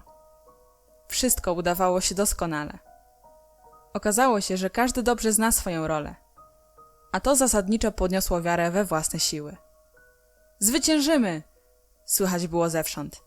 Pokonamy ich, przepędzimy! Zwiążemy jeńców! Złapiemy nawet samego Feriego Acza! Tylko Boka zachowywał powagę. Nie upajajcie się zwycięstwem. Jeszcze na to za wcześnie. Mówił. Przyjdzie na to czas po zakończeniu bitwy. A teraz, kto chce, może iść do domu. I przypominam, kto jutro nie przyjdzie na plac, ten będzie zdrajcą. Tym samym manewry zakończyły się.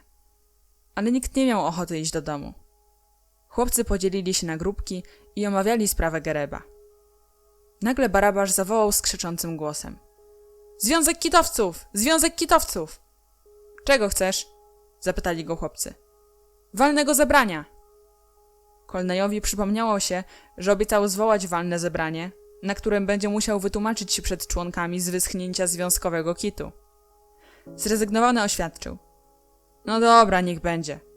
Proszę szanownych stowarzyszonych członków, niech się zbiorą. I szanowni stowarzyszeni członkowie, wraz z cieszącym się z cudzego nieszczęścia Barabaszem, ruszyli w stronę parkanu, gdzie miało się odbyć zebranie. Słuchamy, słuchamy! Krzyknął Barabasz. Kolnej urzędowym tonem zapowiedział: Otwieram zebranie.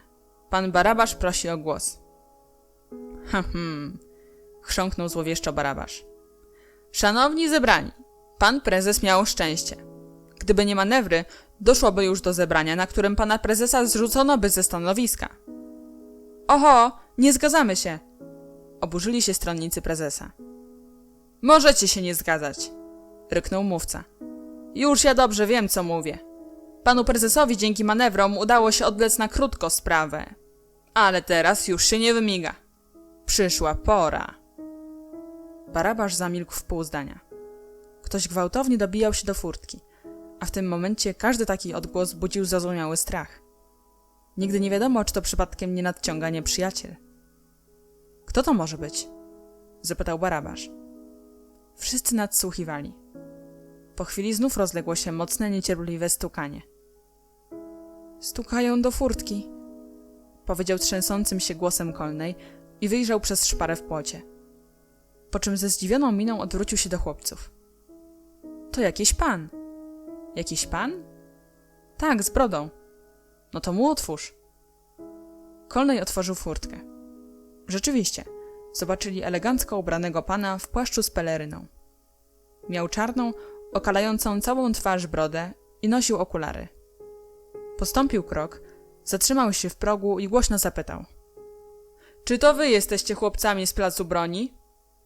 Tak, odpowiedział chórem cały związek kitowców. Usłyszawszy to, mężczyzna w płaszczu z peleryną podszedł do nich i łagodnie już spojrzał na chłopców. Jestem ojcem Gereba, powiedział, zamykając za sobą furtkę.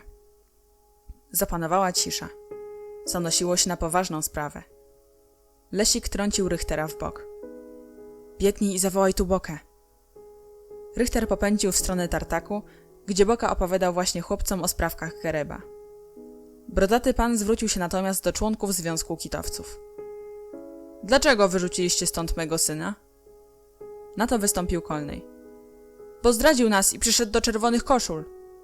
A kim są czerwone koszule? To jest inna grupa chłopców. Oni spotykają się w ogrodzie botanicznym. Ale teraz chcą zabrać nam nasz plac, bo nie mają gdzie grać w palanta. To są nasi wrogowie. Mój syn wrócił przed chwilą do domu z płaczem. Długo go wypytywałem, co się stało, ale nie chciał nic wyjaśnić. W końcu, kiedy surowo zażądałem odpowiedzi, odparł, że jest podejrzany o zdradę. Powiedziałem mu: biorę kapelusz i natychmiast idę do twoich kolegów. Porozmawiam z nimi i dowiem się prawdy. Jeśli okaże się, że jesteś oskarżony niesłusznie, będę żądał, żeby cię przeproszono. A jeśli rzecz się potwierdzi, to źle z tobą, ponieważ ojciec twój przez całe swoje życie był uczciwym człowiekiem i nie zniesie tego, żeby jego syn zdradzał swoich przyjaciół. Tak mu powiedziałem. Więc przyszedłem tutaj i odwołuję się do waszych sumień. Czy mój syn jest zdrajcą, czy też nie? Zapanowała głucha cisza. No i jak? Znów się odezwał ojciec Gereba. Nie bójcie się mnie. Powiedzcie mi całą prawdę. Ja muszę wiedzieć, czy skrzywdziliście bezpodstawnie mego syna, czy też zasługuje on na karę.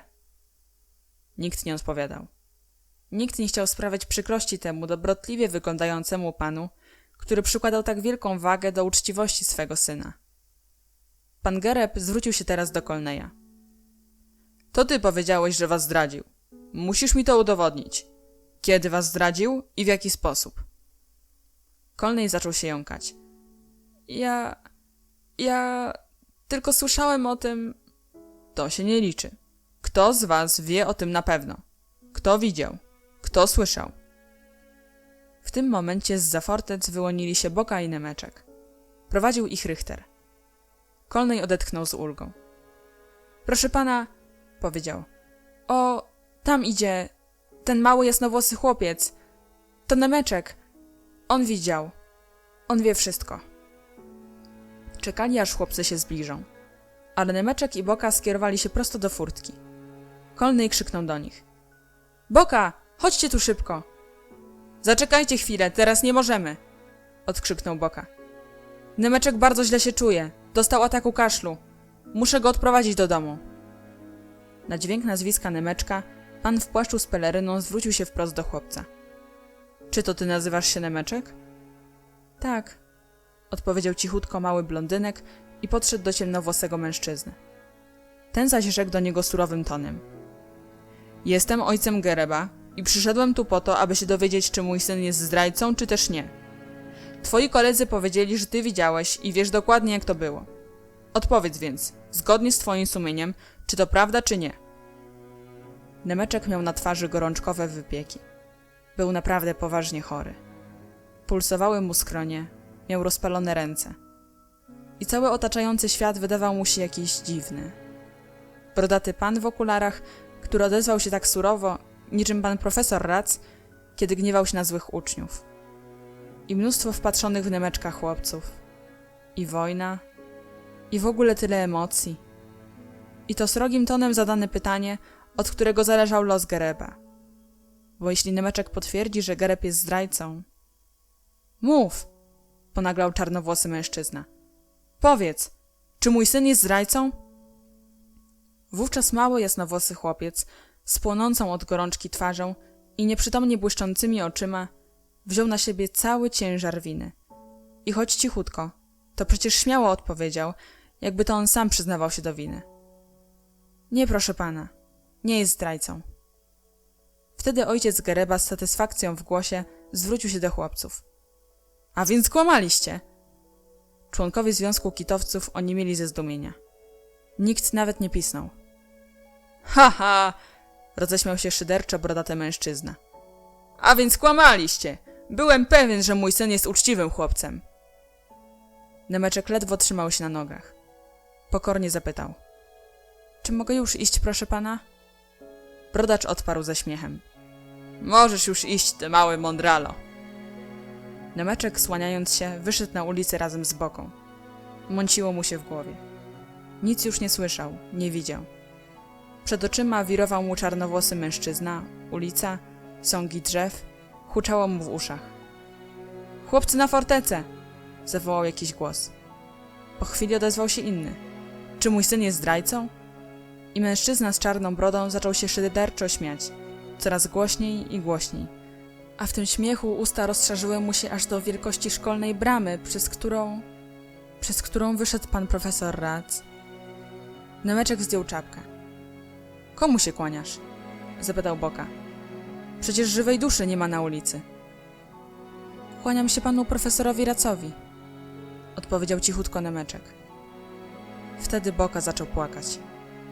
Pośpiesznie ciągnął do domu swego małego przyjaciela. A tymczasem na placu Colney podszedł do pana Gereba i powiedział. Proszę pana, Nemeczek jest kłamcą. Myśmy go uznali za zdrajcę, wyrzucili z naszego związku. Ojciec Gereba z zadowoleniem stwierdził. Widać to po nim. Ma obłudny wyraz twarzy, co świadczy o nieczystym sumieniu. I uspokojony ruszył do domu, aby przebaczyć synowi. Na rogu ulicy Illoi dostrzegł jeszcze, jak Boka ze słaniającym się Nemeczkiem przeszli koło kliniki na drugą stronę ulicy. W tym momencie Nemeczek też już płakał. Płakał bardzo gorzko i żałośnie. Z głębi obolałej duszyczki zwykłego szeregowca, a poprzez łzy powtarzał wciąż rozgorączkowanymi ustami. Wpisali moje nazwisko małymi literami. Małymi literami wpisali moje biedne, uczciwe nazwisko. Rozdział 7.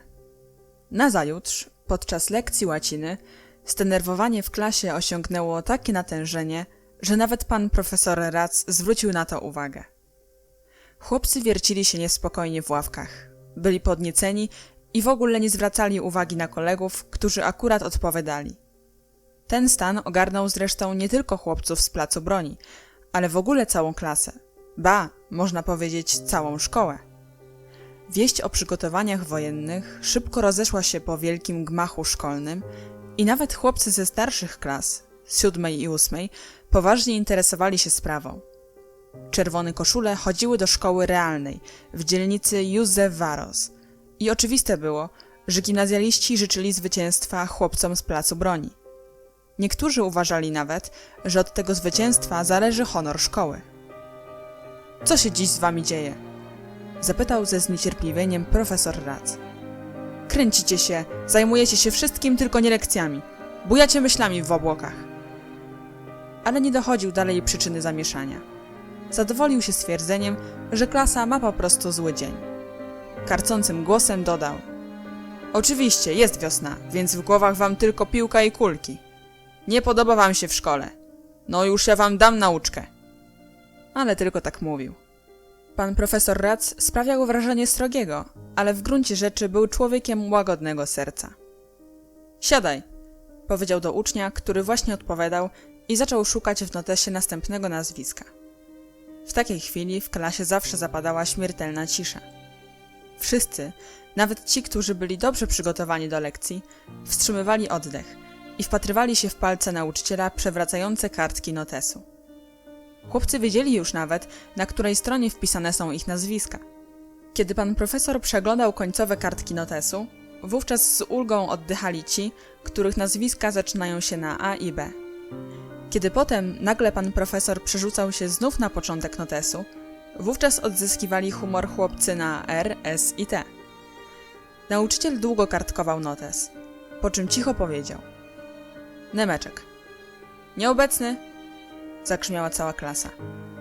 A jeden z dobrze znanych na Placu Broni głosów dodał: jest chory. A co mu jest? Przeziębił się. Profesor Rac spojrzał na klasę i zapytał: dlaczego nie uważacie na siebie? Chłopcy z Placu Broni wymienili porozumiewawcze spojrzenia. Oni dobrze wiedzieli, z jakich to powodów mały Nemeczek nie uważał na siebie. Chłopcy z placu, siedzący w różnych miejscach klasy, jedni w pierwszym rzędzie, inni w trzecim, a czonakoż, co tu dużo mówić, w ostatnim, znacząco popatrzyli na siebie. Wszyscy wiedzieli jedno: Nemeczek przeziębił się w imię dobrej sprawy. Mówiąc wprost, Nemeczek przeziębił się dla ojczyzny. Skąpał się biedny przynajmniej 3-krotnie. Pierwszy raz przypadkowo, po raz drugi z własnej woli, honorowo, po raz trzeci wreszcie pod przymusem. Ale nikt za skarby świata nie zdradziłby tej wielkiej tajemnicy, którą znali właściwie wszyscy, włącznie ze Związkiem Kitowców. W łonie tego związku rozpoczęto już nawet starania zmierzające do wymazania nazwiska Nemeczka z czarnej księgi. Tyle tylko, że członkowie nie mogli dojść do porozumienia, czy należy najpierw dokonać poprawek, to znaczy zamienić początkowe litery nazwiska z małych na duże i dopiero wtedy wymazać całość, czy też wykreślić od razu, bez żadnych ceregieli. A ponieważ Kolnej, który ciągle jeszcze był prezesem, uważał, że należy niezwłocznie, bez żadnych poprawek, usunąć nazwisko Nemeczka z książki, przeto Barabasz natychmiast zajął inne stanowisko i utworzył frakcję, która domagała się stanowczo, aby wpierw oddać honor nazwisku Nemeczka. Ale ten spór stracił na znaczeniu. Najważniejszą sprawą stała się bowiem oczekująca chłopców dziś po południu bitwa. Po lekcji łaciny do boki zgłaszali się koledzy z klasy, którzy deklarowali pomoc, choć nie należeli do paczki. Boka jednak wszystkim odpowiadał tak samo. Bardzo żałujemy, ale nie możemy przyjąć waszej pomocy. Sami musimy obronić nasz kraj. Jeśli nawet czerwoni okażą się od nas silniejsi, to spróbujemy pokonać ich sprytem. Co będzie, to będzie. Trudno. Ale chcemy walczyć sami, bez niczyjej pomocy. Zainteresowanie było tak ogromne, że zgłaszali się nie tylko uczniowie z innych klas. O godzinie 1:00, kiedy wszyscy rozbiegli się do domów na obiad, straganiarz, sprzedający słodycze w bramie opodal szkoły, również zaproponował Boce swoje usługi. Pani Iczu, powiedział, gdybym przyszedł pomóc, to bym sam jeden ich wszystkich wyrzucił. Boka uśmiechnął się. Dziękuję bardzo. Sami damy sobie radę. Boka śpieszył się do domu. W szkolnej bramie koledzy z klasy otoczyli chłopców z Placu Broni i udzielali im najrozmaitszych pożytecznych rad. Byli i tacy, którzy pokazywali, w jaki sposób należy podstawiać nogę. Inni zgłaszali się na przeszpiegi. a jeszcze inni prosili, żeby im pozwolono zobaczyć całą walkę. Ale nikt nie dostał na to zgody. Boka wydał surowy rozkaz. W momencie rozpoczęcia bitwy należy zamknąć furtkę i otworzyć ją dopiero wówczas, kiedy nieprzyjaciel zacznie się wycofywać. Rozmowy te trwały zaledwie kilka chwil. Chłopcy rozbiegli się szybko, gdyż punktualnie o 2:00 należało zameldować się na placu. 15 po 1:00 okolice gimnazjum całkowicie opustoszały. Nawet sprzedawca słodyczy zwijał swój kram i tylko szkolny woźny spokojnie palił fajkę przed bramą, robiąc od czasu do czasu zgryźliwe uwagi pod adresem człowieka w tureckim fezie. Nie wróżę wam, człowieku, długiego żywota w naszym sąsiedztwie. Usuniemy was stąd razem z tą całą waszą śmieciarnią. Sprzedawca nie reagował jednak na zaczepki woźnego. Wzruszał tylko ramionami. W swoim czerwonym fezie uważał się za ważną osobistość i wcale nie zamierzał się wdawać w rozmowy ze zwykłym woźnym. Tym bardziej, że zdawał sobie doskonale sprawę, że woźny ma rację. Punktualnie o godzinie 2:00, kiedy Boka w czerwono-zielonej czapce chłopców z placu broni pojawił się w furtce, cała armia w szyku wojskowym stała już na środku pola. Przyszli wszyscy. Brakowało jedynie Nemeczka, który leżał w domu chory. Tak więc w samym dniu bitwy, armia z placu broni pozostała bez swego szeregowca. Na placu znajdowali się wyłącznie podporucznicy, porucznicy i kapitanowie. A szeregowiec, jedyny stanowiący trzon armii szeregowiec, leżał chory w małym domku z ogródkiem przy ulicy Rakos. Boka natychmiast zaczął działać i wojskowym tonem zawołał: Baczność! Wszyscy wyprężyli się jak struny. Boka odezwał się dźwięcznym, donośnym głosem: Niniejszym wiadomym się czyni, że składam swoją funkcję przewodniczącego, ponieważ jest to funkcja obowiązująca w czasie pokoju. Teraz mamy stan wojenny, więc przyjmuję stopień generała. Była to dla wszystkich wielce przejmująca chwila. Chwila podniosła i historyczna, kiedy w obliczu największego zagrożenia Boka przyjmował stopień generała. Po chwili Boka dodał: A teraz jeszcze raz przedstawię plan wojenny, żeby potem nie było żadnych nieporozumień. Powtórzył dokładnie przebieg całej akcji. I choć wszyscy znali plan na pamięć, to przecież ze skupieniem wsłuchiwali się w każde słowo. Kiedy generał skończył, padł rozkaz: Wszyscy na posterunki! Stojący w szeregu chłopcy rozbiegli się natychmiast i przy boce pozostał tylko Kolnej. Bo to on właśnie zastąpił chorego adiutanta Nemeczka. Przez ramię miał przewieszoną trąbkę z żółtej miedzi. Trąbka ta została zakupiona za 1 forinta i 40 grajcarów, stanowiących wspólny majątek.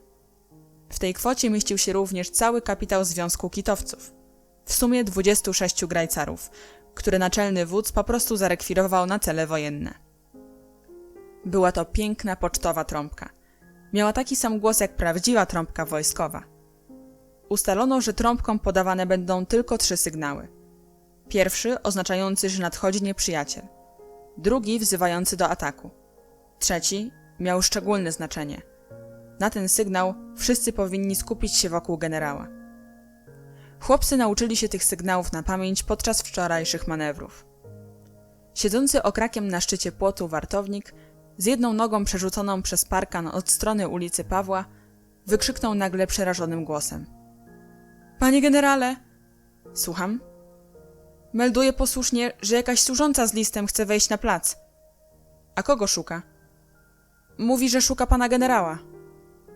Boka zbliżył się do parkanu. Przypatrz jej się dobrze, czy to przypadkiem nie przyszedł na przeszpiegi ktoś z czerwonych koszul przebrany za dziewczynę. Wartownik przechylił się przez płot tak bardzo, że omal nie spadł na ulicę. Potem zameldował: Panie generale, melduję posłusznie, dobrze się przyjrzałem. To prawdziwa dziewczyna. Jeśli prawdziwa, to niech wejdzie. I podszedł, żeby otworzyć furtkę. Najprawdziwsza dziewczyna weszła i rozejrzała się po placu. Była bez chustki, w kapciach. Przybiegła pewnie tak jak stała, prosto od zmywania. Przyniosłam list od państwa Gerebów, powiedziała. Panicz przykazał, że to bardzo pilna sprawa i że czeka na odpowiedź. Boka otworzył list zaadresowany do jaśnie oświeconego pana przewodniczącego Boki. Był to właściwie nie list, a plik kartek różnego formatu. Znajdowała się w nim kartka wyrwana z zeszytu i arkusik listowego papieru i kawałek kartki z papeterii siostry, a wszystkie te kartki i karteluszki zapisano bitym maczkiem po obu stronach. Boka zaczął czytać. Kochany Boka, wiem wprawdzie, że ty nawet listownie nie będziesz chciał ze mną rozmawiać, ale ja muszę skorzystać z tej ostatniej już szansy, nim zerwę z wami ostatecznie. Dziś zdaję sobie sprawę, jak wielki popełniłem błąd i przyznaję, że wy nie zasłużyliście w niczym na takie moje postępowanie. Tym bardziej, że przepięknie zachowaliście się wobec mego ojca, a zwłaszcza Nemeczek, który powiedział ojcu, że ja wcale was nie zdradziłem. Mój ojciec tak się ucieszył, kiedy się okazało, że ja nie jestem zdrajcą, że jeszcze tego samego dnia kupił mi książkę Tajemnicza Wyspa Juliusza Werna, o którą go już od dawna prosiłem. A ja tę książkę natychmiast zaniosłem w prezencie Nemeczkowi i nawet jej nie przeczytałem, chociaż bardzo chciałem ją przeczytać. Na drugi dzień ojciec zauważył, że nie mam Tajemniczej Wyspy i zapytał, gdzie jest ta książka, ty niecnoto? A ja nie mogłem się przyznać, więc ojciec powiedział, ach ty łobuzie, sprzedałeś ją na pewno w antykwariacie. Poczekaj, już nigdy więcej nic ode mnie nie dostaniesz. I tego dnia rzeczywiście nie dostałem nawet obiadu, ale wcale nie żałowałem. Jeśli biedny Nemeczek niewinnie za mnie cierpiał, to niech i ja trochę pocierpię za niego. Ale ja o tym tylko tak przy okazji, bo w innej sprawie piszę. Wczoraj w szkole, kiedy w ogóle nie chcieliście ze mną rozmawiać, cały czas zastanawiałem się, jak mógłbym naprawić swoją winę. I wreszcie znalazłem sposób. Pomyślałem sobie, że mogę naprawić błąd w taki sam sposób, w jaki go popełniłem. I dlatego zaraz po południu, kiedy z takim żalem odszedłem od was, bo ty nie chciałeś mnie z powrotem przyjąć, ruszyłem prosto do ogrodu botanicznego, aby zdobyć dla was ważne wieści. Naśladując Nemeczka, wdrapałem się na to samo drzewo na wyspie, na którym on wtedy siedział przez całe popołudnie. Oczywiście przyszedłem na wyspę wcześnie, kiedy jeszcze nie było tam nikogo z czerwonych koszul. Wreszcie oni się pojawili gdzieś koło godziny 4 i okropnie na mnie wymyślali, czego ja na drzewie musiałem wysłuchać. Ale nic mnie to nie obchodziło, bo znów czułem się chłopcem z placu broni, jednym z was.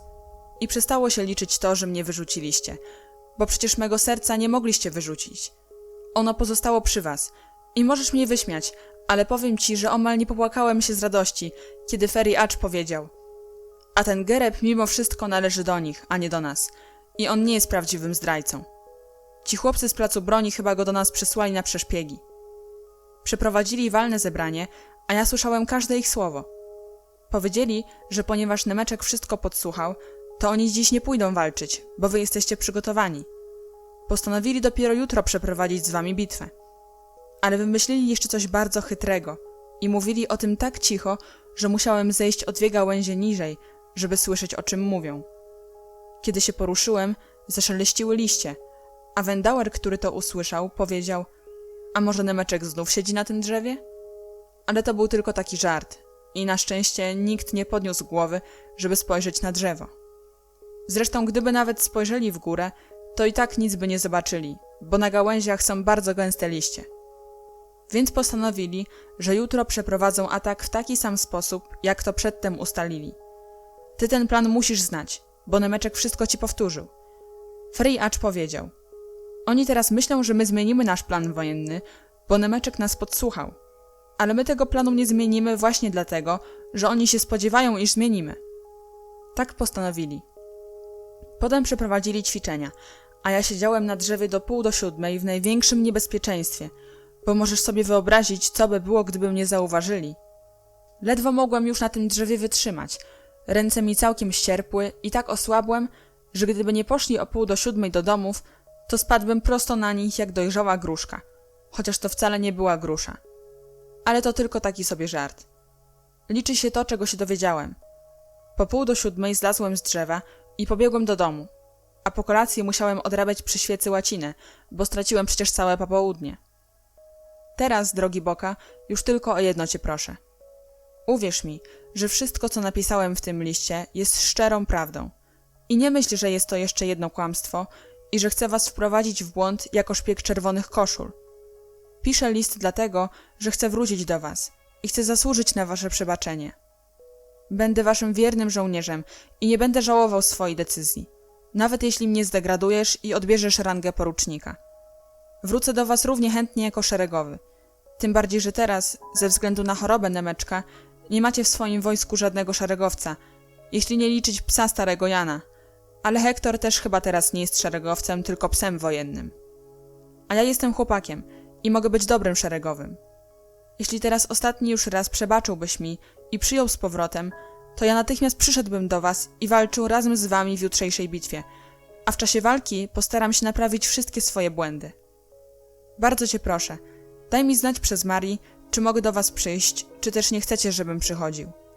Ale gdybyście się zgodzili, to ja zaraz przyjdę, bo czekam na waszą odpowiedź w bramie przy ulicy Pawła 5. Twój wierny przyjaciel Gereb. Kiedy Boka doszedł do ostatnich zdań listu, zrozumiał, że Gereb nie kłamie, że chce zmazać swoją winę i warto go przyjąć z powrotem. Przywołał więc swego adiutanta. Adiutancie, rozkazał. Zatrąbcie trzeci sygnał. Niech wszyscy zbiorą się przy mnie. Czy dostanę odpowiedź? Zapytała Marii. Proszę jeszcze chwilę poczekać, odpowiedział stanowczym głosem generał. Rozległ się dźwięk trąbki i spoza sągów niepewnie zaczęli wychodzić chłopcy, zdziwieni tym, że generał ich wzywa. Widok Boki, spokojnie stojącego w miejscu dowodzenia, ośmielił ich jednak i po chwili cała armia znów stała przed generałem w karnym szyku. Boka odczytał chłopcom list i zapytał: czy przyjmiemy go z powrotem? Chłopcy, co tu dużo mówić, mieli dobre serca. Odpowiedzieli więc jednym głosem: tak. Proszę mu powiedzieć, żeby tu przyszedł. To nasza odpowiedź. Boka zwrócił się do służącej. Marii gapiła się na stojącą w szyku armię, na czerwono-zielone czapki, na uzbrojenie. Ale po chwili szybko wybiegła przez furtkę. Richter! Zawołał Boka, kiedy już zostali sami. Richter wystąpił z szeregu. Oddaję Gereba pod twoją komendę, powiedział generał. I ty masz na niego uważać. W razie najmniejszego podejrzenia natychmiast zamkniesz go w budzie. Nie sądzę, żeby do tego doszło, ale ostrożność nigdy nie zawadzi. Spocznij. Dziś, jak słyszeliście, nie będzie bitwy. Wszystko, co planowaliśmy na dzisiaj, przekładamy na jutro. A że przeciwnik nie zmienia swego planu, więc u nas również wszystko zostaje po staremu. Boka chciał mówić dalej, ale furtka, której po wyjściu Marii nikt nie zamknął, otworzyła się z trzaskiem i na plac, niczym do raju, wpadł Gereb z promieniejącą twarzą. Ale gdy spostrzegł stojącą w szeregu armię, natychmiast spoważniał.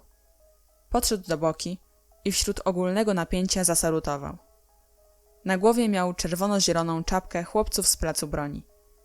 Wyprężony na baczność powiedział: panie generale, melduję się posłusznie.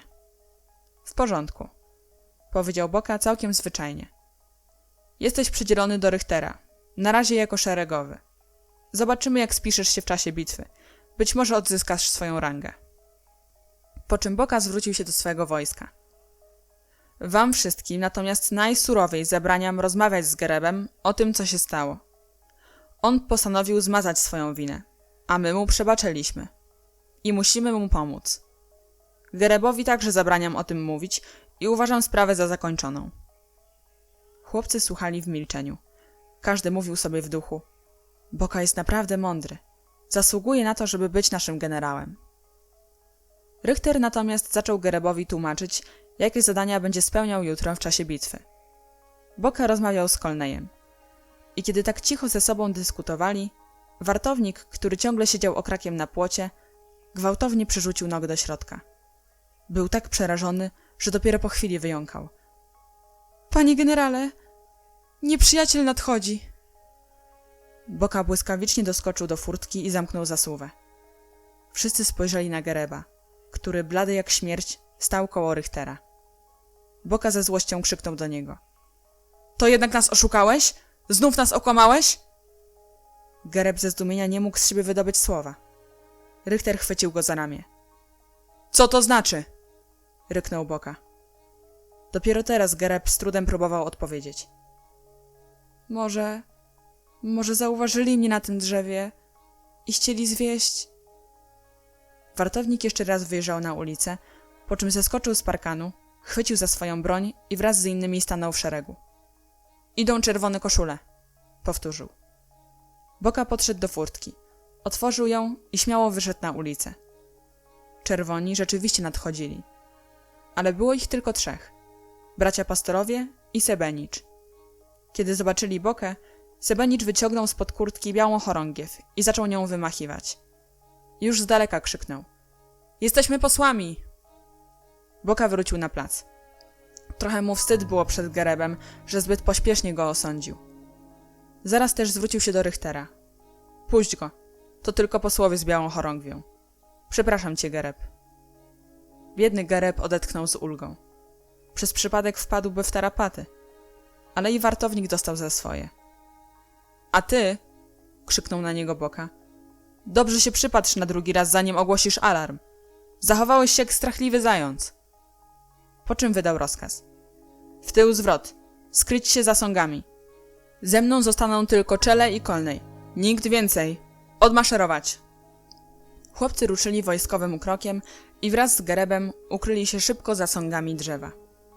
Ostatnia czerwono-zielona czapka zniknęła z pola widzenia w tym samym momencie, kiedy zastukano do furtki. Adiutant otworzył zasuwę i na plac weszli posłowie. Wszyscy 3 w czerwonych koszulach i w czerwonych czapkach. Przybyli bez żadnej broni, a Sebenicz trzymał w ręku białą chorągiew. Boka wiedział, jak należy się w takiej sytuacji zachować. Oparł swoją włócznię o parkan na znak, że w czasie pertraktacji nie użyje broni.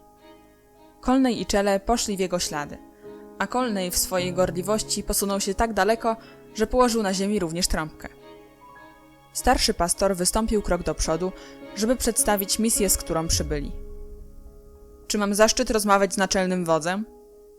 Tak, to jest nasz generał, odpowiedział Czele. Przybyliśmy jako posłowie, powiedział pastor. I ja jestem dowódcą naszej misji. Przyszliśmy tu, żeby w imieniu naszego wodza, Feriego Acza, wypowiedzieć wam wojnę. Kiedy pastor wymienił nazwisko wodza czerwonych koszul, posłowie podnieśli ręce do czapek i oddali mu honory. Boka i jego towarzysze przez uprzejmość również zasalutowali. Pastor mówił dalej. Nie chcemy zaskoczyć przeciwnika. Przyjdziemy tu jutro dokładnie o 2:30. To wszystko, co mamy wam do powiedzenia. Prosimy o odpowiedź.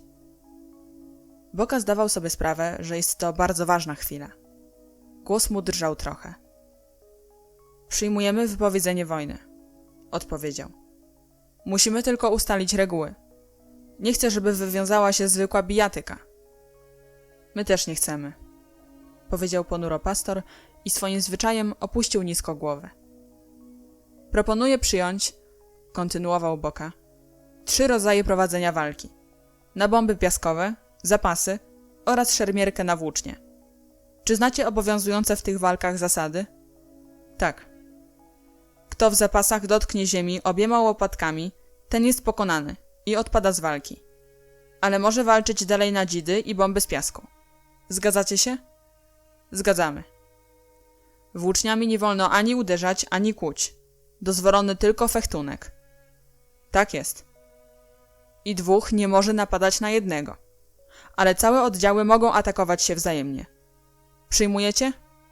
Przyjmujemy. Nie mam wam nic więcej do powiedzenia.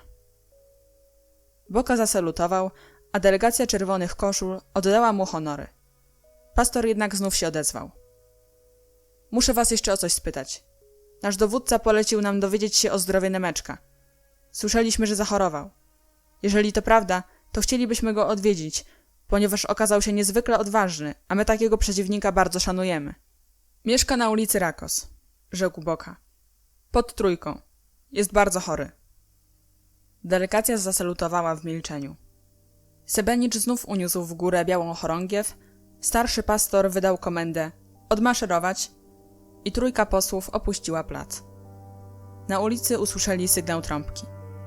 To generał wzywał do siebie swoją armię, aby opowiedzieć, co się wydarzyło. Delegacja czerwonych koszul śpiesznym krokiem maszerowała w stronę ulicy Rakos i zatrzymała się dopiero przed domem, w którym mieszkał Nemeczek. Żeby się jeszcze upewnić, zapytali stojącą w bramie dziewczynkę. Czy tu mieszka niejaki Nemeczek? Tak, odpowiedziała dziewczynka i zaprowadziła chłopców do ubogiego mieszkania na parterze, które zajmowali rodzice Nemeczka. Na drzwiach znajdowała się mała, pomalowana na niebiesko blaszana tabliczka z napisem Andrasz Nemeczek, krawiec. Chłopcy weszli, ukłonili się i powiedzieli, co ich tu sprowadza. Matka Nemeczka, szczupła, wątła, jasnowłosa kobieta, bardzo podobna do swego syna, albo raczej odwrotnie, do której syn był bardzo podobny, zaprowadziła chłopców do pokoju, w którym leżał szeregowiec. Sebenicz, wchodząc, wysoko podniósł białą chorągiew, a starszy z pastorów wystąpił krok do przodu. Ferenc Acz przesyła pozdrowienia i życzy ci, żebyś jak najszybciej wyzdrowiał. Mały Nemeczek, blady i wymizerowany, leżał na poduszce ze zmierzwionymi włosami. Słysząc te słowa, usiadł na łóżku. Uśmiechnął się radośnie i zapytał: Kiedy będzie wojna? Jutro. Nemeczek posmutniał. To ja nie będę mógł przyjść, powiedział markotnie. Posłowie nic nie odpowiedzieli. Po kolei podawali rękę Nemeczkowi, a groźny pastor, wyraźnie wzruszony, rzekł: Nie gniewaj się za tamto. Nie gniewam się, powiedział cichutko Nemeczek i zaczął kaszleć. Opadł z powrotem na poduszkę, a Sebenicz poprawił mu ją pod głową. Po czym pastor zarządził: Idziemy. Chorąży znów uniósł w górę białą chorągiew i wszyscy trzej posłowie wyszli do kuchni. Tam zatrzymała ich z płaczem matka Nemeczka. Wy wszyscy jesteście takimi dzielnymi, dobrymi chłopcami. Tak kochacie mojego biednego, małego synka. Poczekajcie chwilę. Dostaniecie po filiżance czekolady. Członkowie delegacji spojrzeli na siebie. Filiżanka czekolady była wielce smakowitą rzeczą, ale mimo to starszy pastor wystąpił krok naprzód i po raz pierwszy, nie opuszczając nisko głowy, jak to miał w zwyczaju, z godnością oświadczył: Dziękujemy bardzo, ale nie zasługujemy na czekoladę. Naprzód marsz. I odmaszerowali. Rozdział 8. W dniu bitwy była piękna, wiosenna pogoda. Rano padał wprawdzie deszcz, więc na pauzie chłopcy z przygnębieniem wyglądali przez okna na dwór. Obawiali się, że deszcz pokona obie walczące strony. Ale w południe przestało padać i przyjaśniło się. O godzinie 1 słońce świeciło już pełnym blaskiem. Zrobiło się ciepło i wyschły chodniki. Kiedy chłopcy wracali ze szkoły, od strony wzgórz Budy wiał lekki, wiosenny wiatr. Lepszą pogodę na bitwę trudno było sobie wymarzyć. Piasek nagromadzony w fortecach stał się wilgotny i świetnie nadawał się do lepienia kartaczy. O godzinie 1 w szkole rozpoczęła się nerwowa krzątanina. Wszyscy pędzili do domu i już za kwadrans druga cała armia zebrała się na placu. Niektórzy wyciągali z kieszeni zebrany z obiadu chleb i dojadali go. Chłopcy byli dziś znacznie spokojniejsi. Wczoraj nie wiedzieli jeszcze, co ich czeka. Pojawienie się posłów wyjaśniło sytuację. Przestali się denerwować i w pełnym pogotowiu czekali na bitwę. Wiedzieli już, kiedy nadciągnie wróg i w jaki sposób będą z nim walczyć.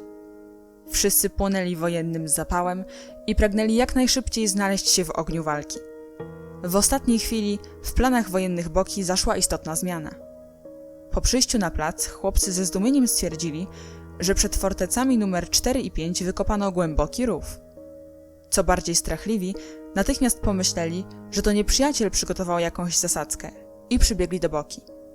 Widziałeś ten rów? Widziałem. Kto go wykopał? Jano. Dziś o świcie. Na moją prośbę. Po co?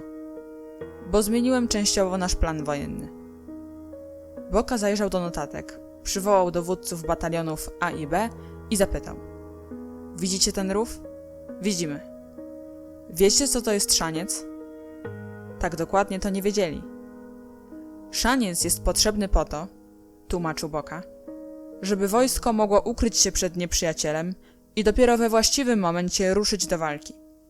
Plan wojenny zmienia się o tyle, że wasze bataliony nie będą stały przy furtce od ulicy Pawła. Doszedłem do wniosku, że to nie byłoby dobre. Wy obaj, razem ze swoimi batalionami, ukryjecie się w okopie. Kiedy jedna z armii nieprzyjaciela wejdzie przez furtkę od ulicy Pawła, załogi fortec natychmiast rozpoczną bombardowanie. Nieprzyjaciel ruszy w stronę fortec, nie wiedząc, co się kryje za szańcem. Dopiero gdy czerwoni znajdą się 5 metrów od rowu, wystawicie głowy i nagle obrzucicie ich piaskiem. Potem bombardowanie będzie nadal prowadzone tylko z fortec, a wy rzucicie się na wroga. Ale nie będziecie spychali go w stronę furtki, lecz zaczekacie, aż my skończymy z wrogiem od strony ulicy Marii. Dopiero gdy na dany znak trąbka wezwie was do ataku, wówczas zaczniecie wypędzać ich z placu.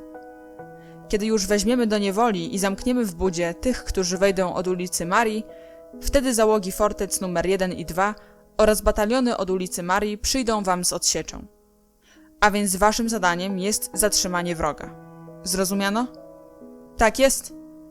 A ja dopiero wtedy dam sygnał do ataku, kiedy już pokonamy tamtych. Będziemy wtedy mieli dwukrotną przewagę, bo połowa ich armii zostanie już zamknięta w chacie Słowaka. Według przyjętych reguł walki, w czasie natarcia może być przewaga liczebna jednej ze stron. Tylko w indywidualnej walce dwóch nie może atakować jednego. W czasie tej rozmowy Jano podszedł do szańca, poprawił go kilkoma cięciami szpadla i jeszcze dosypał taczkę piasku.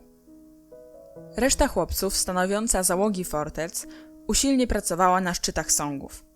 Fortece zostały wzmocnione w taki sposób, że zza ostatniego rzędu kłód wystawały tylko głowy chłopców. Głowy niknęły i po chwili znów się ukazywały. Chłopcy schylali się i lepili bomby z piasku. Na zrębie każdej fortecy powiewała mała, czerwono-zielona chorągiewka i tylko na narożnej fortecy numer 3 nie było proporca. To właśnie z tej fortecy Feriacz zabrał chorągiew. Chłopcy nie zatknęli na jej miejsce żadnej innej chorągwi. Pragnęli odzyskać w boju tamtą utraconą. Ba, ale jak wiadomo, ta chorągiew, która przeszła już najrozmaitsze koleje losu, znalazła się ostatnio u Gereba.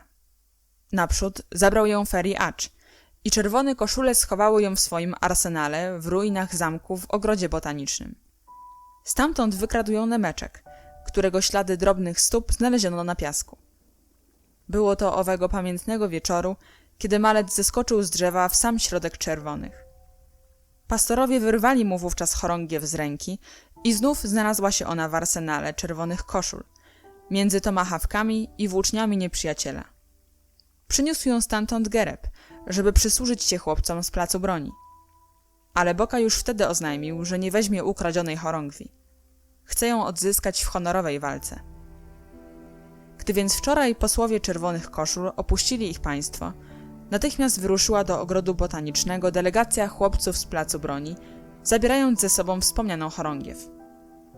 Kiedy znaleźli się w ogrodzie botanicznym, odbywała się tam właśnie wielka narada wojenna.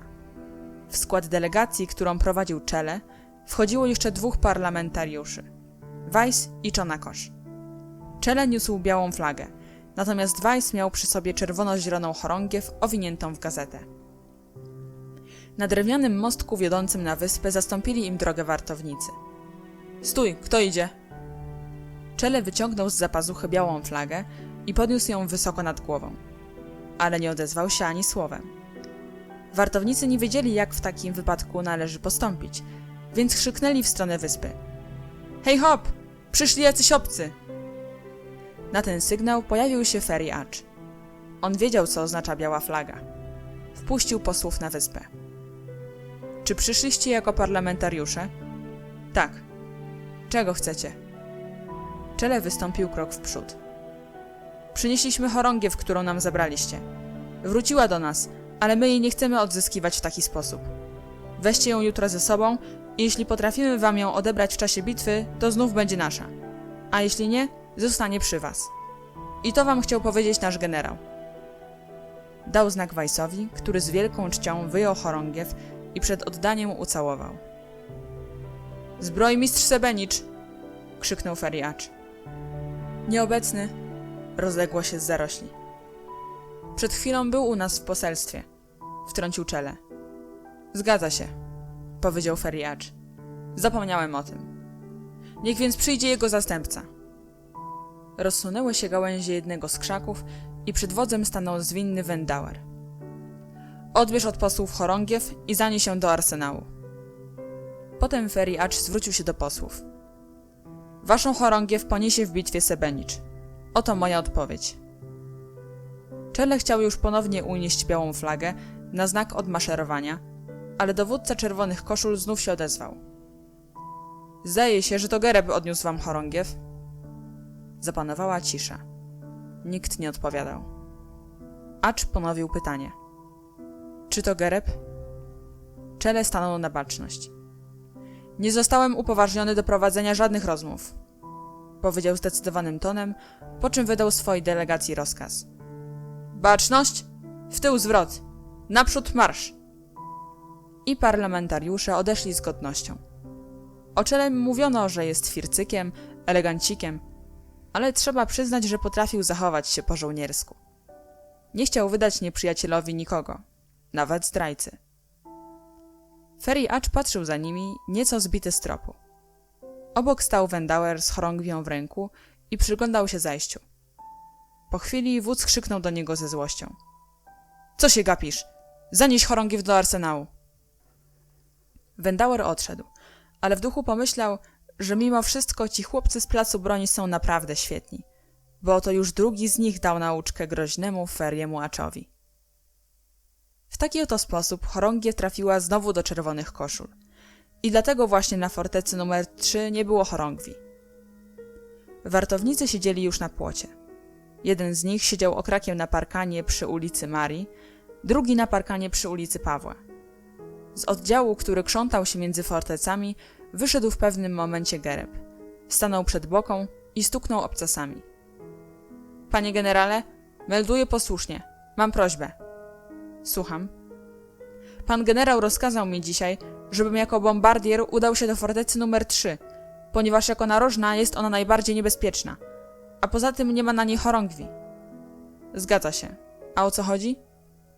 Chcę prosić o to, abym mógł się udać na jeszcze bardziej niebezpieczny posterunek. Już nawet zamieniłem się z Barabaszem, który został skierowany na szaniec. On bardzo dobrze rzuca, więc będzie znacznie pożyteczniejszy w twierdzy. A ja chcę walczyć wręcz, w pierwszym szeregu, na szańcu, żeby mnie widzieli. Proszę o zezwolenie. Boka przyjrzał mu się uważnie. Jednak porządny z ciebie chłopak, Gereb. Czy otrzymam zgodę? Tak, zgoda. Gereb zasalutował, ale stał nadal przed generałem. Czego jeszcze chcesz? Zapytał go Boka. Chciałbym jeszcze powiedzieć, odparł nieco zmieszany artylerzysta, że bardzo się ucieszyłem, kiedy powiedziałeś porządny z ciebie chłopak, Gereb, ale bardzo mnie zabolało, że na początku dodałeś jednak. Boka uśmiechnął się. Nic na to nie poradzę. Sam sobie jesteś winny. A teraz nie roztkliwiaj się. W tył zwrot, odmaszerować. Na miejsce. I Gereb odmaszerował.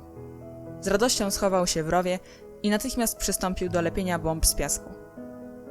Nagle zza szańca wychyliła się umorusana piaskiem postać. Był to Barabasz. Krzyknął w stronę Boki.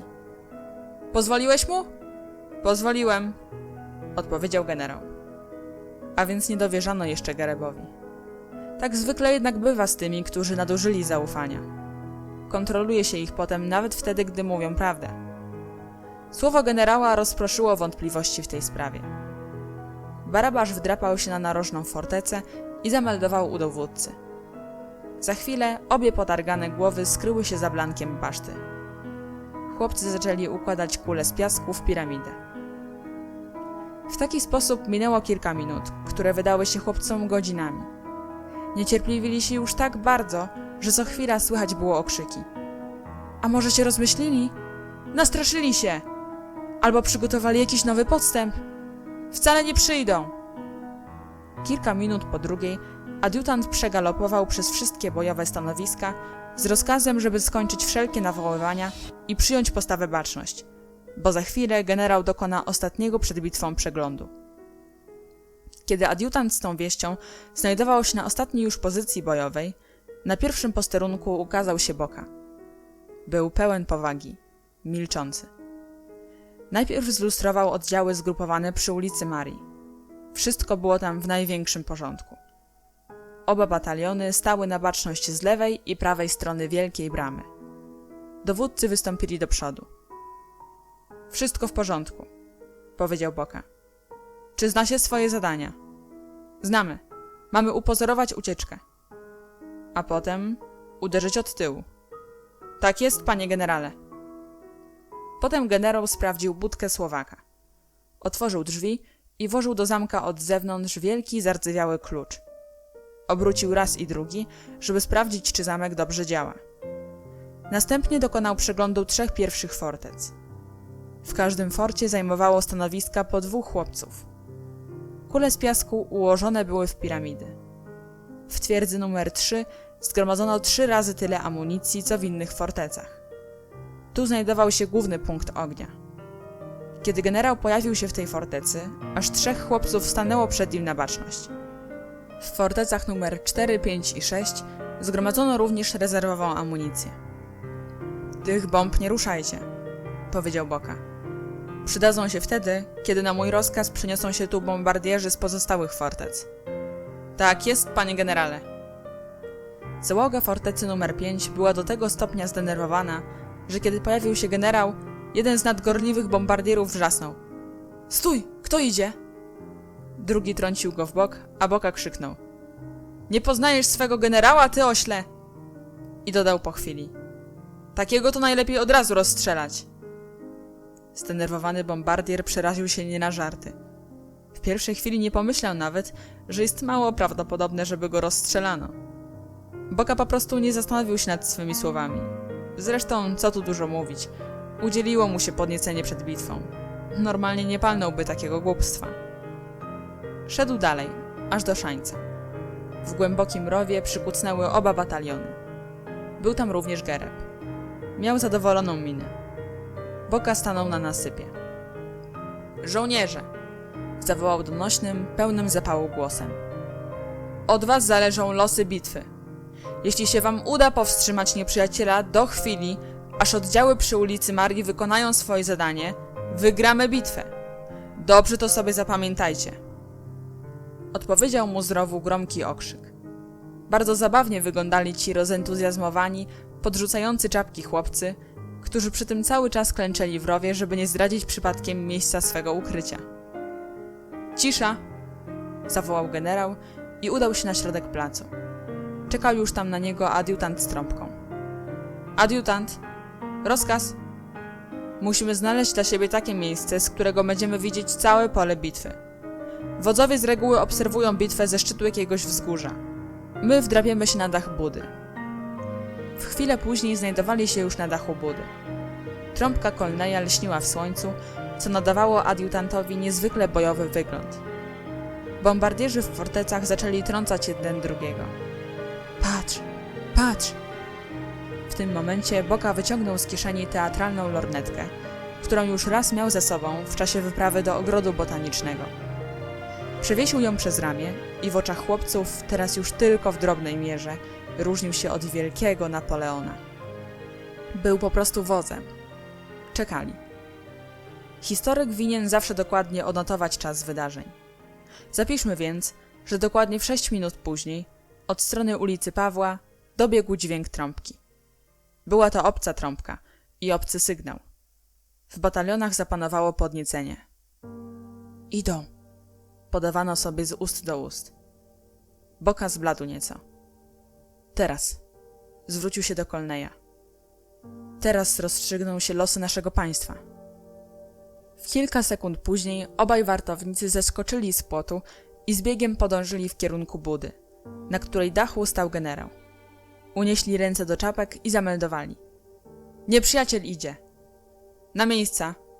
Padła komenda Boki i obaj wartownicy popędzili na swoje posterunki. Jeden do Szańca, drugi do oddziałów przy ulicy Marii. Boka podniósł do oczu lornetkę i cicho zwrócił się do Colneya. Trzymaj trąbkę w pogotowiu. Colney wykonał rozkaz. Po chwili Boka oderwał od oczu lornetkę. Twarz mu poczerwieniała i pełnym podniecenia głosem wydał rozkaz. Trąb! Rozległ się donośny dźwięk trąbki. Oddziały czerwonych koszul zatrzymały się przed obiema bramami placu broni. Srebrzyste ostrza ich włóczni skrzyły się w słońcu, a oni sami w czerwonych czapkach i koszulach wyglądali niczym czerwone diabły. Ich trąbki również grały do ataku i powietrze aż drgało od bojowych dźwięków. Colney dął w trąbkę, nie przerywając nawet na chwilę. Tra-ta-ta! Tra-ta-ta! Słychać było z dachu. Boka, trzymając lornetkę przy oczach, szukał wśród oddziałów nieprzyjaciół Ferriego Acza. Dojrzał go i krzyknął. Jest tam! Ferri Acz jest z tymi od ulicy Pawła. Obok niego Sebenicz. Niesie naszą chorągiew. Ciężko będzie naszym batalionom przy ulicy Pawła. Nadciągającą od ulicy Marii armię prowadził starszy pastor. Powiewała nad nimi czerwona chorągiew. I bez przerwy dźwięczały 3 trąbki. Chłopcy w czerwonych koszulach zatrzymali się przy bramach w bojowym szyku. Coś knują, powiedział Boka. Nic nie szkodzi, krzyknął adiutant, przerywając na chwilę trąbienie. Ale natychmiast znów zaczęli trąbić co sił w płucach. Trat-ta-ta! Trat-ta-ta! Potem nagle zamilkły trąbki czerwonych koszul i armia stojąca ulicy Marii wybuchnęła groźnym okrzykiem bojowym. Hej hop! Hej hop! Hurra! I ruszyli przez bramę do ataku. Chłopcy z placu broni na chwilę stanęli naprzeciw, jakby chcieli przyjąć walkę, ale po kilku sekundach rzucili się do ucieczki, tak jak to zakładał plan wojenny. Brawo! Krzyknął Boka, po czym gwałtownie odwrócił się w stronę ulicy Pawła. Druga armia pod wodzą Ferriego Acza nie przekroczyła furtki, tylko stała nieruchomo na ulicy. Boga przestraszył się. Co to? Jakiś podstęp, powiedział, dygocąc z przyjęcia kolnej. Znów spojrzeli na lewo. Chłopcy z placu broni uciekali. Czerwoni z wrzaskiem pędzili za nimi. Nagle Boka, który do tej pory z powagą i niejakim lękiem przyglądał się nieruchomo stojącej armii Ferriego Acza, zachował się jak nigdy dotąd. Podrzucił w górę czapkę, wrzasnął co sił w płucach i zaczął skakać na dachu budy niczym wariat, i to z taką werwą, że spróchniałe deski omal się pod nim nie zerwały. Jesteśmy uratowani! Krzyknął. Rzucił się Kolnejowi na szyję. Zaczął go ściskać i całować, kręcić się z nim w kółko. Adiutant nic z tego nie mógł zrozumieć. Ze zdumieniem zapytał. Co się stało? Co się stało? Boka wskazał ręką w tę stronę, gdzie stała armia pod wodzą Acza. Widzisz ich? Widzę. No i co, nie rozumiesz? Nie rozumiem. Och, ty głuptasie. Jesteśmy uratowani! Zwyciężyliśmy! Nie rozumiesz tego? Nie! Widzisz, że nie ruszają się z miejsca? Jasne, że widzę. Nie wchodzą do środka. Czekają. Widzę. A więc dlaczego czekają? Na co czekają? Na to, żeby armia Bastora rozbiła naszych od ulicy Marii. I dopiero wówczas oni rozpoczną natarcie. Zauważyłem to natychmiast, kiedy stało się jasne, że oni nie zaatakują jednocześnie. Na nasze szczęście wymyślili taki sam plan wojenny, jak i my. Liczą na to, że pastor wypędzi połowę naszej armii na ulicę Marii i dopiero wtedy wspólnymi siłami napadną na drugą część naszego wojska. Pastor od tyłu, acz z frontu. Ale nic z tego! Chodź, schodzimy! I zaraz zaczął się zsuwać z dachu. Dokąd idziesz? Idziemy razem! Nic tu po nas, nie ma na co patrzeć, bo oni nie ruszą się z miejsca. Chodźmy na pomoc chłopcom. Bataliony ustawione przy ulicy Marii doskonale realizowały swój plan.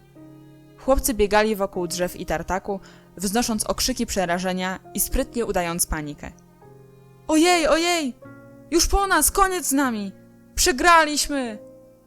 Czerwoni uganiali się za nimi z wrzaskiem. Boka z niecierpliwością czekał, czy uda się ich ściągnąć w pułapkę. Nagle jego chłopcy zniknęli za tartakiem. Połowa schroniła się do wozowni, druga połowa do budki Słowaka. Wtedy pastor wydał rozkaz. Za nimi! Łapać ich! I czerwoni puścili się pędem za tartak. Trąb! Krzyknął w tym momencie Boka.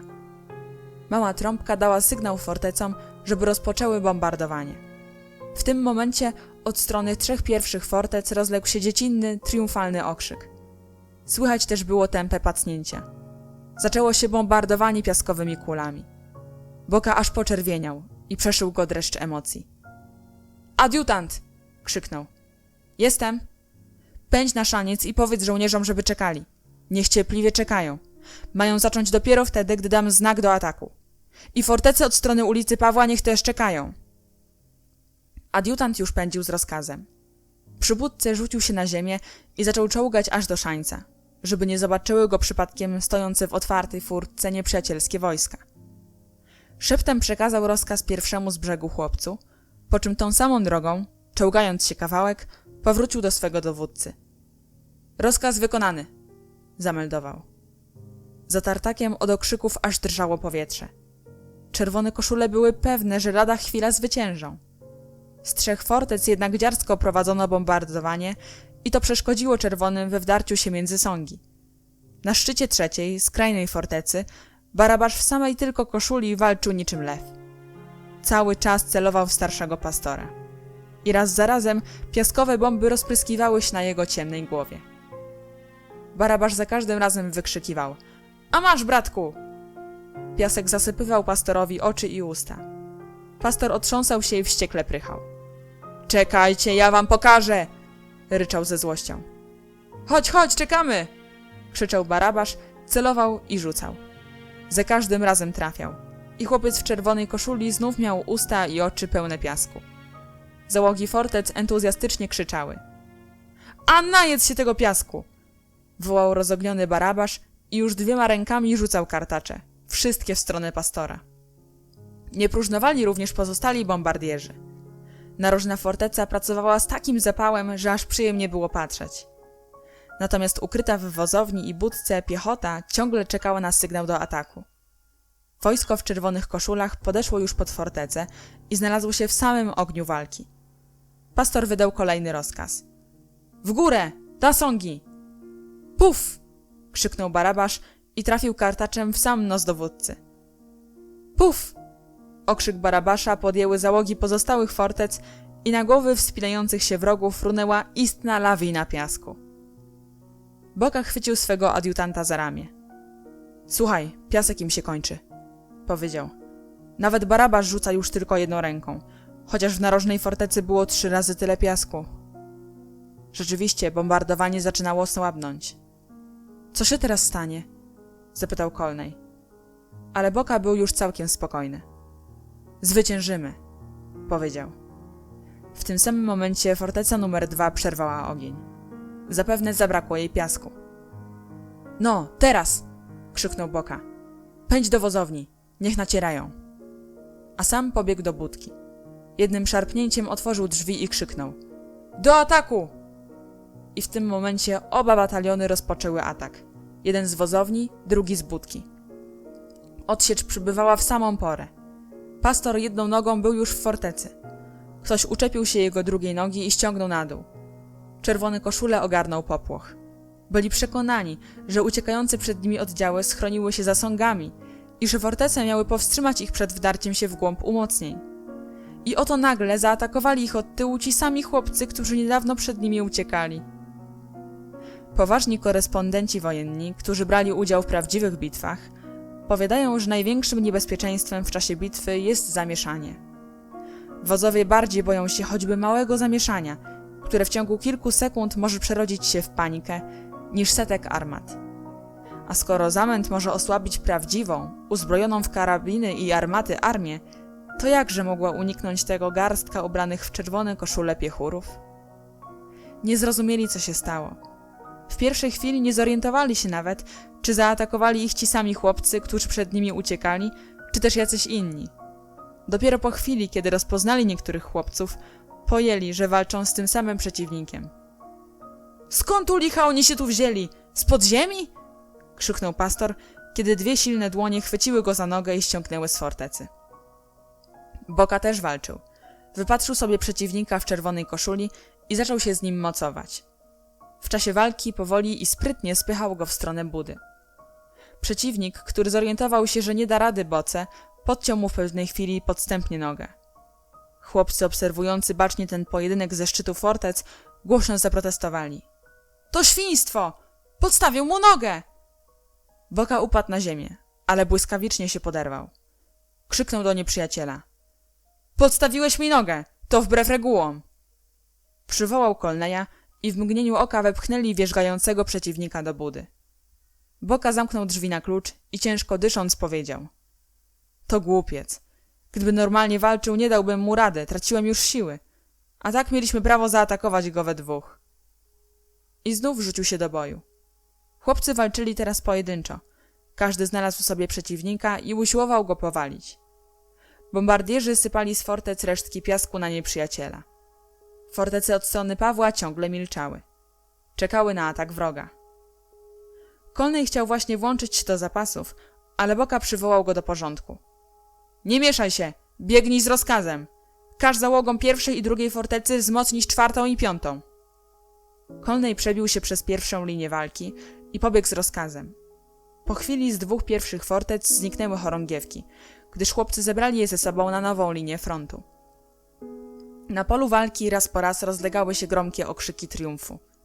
Największy ryk zaś wybuchł wtedy, gdy Czonakosz złapał w pół strasznego i niepokonanego dotąd pastora i zaniósł go w ten sposób do budki. Jedna chwila i pastor z bezsilną złością walił w drzwi, tyle tylko, że od wewnątrz. Podnosił się okropny hałas. Oddział czerwonych koszul poczuł, że przegrywa. Ostatecznie stracili głowę wówczas, kiedy z ich szeregów nagle zniknął dowódca. Teraz wierzyli już tylko w to, że armia Ferry'ego Acza nadrobi poniesione straty. A tymczasem obrońcy zamykali do budki jednego po drugim chłopców w czerwonych koszulach. Towarzyszyły temu kolejne okrzyki triumfu, które dobiegały do stojących nieruchomo przed furtką przy ulicy Pawła szeregów. Ferry Acz z dumnym uśmiechem przechadzał się przed frontem swej armii. Słyszycie? Powiedział. Zaraz otrzymamy sygnał do walki. Czerwone koszule umówiły się, że kiedy armia pastora odniesie zwycięstwo przy ulicy Marii, wówczas rozlegnie się sygnał trąbki i wtedy wraz z armią Acza jednocześnie przystąpią do ataku na ostatni bastion obronny chłopców z placu broni. Ale sygnału nie było, gdyż mały Wendauer, który był trębaczem pastora, siedział zamknięty w budzie i bił pięściami o ścianę. A jego trąbka, zatkana piaskiem, spoczywała sobie spokojnie w trzeciej fortecy wśród wojennych zdobyczy. W tym samym momencie, kiedy armia pastora przegrywała bój pod Tartakiem i budką Słowaka, Ferry Acz spokojnie zapewniał swoich ludzi. Cierpliwości! Zaraz usłyszymy sygnał do ataku. Czekali i czekali, ale sygnału nie było. A wrzaski i krzyki zaczynały cichnąć i jakby dobiegały z zamkniętego pomieszczenia. Kiedy oba bataliony w czerwono-zielonych czapkach wepchnęły do budki już ostatniego z czerwonych, wówczas rozległ się najdonioślejszy okrzyk, jaki kiedykolwiek zabrzmiał na placu. Wtedy też stojący dotąd karnie w szeregu żołnierze Ferry'ego Acza zaczęli się niepokoić. Młodszy pastor wystąpił krok naprzód. Zdaje mi się, powiedział, że tam stało się coś złego. A niby dlaczego? Bo to nie są głosy naszych chłopaków, tylko całkiem obce. Rzeczywiście, Ferry Acz też słyszał same obce głosy. Starannie ukrywał jednak swój niepokój. Nic złego im się nie mogło stać, powiedział. Oni walczą w milczeniu. To krzyczą tamci, bo są w tarapatach. W tej samej chwili, jakby na przekór temu, co mówił Ferry Acz, od strony ulicy Marii dobiegły głośne krzyki. Niech żyje! O rany! Powiedział Ferry Acz. Oni wiwatują! Młodszy pastor bardzo się zdenerwował. Jak ktoś jest w tarapatach, to nie wiwatuje! Chyba nie należało tak ślepo wierzyć w to, że armia mojego brata zwycięży. Ferry Acz był mądrym chłopcem i zrozumiał natychmiast, że się przeliczył. Ba, przeczuwał, że bitwa została już właściwie przegrana, gdyż teraz on sam tylko ze swoją armią będzie musiał podjąć walkę z wszystkimi oddziałami chłopców z placu broni. Jego ostatnią nadzieją był sygnał trąbki, ale trąbka milczała. Zabrzmiał za to zupełnie inny sygnał, obcej trąbki. I nic dziwnego, bo przeznaczony był dla oddziałów boki. A oznaczał, że armia pastora do ostatniego żołnierza została wzięta do niewoli, zamknięta w budce. Teraz miał nastąpić atak od strony placu. Na ten sygnał bataliony walczące dotąd przy ulicy Marii podzieliły się na dwa oddziały, które pojawiły się na skrzydłach linii fortec od ulicy Pawła. Chłopcy mieli nieco poszarpane ubrania, ale błyszczały im oczy i byli w triumfalnym nastroju, jaki daje zwycięstwo. Ferry Acz wiedział już z całą pewnością, że armia pastora została rozbita. Przez kilka sekund patrzył wilkiem na dwa przybyłe oddziały, po czym gwałtownie zwrócił się do młodszego pastora, pytając z rozdrażnieniem. Ale jeżeli nawet ich pokonano, to gdzie oni się podzieli? Jeśli zostali wyparci na ulicę, to dlaczego nie przychodzą do nas? Wyjrzeli na ulicę Pawła, a Sebenicz pobiegł aż do ulicy Marii. Zobaczył tam jednak tylko furę z cegłami oraz kilku przechodniów. Nie ma ich! Zameldował zrozpaczony Sebenicz. No to co się z nimi stało? Dopiero w tym momencie feriacz przypomniał sobie o budce. Zamknęli ich! Krzyknął, nie mogąc opanować gniewu. Pokonali ich i zamknęli w budzie! Tym razem jego przypuszczenie zostało w pełni potwierdzone przez dobiegający z budki Słowaka głuchy łomot. Zamknięci tam chłopcy tłukli pięściami o deski. Budka zdecydowanie opowiedziała się po stronie chłopców z placu broni. Drzwi i ściany wytrzymywały napór chcących uwolnić się chłopców. Ich pięści odbijały się od twardych desek. Więźniowie podnieśli w środku potworny harmider, żeby zwrócić na siebie uwagę armii Feriego Acza. Biedny Wendauer, któremu zabrano trąbkę, złożył dłonie w tubkę i w ten sposób usiłował trąbić co sił w płucach. Ferry Acz zwrócił się do swego wojska. Żołnierze! Krzyknął. Pastor przegrał bitwę. Teraz na nas kolej. Musimy uratować honor czerwonych koszul. Naprzód! I tak jak stali, rozciągniętym szeregiem wpadli na plac i biegiem ruszyli do ataku. W tym momencie Boka z Colneyem znów znajdowali się na dachu budki. Z dołu dobiegało łomotanie, wrzaski, krzyki, istny piekielny koncert. Boka przekrzyczał jednak ten hałas. Dmij w trąbkę! Do ataku! Fortece ognia! Pędzący w stronę Szańca czerwoni nagle zaczęli się cofać. Aż z 4 fortec posypały się w ich kierunku piaskowe bomby. Na chwilę wszystko przykryły tumany piasku. Napastnicy przestali cokolwiek widzieć. Rezerwa naprzód! Krzyknął Boka. Stanowiące rezerwę 2 bataliony, które miało już za sobą bój przy ulicy Marii, wpadły w tę piaskową burzę prosto na wroga. Natomiast w rowie za Szańcem ciągle jeszcze siedziała w ukryciu piechota, czekając na swoją kolej. Z fortec gęsto sypały się bomby piaskowe, raz za razem trafiając wroga. Niejedna pękała też na plecach własnych żołnierzy, lecz oni, niezrażeni tym wcale, krzyczeli: Naprzód! Hurra! Nad wszystkimi unosił się olbrzymi tuman piachu. W poszczególnych fortecach zaczęło brakować bomb i chłopcy garściami rzucali suchy piasek. Wreszcie na samym środku placu, jakieś 20 metrów od Szańca, obie armie zwarły się ze sobą i tylko czasem, tu i ówdzie, wyłaniała się z obłoków kurzu jakaś czerwona koszula lub czerwono-zielona czapka. Ale oddziały, które pokonały przed chwilą pastora, były zmęczone poprzednim bojem, podczas gdy armia Feriego Acza dopiero co przystąpiła do walki, była w pełni sił. Nic dziwnego więc, że bataliony chłopców z placu broni nie mogły powstrzymać natarcia czerwonych i linia frontu zbliżała się do Szańca. Im jednak bardziej przesuwała się ku fortecom, tym pewniej i celniej bomby raziły wroga. Barabasz wybrał sobie za cel Feriego Acza i zasypywał go bombami. Nie bój się! Krzyczał. To tylko piasek! Najedz się dosyta! Stojący na szczycie twierdzy Barabasz wyglądał niczym mały, piekielnie zwinny diablik, kiedy chichocząc i pokrzykując, jak szalony miotał rękoma bomby i co chwila schylał się po nowe. Odwody Feriego Acza na darmo przyniosły ze sobą woreczki z piaskiem. Okazały się bezużyteczne, gdyż wszyscy chłopcy byli potrzebni w pierwszej linii. Nic dziwnego więc, że odrzucili worki na bok. W tym ogólnym tumulcie cały czas zagrzewały walczących do boju dźwięki 2 trąbek, Colneya z dachu budy oraz młodszego pastora z samego środka pola walki. Przeciwnicy byli już zaledwie 10 kroków od Szańca. No, Colney! Krzyknął Boka. Nadeszła pora, żebyś pokazał, co potrafisz. Nie przejmuj się bombami, pędź do Szańca i daj im sygnał. Niech rozpoczną ogień, a gdy im zabraknie piasku, niech ruszają do ataku. Hola ho! Krzyknął Colney i zeskoczył z dachu chaty. Teraz już nie czołgał się, tylko z podniesioną głową pędził prosto w stronę Szańca. Boka krzyknął za nim, ale jego głos utonął w piekielnym, rozlegającym się pod jego stopami dudnieniu oraz wrzawie bitwy. Patrzył więc tylko za swym adiutantem z nadzieją, że ten zdąży przekazać rozkaz do Szańca, zanim czerwoni dostrzegą ukryte w rowie oddziały.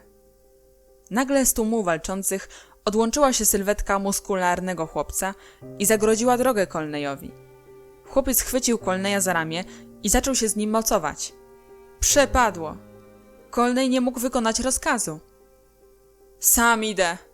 Krzyknął z rozpaczą Boka, zeskoczył z dachu i puścił się pędem w stronę szańca. Stój! Ryknął w jego stronę Feriacz. Wypadało przyjąć walkę z wodzem nieprzyjaciela, ale tym samym Boka postawiłby wszystko na jedną kartę. Gnał więc dalej w stronę szańca, a Feriacz za nim. Jesteś tchórzem! Krzyknął. Uciekasz przede mną, ale ja cię dogonię! I dogonił go akurat w tym momencie, gdy Boka wskoczył do rowu. Boka zdążył tylko krzyknąć. Ognia! I w tym samym momencie na pierś gnającego acza spadło 10 bomb. Piasek obsypał jego czerwoną koszulę, czapkę, twarz. Jesteście diabłami! Wrzasnął. Strzelacie już nawet spod ziemi? Wtedy już na całej linii frontu trwał artyleryjski ostrzał. Bomby sypały się zarówno z góry, z fortec, jak i z dołu, z okopu. Rozpętał się istny piaskowy tajfun, a do wrzawy włączyły się teraz nowe głosy. Odezwali się bowiem chłopcy, którzy do tej pory w milczeniu siedzieli za szańcem. Boka wyczuł, że oto zbliża się chwila decydującego ataku. Trzeba rzucić do walki wszystkie siły. Sam stanął na skraju szeregu, o jakieś 2 kroki od mocującego się właśnie z wrogiem Colneya. Wskoczył na nasyp, złapał czerwono-zieloną chorągiew, uniósł ją wysoko w górę i krzyknął. Wszyscy do ataku! Hurra! I w tej chwili, jak spod ziemi, wyrósł nowy oddział. Chłopcy atakowali szturmowym krokiem, bacznie zwracając uwagę, aby nie wdawać się w indywidualne pojedynki. Szli zwartym szeregiem, prosto na chłopców w czerwonych koszulach, starając się jak najdalej odrzucić ich od szańca. Barabasz krzyknął z fortecy. Zabrakło piasku! Wszyscy z fortec! Za mną! Rzucił w pędzie Boka.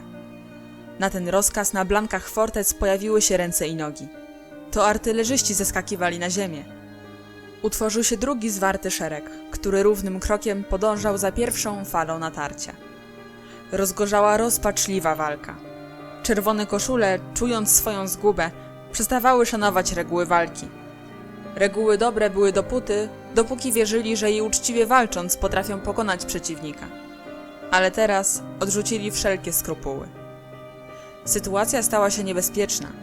Czerwone koszule, mimo że było ich 2 razy mniej niż chłopców z placu broni, lepiej wytrzymywali trudy walki. Do budki! Zawył Feriacz. Musimy ich uwolnić!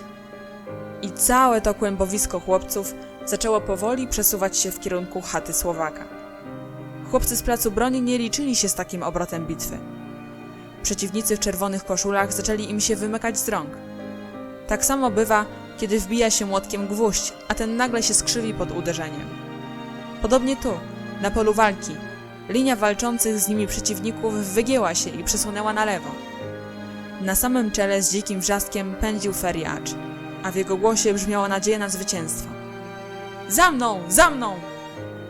W tym samym momencie jednak zatrzymał się tak nagle, jakby mu pod nogi rzucono kłodę. Zza budki wyskoczyła ku niemu drobna dziecięca postać. Wódz czerwonych koszul stanął jak wryty, a za nim zatrzymała się, wpadając na siebie i popychając się wzajem, cała jego walcząca armia. Przed Feriaczem stał mały, niższy od niego o głowę chłopiec. Ten wątły, jasnowłosy dzieciak podniósł do góry ręce i dziecinnym głosem zawołał. Stój! Armia chłopców z placu broni, również zaskoczona tym nieoczekiwanym zwrotem, ochłonęła błyskawicznie i jednym gromkim głosem krzyknęła. Nemeczek!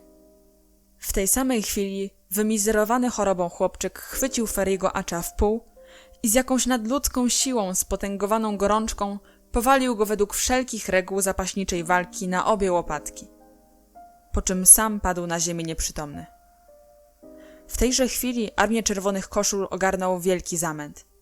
Gdy upadł ich wódz, wpadli w popłoch i los ich został w ten sposób przypieczętowany. Chłopcy z placu broni przytomnie wykorzystali to chwilowe załamanie wroga. Chwycili się za ramiona, utworzyli łańcuch i zaczęli wypierać z placu zaskoczoną armię napastnika. Feriacz podniósł się z ziemi, otrzepał z kurzu ubranie i poczerwieniały na twarzy, gniewnym wzrokiem rozejrzał się wokoło. Stwierdził, że został oto na placu boju sam jeden. Jego armię otoczoną przez triumfujących chłopców z placu broni, wypędzono przez furtkę za płot. A on, jej wódz, stał samotny, pokonany. Obok niego leżał na ziemi Nemeczek. A gdy wypchnięto już ostatniego chłopca w czerwonej koszuli, a furtkę zamknięto na zasuwę, w szeregach zwycięzców zapanowała euforia. Zagrzmiały wiwaty i okrzyki triumfu. Tylko Boki nie było. Pojawił się po chwili razem ze Słowakiem. Niósł wodę z tartaku. Teraz wszyscy zebrali się wokół leżącego na ziemi Nemeczka i w jednej chwili triumfalna wrzawa przemieniła się w grobową ciszę. Feri Acz stał na uboczu z ponurą miną i przyglądał się zwycięzcom. Z budy ciągle dochodził łomot uwięzionych. Ale kto by się teraz nimi przejmował? Jano ostrożnie podniósł Nemeczka z ziemi i ułożył go na nasypie szańca. Potem zwilżyli mu powieki, skronie, twarz. Po kilku minutach Nemeczek otworzył oczy. Rozejrzał się z bladym uśmiechem. Chłopcy milczeli. Co się stało? Zapytał cichutko. Wszyscy byli tak bardzo poruszeni, że nikomu nawet do głowy nie przyszło, żeby odpowiedzieć. Z przejęciem patrzyli na Nemeczka. Co się stało? Powtórzył i usiadł na nasypie. Boka podszedł do Nemeczka. Jak się czujesz? Zapytał. Już lepiej. Nic cię nie boli? Nie. Nemeczek uśmiechnął się znowu i zapytał. Zwyciężyliśmy? Teraz już wszyscy odpowiedzieli chórem. Zwyciężyliśmy! Nikt nie przejmował się tym, że Feri Acz ciągle jeszcze stoi pod jednym z sągów i z chmurną, gniewną miną przygląda się tej niemal rodzinnej scenie. Zwyciężyliśmy, powtórzył Boka. Ale pod sam koniec bitwy marnie z nami było. I tylko tobie zawdzięczamy, że ostatecznie zwyciężyliśmy. Gdybyś nie pojawił się tak nagle wśród nas, gdybyś nie zaskoczył Feriego Acza, wówczas oni wypuściliby jeńców z budy i nie wiem, co by się dalej stało. Jasnowłosy chłopiec odezwał się jakby rozdrażniony. Nieprawda, powiedział. Mówicie tak, żeby zrobić mi przyjemność, bo ja jestem chory. I potarł ręką czoło. Krew napłynęła mu do twarzy, policzki zaczerwieniły się. Widać było, że chłopca trawi gorączka. A teraz, powiedział Boka, natychmiast zaniesiemy cię do domu. Zrobiłeś straszne głupstwo, że tu przyszedłeś. Nie wiem, jak rodzice mogli cię wypuścić z domu. Wcale mnie nie wypuścili. Sam wyszedłem. Jak to? Ojciec poszedł do kogoś z ubraniem do przymiarki. Mama była u sąsiadów, bo chciała zagrzeć dla mnie na kuchni zupę kminkową. Nie zamknęła drzwi i powiedziała, żebym krzyknął, kiedy będę czegoś potrzebował. Kiedy zostałem sam, usiadłem w łóżku i nadsłuchiwałem. Było cicho, ale jakbym coś słyszał. Szumiało mi w uszach. Słyszałem tętent koni, dźwięki trąbki, okrzyki i usłyszałem głos Colneya, jakby mnie wołał. Chodź, Nemeczku, mamy kłopoty. A potem ty, Boka, krzyknąłeś. Nie przychodź, Nemeczku, nie przydasz się nam do niczego, bo jesteś chory. Przychodziłeś do nas, kiedy graliśmy w kulki, kiedy bawiliśmy się, ale teraz, kiedy walczymy, nie możesz przyjść i my przegrywamy bitwę. Tak powiedziałeś, Boka. I ja słyszałem, jak to mówiłeś. I dlatego szybko wyskoczyłem z łóżka, ale zaraz upadłem, bo już tak długo leżę w łóżku, że całkiem straciłem siły. Ale podniosłem się z podłogi i wyjąłem swoje ubranie z szafy, i buty wyjąłem, i prędko się ubrałem. A kiedy już byłem ubrany, weszła mama. Usłyszałem wcześniej jej kroki, więc tak jak stałem w ubraniu, wskoczyłem z powrotem do łóżka i naciągnąłem na siebie kołdrę aż pod brodę, żeby ona nie wiedziała, że jestem ubrany. A matka powiedziała, wpadłem tylko na chwilkę zapytać, czy czegoś nie potrzebujesz. A ja na to, niczego mi nie trzeba. To ona znowu wyszła, a ja wtedy uciekłem z domu. Ale ja nie jestem żadnym bohaterem, bo wcale nie wiedziałem, że to, co robię, będzie miało takie duże znaczenie. Przyszedłem tutaj tylko po to, żeby walczyć razem ze wszystkimi. Ale kiedy zobaczyłem Feriego Acza, pomyślałem, że to właśnie przez niego nie mogę być razem z wami. Że to on kazał mnie wykąpać w zimnej wodzie, o co miałem do niego straszny żal. Więc powiedziałem sobie, no, Erno, teraz albo nigdy. Zamknąłem oczy i rzuciłem się na niego. Mały mówił z takim przejęciem, że aż zabrakło mu tchu. Zmęczył się i zaniosł kaszlem. Nie mów więcej, powiedział Boka. Opowiesz nam o tym innym razem. Teraz zaniesiemy cię do domu. Przedtem jednak, przy pomocy Jana, zaczęto pojedynczo wypuszczać jeńców z budki. Kolejno odbierano broń tym, którzy ją jeszcze mieli przy sobie. Pokonani ze smutkiem opuszczali plac i wychodzili na ulicę Marii. A mały, żelazny komin na ich widok jakby szyderczo wypluwał parę. I świsnęła jeszcze w dodatku parowa piła na znak, że tartak cały czas był po stronie zwycięskiej armii chłopców z placu broni. Na placu pozostał tylko Feriacz. Ciągle tkwił u podnóża jednego z sąków i patrzył w ziemię. Kolnej i Czele podeszli do niego i chcieli mu odebrać broń. Ale Boka rozkazał: zostawcie wodza w spokoju. I sam zbliżył się do Acza. Panie generale, powiedział do niego, walczył pan po bohatersku. Wódz czerwonych koszul spojrzał smutno na Bokę, jak gdyby chciał powiedzieć: a cóż mi teraz po twoich pochwałach? Ale Boka odwrócił się do swego wojska i zakomenderował: baczność! Na tę komendę umilkł gwar. Wszyscy unieśli ręce do czapek. Boka stał wyprostowany przed swoją armią i również salutował. W biednym Nemeczku też odezwała się dusza szeregowca. Z trudem podniósł się z nasypu, stanął na baczność i salutował. Salutował temu, przez którego się tak ciężko rozchorował. Feriacz oddał honory i opuścił plac. Był jedynym żołnierzem, który odchodził z bronią. Cały pozostały oręż, słynne włócznie ze srebrnymi ostrzami oraz posrebrzane indyjskie tomahawki leżały na jednej stercie przed wejściem do chaty. A na fortecy numer 3 powiewała odzyskana wreszcie chorągiewka. Gereb odebrał ją Sebeniczowi w zaciekłej walce. Gereb jest tutaj? Zapytał Nemeczek, ze zdziwienia szeroko otwierając oczy. Tak, odpowiedział Gereb, występując do przodu. Mały pytająco spojrzał na Bokę, a ten odpowiedział: jest tutaj i zmazał swoją winę. Tym samym zwracam mu stopień porucznika. Gereb poczerwieniał. Dziękuję, powiedział, po czym cicho dodał: ale o co ci chodzi? Gereb zmieszał się.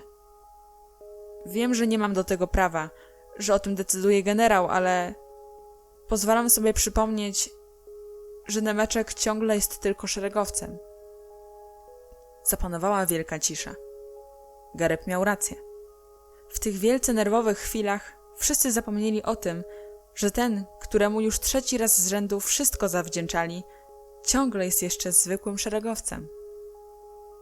Masz rację, Gereb, odezwał się Boka. I zaraz to naprawimy. Mianuję więc... Ale Nemeczek przerwał mu w półsłowa. Ja nie chcę, żebyś mnie mianował. Nie dlatego to zrobiłem. Nie dlatego... Tu przyszedłem. Boka usiłował być surowy. Krzyknął: nie chodzi o to, po co tu przyszedłeś. Ważne jest to, czego dokonałeś. Mianuję więc Erno Nemeczka kapitanem. Niech żyje! Wykrzyknęli jednocześnie. I wszyscy, podporucznicy i porucznicy, a nawet sam generał, zasalutowali nowemu kapitanowi. A Boka tak energicznie podniósł rękę do daszka, jakby to on był szeregowcem, a mały, jasnowłosy chłopiec generałem. Byli tak przejęci, że zupełnie nie zauważyli, jak skromnie ubrana, szczupła, drobna kobieta weszła na plac i zbliżyła się do nich. O Boże! Krzyknęła. Jesteś! Zaraz wiedziałam, że cię tutaj znajdę. Była to matka Nemeczka. Zapłakana, bo już od dłuższego czasu szukała swego chorego dziecka, przybiegła tutaj, żeby dowiedzieć się od chłopców, co też z nim mogło się stać. Chłopcy otoczyli ją i uspokajali. Biedna kobieta wzięła syna na ręce, owinęła chustą i ruszyła do domu. Odprowadźmy ich! Krzyknął Weiss, który do tej pory nie odezwał się ani słowem. Ten pomysł wszystkim się spodobał. Odprowadźmy! Krzyknęli.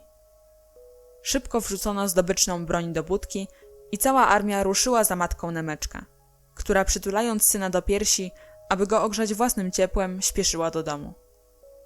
Na ulicy Pawła chłopcy uformowali się w 2 szereg. Zapadał zmierzch, zapalono lampy, a jaskrawe światło sklepów oświetlało chodnik. Zajęci swoimi sprawami przechodnie zatrzymywali się na widok tego dziwnego pochodu. Na czele szczupła, drobna kobieta z zapłakanymi oczyma, tuląca w ramionach chorego, owiniętego chustą po czubek nosa chłopca, a za nimi maszerująca w karnym dwuszeregu armia chłopców w jednakowych czerwono-zielonych czapkach. Niektórzy przechodni uśmiechali się na ten widok. Kilku łobuziaków głośno się nawet roześmiało. Ale chłopcy nie zwracali na to najmniejszej uwagi. Nawet krewki Czonakosz, który zawsze natychmiast reagował na wszelkie zaczepki i brał za nie srogi odwet, tym razem spokojnie maszerował, nie przejmując się wcale chichotami czeladników. Wszyscy byli głęboko przejęci. Matka Nemeczka miała zaś większe kłopoty niż zajmowanie się towarzyszącą jej w drodze do domu asystą. W bramie małego domu przy ulicy Rakos musiała się jednak zatrzymać, ponieważ jej syn za żadne skarby nie dał się wnieść do środka. Wyrwał się z matczynych objęć i stanął przed chłopcami. – No to cześć! – powiedział.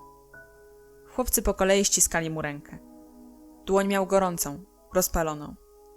Po chwili wraz z matką zniknął w ciemnej sieni. Na podwórzu trzasnęły jakieś drzwi, w okienku zapaliło się światło. I zapanowała cisza. Dopiero po chwili chłopcy uświadomili sobie, że oto żaden z nich nie ruszył się sprzed domu. W milczeniu patrzyli na małe, oświetlone okienko, za którym kładziono teraz ich bohatera do łóżka. Jeden z chłopców głęboko westchnął.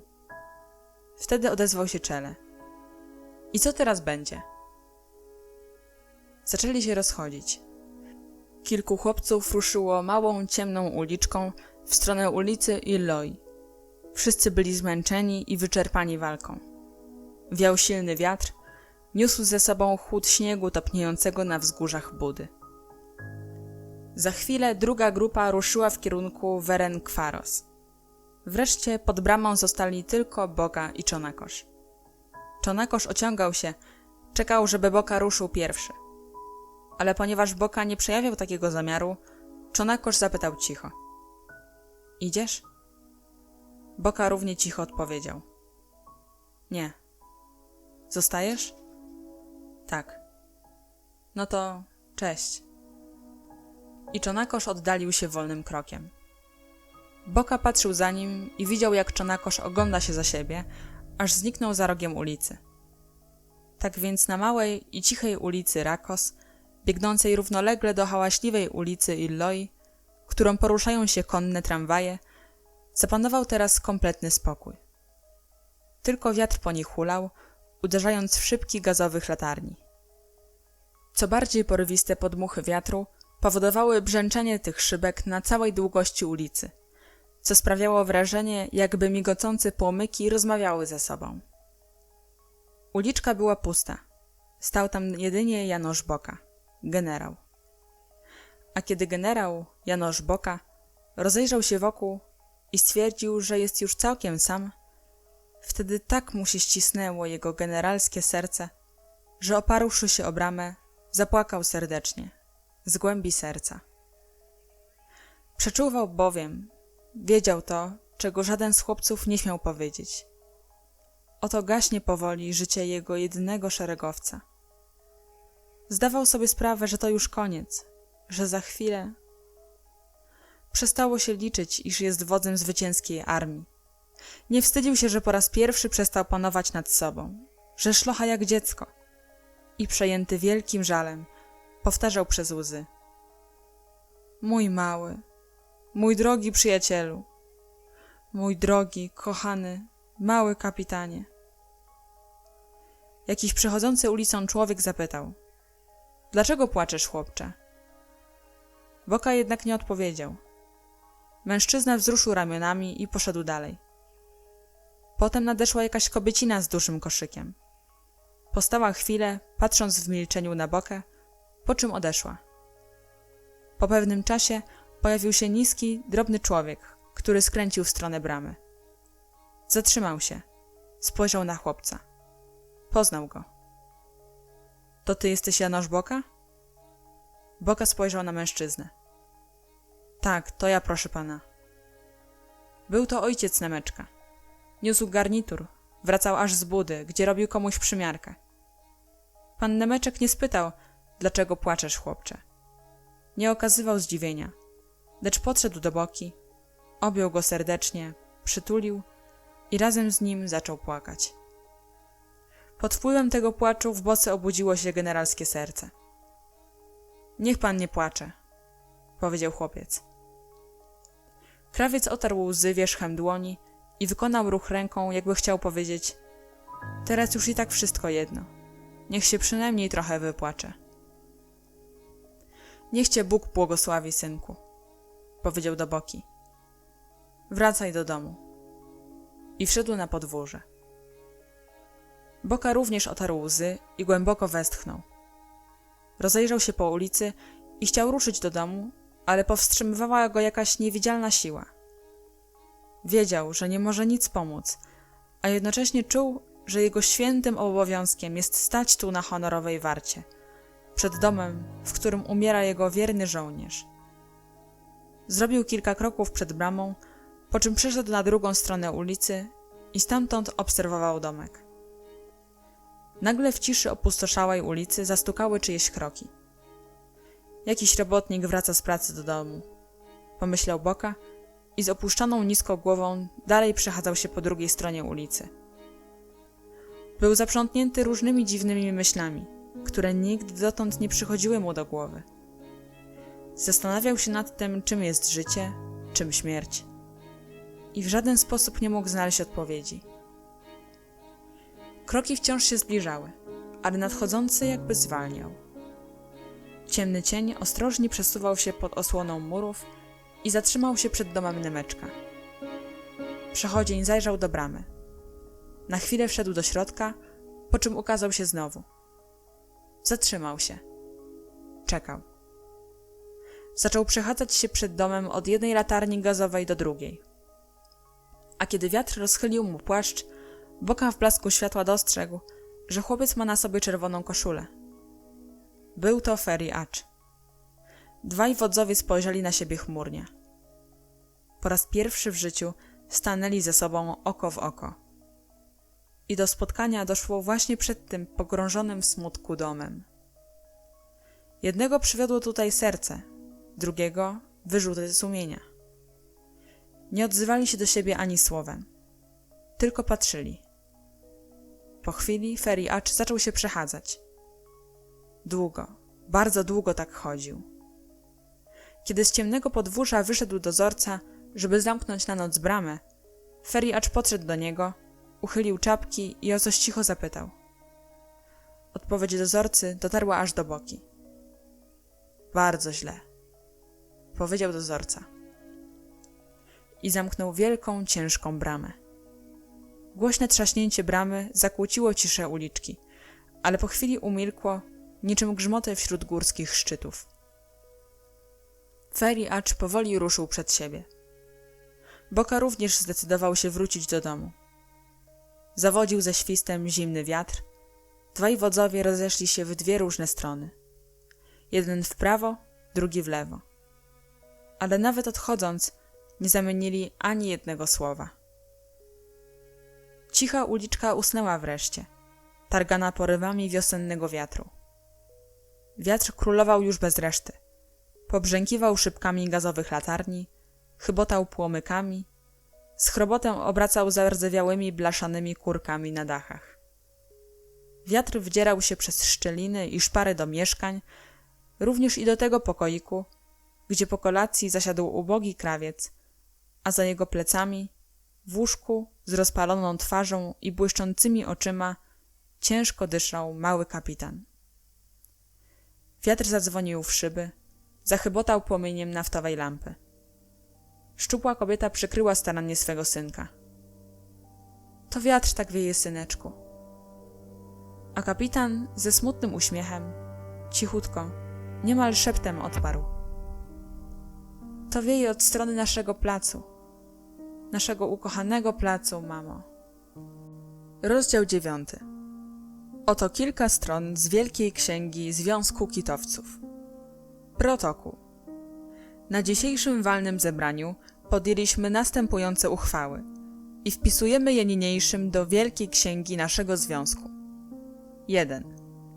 Na 17 stronie Wielkiej Księgi znajduje się wpis o następującym brzmieniu. Erno Nemeczek. Małymi literami. Niniejszy zapis traci ważność, ponieważ został dokonany na skutek pomyłki.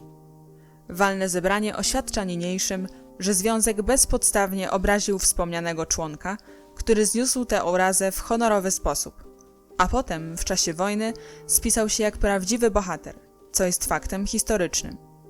Z tego względu walne zebranie stwierdza, że poprzedni zapis był błędem związku i że wobec tego protokolant ma wpisać w tym miejscu nazwisko wspomnianego członka samymi dużymi literami. 2.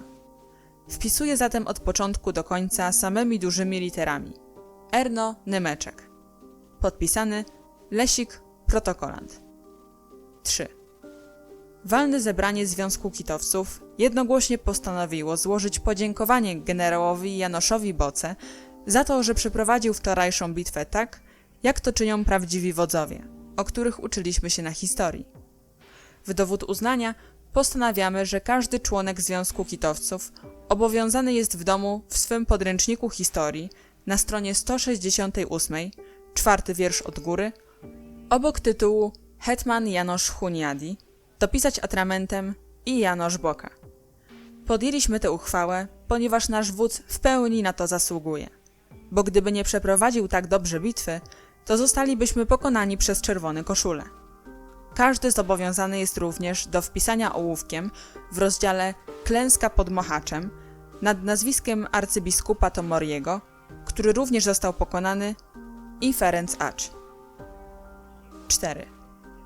Ponieważ generał Janosz Boka, wbrew naszym sprzeciwom, siłą zarekwirował związkowy majątek, 24 grajcary, ponieważ wszyscy musieli oddać to, co posiadali, na cele wojenne, a kupiono tylko jedną trąbkę za 1 forinta i 40 grajcarów, chociaż na bazarze Rossera można było dostać trąbkę za 60 lub 50 grajcarów, ale musiano kupić droższą, żeby miała silniejszy głos.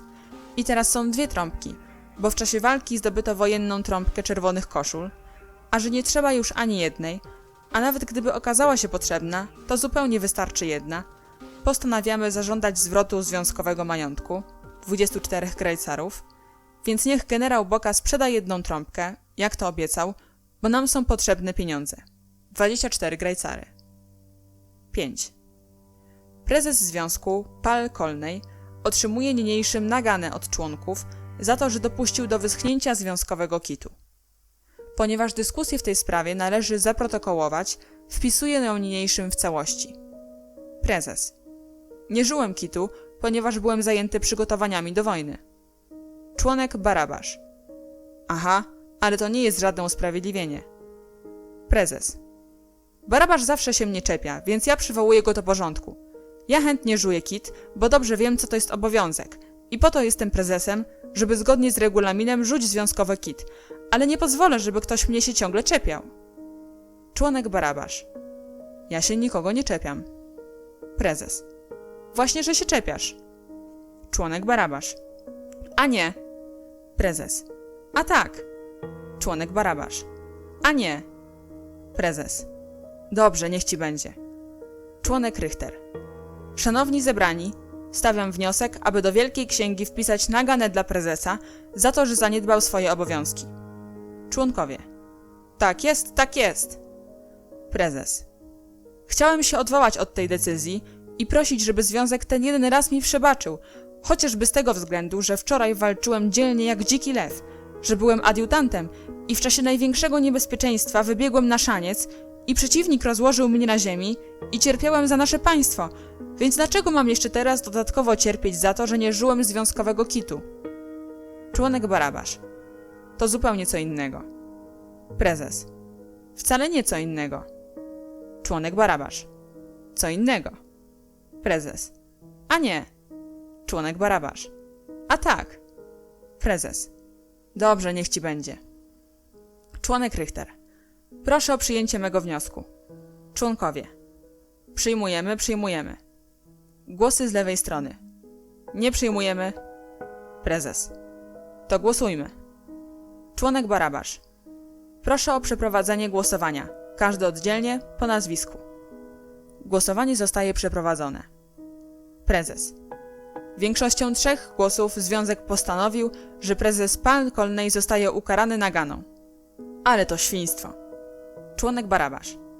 Prezes nie ma prawa używać w stosunku do większości ordynarnych słów.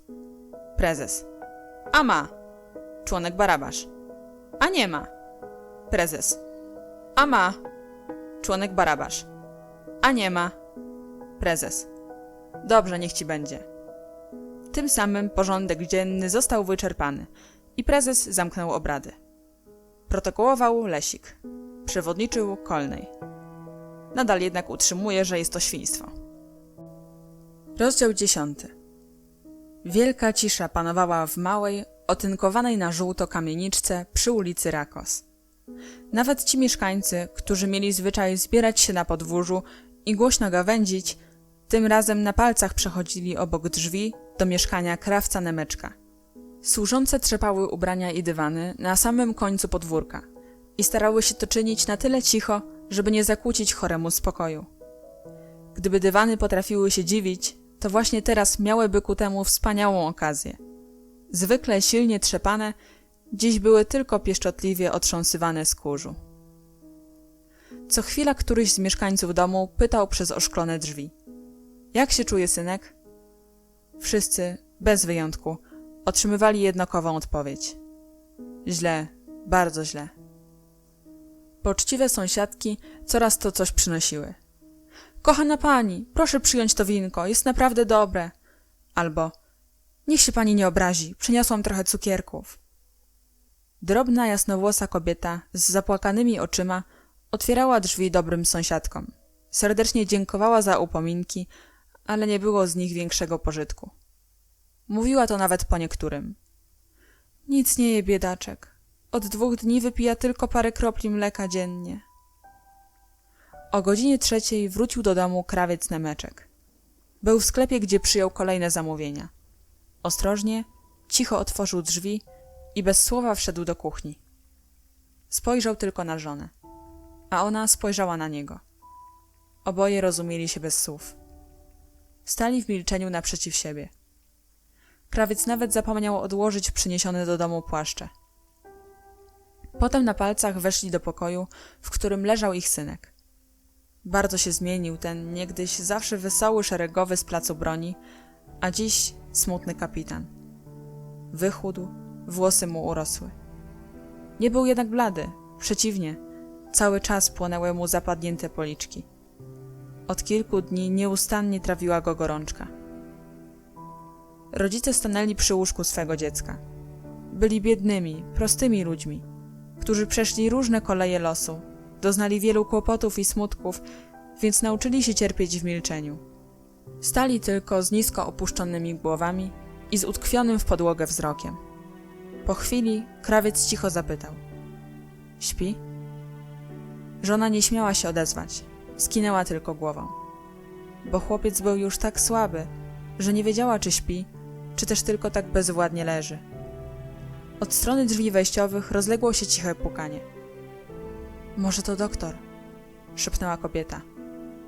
Mąż zwrócił się do niej. Otwórz. Na progu stał Boka. Nikły uśmiech pojawił się na twarzy kobiety, kiedy zobaczyła kolegę syna. Czy mogę wejść? Proszę, synku. Boka wszedł. Jak się czuje? Bez zmian. To znaczy źle. Nie czekając na odpowiedź, Boka wszedł do pokoju. Pani Nemeczek za nim. Teraz już w trójkę w milczeniu stali przy łóżku. A chory jakby wyczuł ich obecność. Jakby zdał sobie sprawę, że nic nie mówią, by nie zakłócać mu spokoju. I wolniutko otworzył oczy.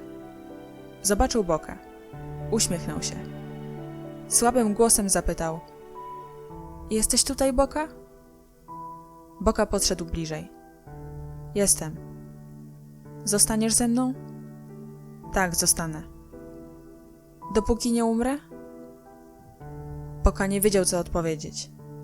Uśmiechnął się do przyjaciela, po czym przeniósł wzrok na matkę Nemeczka, jakby u niej szukając pomocy. Ale kobieta stała odwrócona do niego plecami i rąbkiem fartucha ocierała oczy. Głupstwa pleciesz, mój synu, powiedział, chrząkając z zakłopotaniem krawiec. Głupstwa pleciesz. Tym razem jednak Erno Nemeczek nie zwrócił najmniejszej nawet uwagi na słowa ojca. Spojrzał na Bokę i ruchem głowy wskazał rodziców. Oni nic nie wiedzą, powiedział. Teraz odezwał się Boka. Jakże nie wiedzą? Lepiej wiedzą niż ty. Nemeczek poruszył się. Z ogromnym trudem podniósł się i usiadł na łóżku. Nie chciał jednak niczyjej pomocy. Uniósł palec w górę i z całą powagą oświadczył. Nie wiesz w to, co mówią. Oni tak sobie mówią, dla pocieszenia. Ja wiem, że umrę. Nieprawda. Powiedziałeś nieprawda? Tak. A więc ja kłamię? Wszyscy troje usiłowali go uspokoić. Prosili, żeby się nie gniewał. Nikt go przecież nie posądza o kłamstwo. Nemeczek jednak był głęboko dotknięty, że mu nie wierzą i z wyrazem powagi na twarzy oświadczył. No więc daję wam słowo, że umrę. Przez drzwi zajrzała do środka dozorczyni. Droga pani, doktor przyszedł. Wszedł doktor i wszyscy powitali go z szacunkiem. Był to starszy pan o bardzo surowym wyglądzie.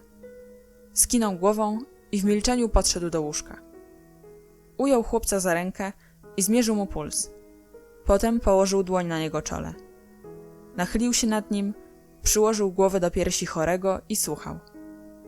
Matka Nemeczka nie mogła powstrzymać pytania. Panie doktorze, przepraszam, czy pogorszyło się? Nie. Po raz pierwszy odezwał się lekarz.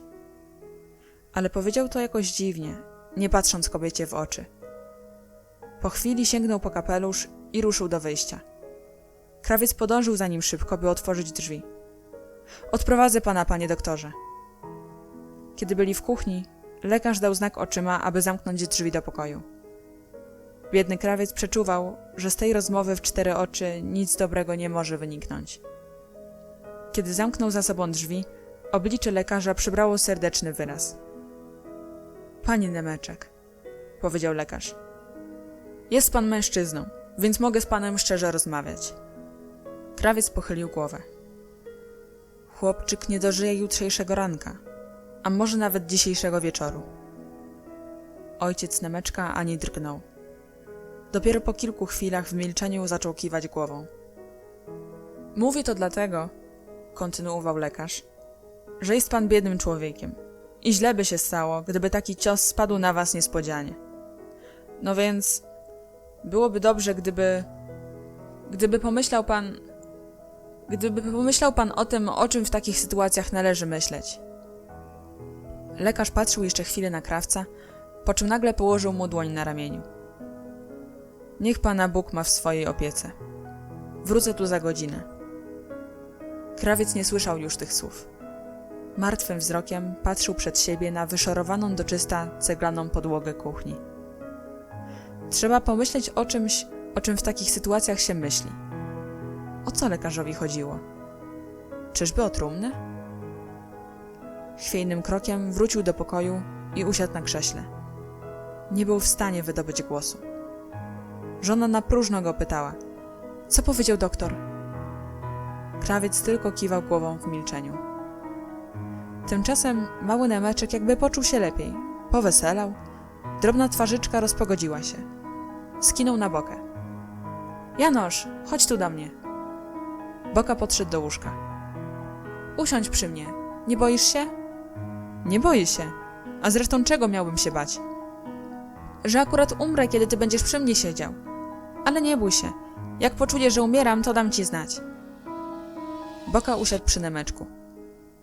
Chcesz mi coś powiedzieć?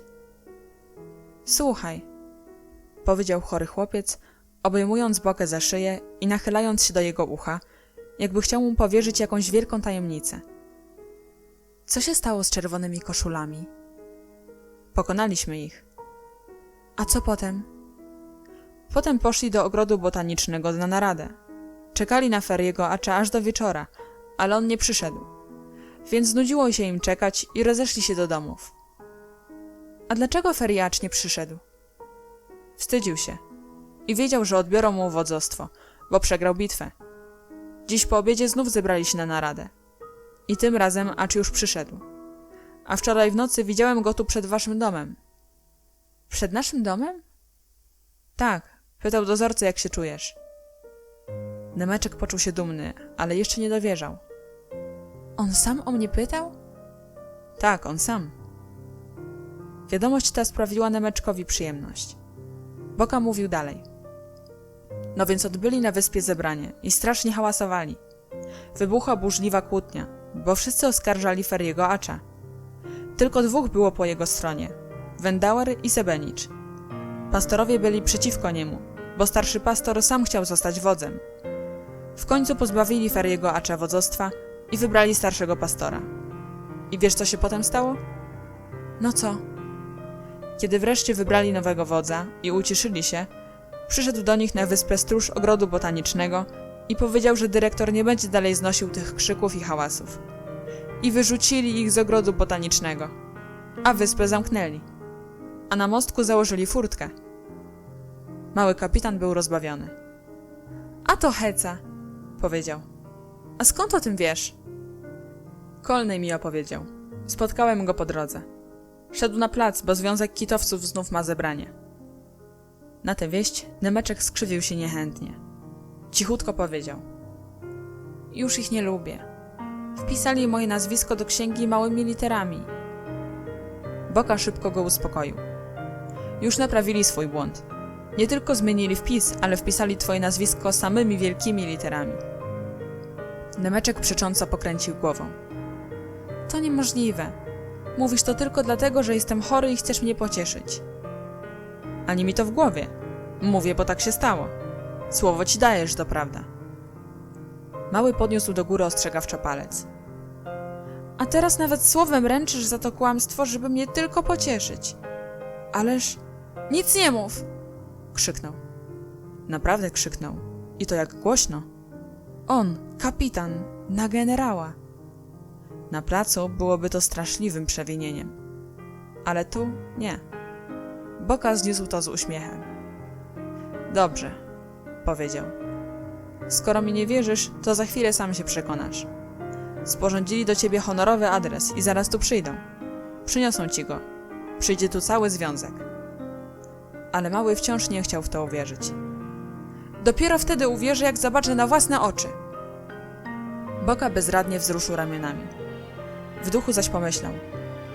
Nawet lepiej, że nie wierzy, bo tym większą będzie miał radość, kiedy tu przyjdą. Mimo woli jednak przypomnieniem tej sprawy zdenerwował chorego chłopca. Wciąż go bolała wyrządzona mu przez Związek Kitowców krzywda. Mówił do Boki z rozżaleniem. Widzisz, to co oni mi zrobili było wstrętne. Boka wolał się nie odzywać. Obawiał się, że jeszcze bardziej rozdrażni małego przyjaciela. Więc gdy Nemeczek zapytał, prawda? Przytaknął. Masz rację. A przecież, ciągnął Nemeczek, biłam się za wszystkich, za nich też, żeby i oni mogli pozostać na placu. Przecież ja nie dla siebie walczyłem, bo ja to już nigdy nie zobaczę placu. I nagle umilkł. Uzmysłowił sobie tę prawdę z całą wyrazistością. Już nigdy nie zobaczy placu. Bez najmniejszego żalu zostawiłby wszystko na tym świecie. Z wyjątkiem placu. Ich kochanego, jedynego placu zabaw. Łzy napłynęły mu do oczu, co nie zdarzyło się podczas całej choroby. Płakał nie z żalu, płakał z bezradności, z bezsilności. Oto nie może pójść raz jeszcze na swój ukochany plac broni, zobaczyć twierdzy, chaty. Przypomniały mu się tartak, wozownia, dwa duże drzewa morwowe, z których zrywał liście dla Czelego. Bo Czele miał w domu jedwabniki, które karmił liśćmi morwy, a jako elegant bał się wdrapywać na drzewo, żeby nie zniszczyć ubrania, więc kazał Nemeczkowi zrywać liście, bo Nemeczek był szeregowcem i musiał wykonywać rozkazy panów oficerów. Pomyślał o smukłym żelaznym kominie, który wypluwał obłoczki białej pary, rozpływającej się po kilku sekundach w powietrzu. I jakby usłyszał znajomy odgłos parowej piły, tnącej polana na kawałki. Nemeczkowi rozbłysły oczy, poczerwieniały policzki. Zawołał. Chcę iść na plac! A ponieważ wszyscy milczeli, powtórzył jeszcze bardziej stanowczo. Chcę iść na plac! Boka ujął go za rękę. Przyjdziesz na plac za tydzień, jak wyzdrowiejesz. Wtedy znów przyjdziesz. Nie! upierał się mały. Chcę iść teraz, zaraz! Dajcie mi moje ubranie i czapkę chłopców z placu broni! Sięgnął pod poduszkę i z triumfującą miną wyciągnął spłaszczoną jak naleśnik czerwono-zieloną czapkę, z którą nie rozstawał się ani na chwilę. Włożył ją na głowę. Podajcie mi ubranie! Ojciec ze smutkiem perswadował. Jak wyzdrowiejesz, Erno. Ale nie można już było sobie z nim poradzić. Z całej piersi, na ile tylko pozwoliły chore płuca, krzyknął. Ja nie wyzdrowieję! Słowa te wykrzyczał głosem tak zdecydowanym, że nikt nie śmiał mu się sprzeciwiać. Nie wyzdrowieję! Zawołał ponownie. Okłamujecie mnie, bo ja dobrze wiem o tym, że umrę. A jak już mam umrzeć, to pozwólcie mi umrzeć tam, gdzie zechcę. Ja chcę iść na plac. Oczywiście nie mogło być o tym mowy. Wszyscy podeszli do niego, zaczęli go przekonywać, uciszać. Tłumaczyli mu. Teraz w żaden sposób. Jest zła pogoda. Za tydzień.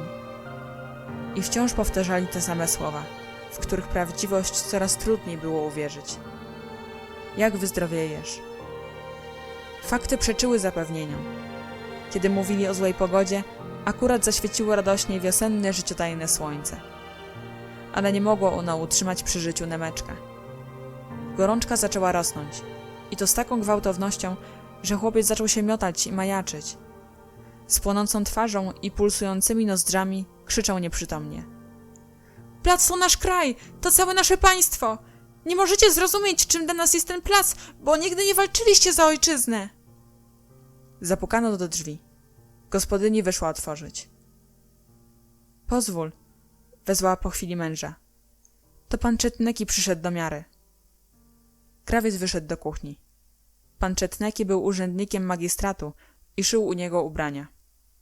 Na widok ojca Nemeczka zapytał gwałtownie. Co słychać z moim brązowym ubraniem? Z pokoju dobiegały strzępy przygnębiającego monologu. Trąbka do boju! Pełno kurzu na placu! Naprzód! Naprzód! Przepraszam pana, powiedział krawiec.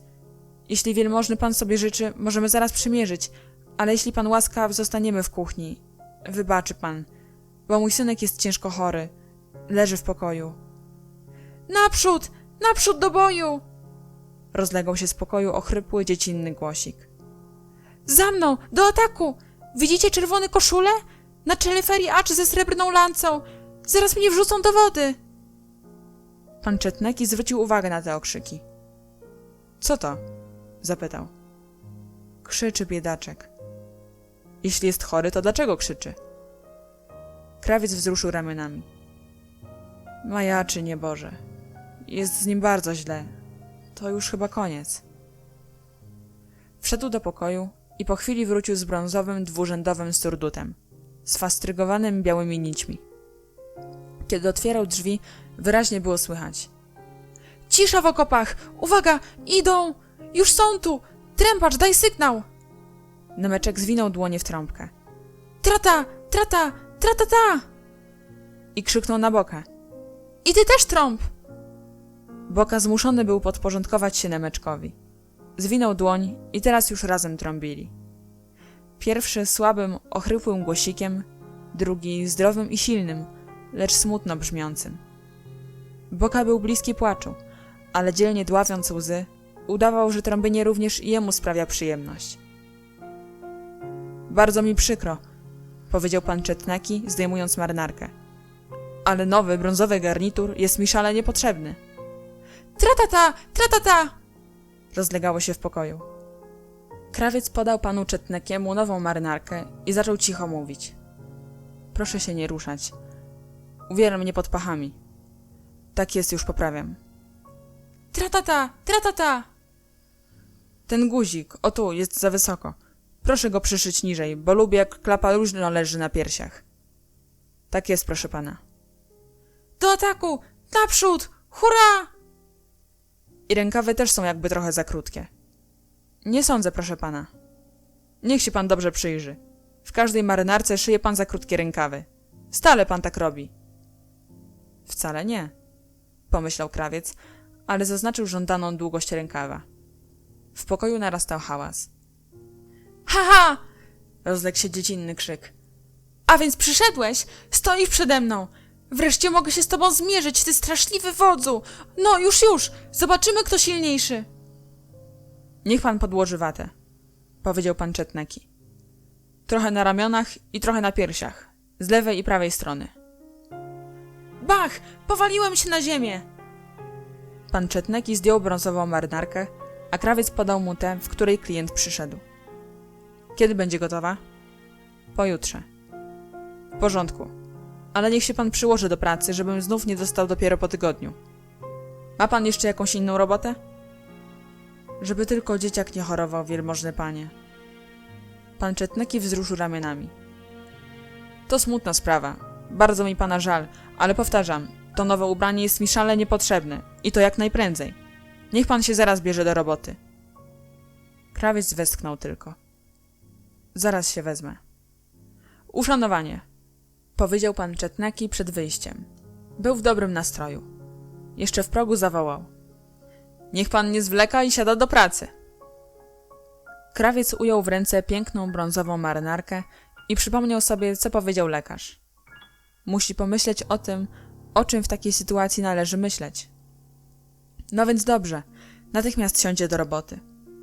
Kto wie, na co przydadzą się pieniądze, które dostanie za uszycie tego pięknego brązowego ubrania. Może te kilka forintów zawędruje do stolarza. Do tego stolarza, który robi małe trumienki. A pan Czetneki będzie sobie dumnie paradował w nowym ubraniu po deptaku nad Dunajem. Wrócił do pokoju i natychmiast zasiadł do szycia. Nie spoglądał nawet w stronę łóżka, tylko cały czas machał igłą, aby jak najszybciej wykonać pilne zamówienie. Pan Czetneki potrzebował ubrania, a on być może będzie potrzebował pieniędzy na stolarza. Stan małego kapitana pogarszał się i już nie sposób było z nim wytrzymać. Zebrał w sobie resztkę sił i w długiej, sięgającej kostek koszuli nocnej stanął na łóżku. Czerwono-zielona czapeczka przekrzywiła mu się na głowie.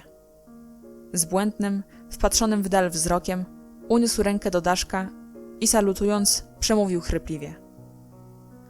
Melduję posłusznie, panie generale, że powaliłem na łopatki wodza czerwonych koszul i proszę teraz o awans. Spójrzcie na mnie, jestem już kapitanem. Walczyłem za ojczyznę i zginąłem za nią. Trarara, trara, trąb kolnej trąb. Jedną ręką chwycił się za oparcie łóżka. Fortece, ognia! Bombardujcie nieprzyjaciela! Haha, tam jest Jano! Uważaj, Jano! Ty też zostaniesz kapitanem, Jano. Ale twojego nazwiska nie wpiszą małymi literami. Jesteście bez serca. Zazdrościliście mi, bo lubił mnie Boka i to ja byłem jego przyjacielem, a nie wy. A ten cały związek kitowców to jedna wielka głupota. Występuję z tego związku. I po chwili cicho dodał. Proszę to zaprotokołować. A krawiec, pochylony nad niskim stolikiem, starał się niczego już nie słyszeć i niczego nie widzieć poza swoją robotą.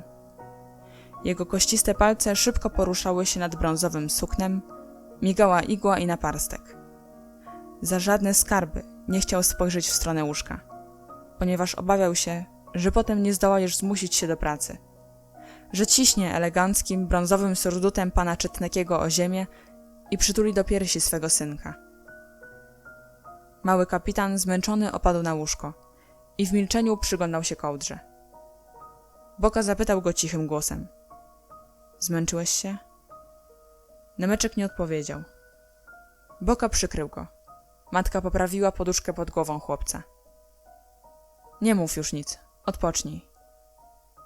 Mały spojrzał na Bokę nieprzytomnym wzrokiem. Nie dostrzegał już przyjaciela. Znów się odezwał. Tatusiu. Nie, odpowiedział zdławionym głosem generał. Ja nie jestem twoim tatusiem. Nie poznajesz mnie? Jestem Janosz Boka.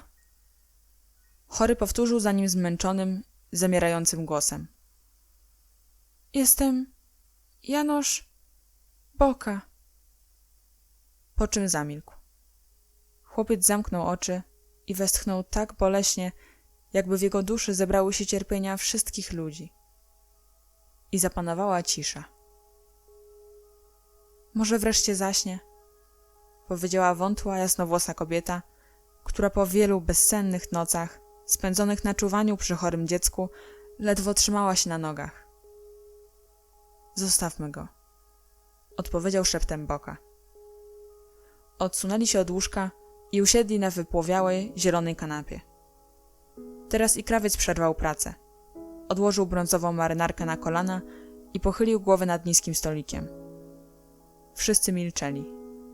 Było tak cicho, że słyszało się brzęczenie muchy.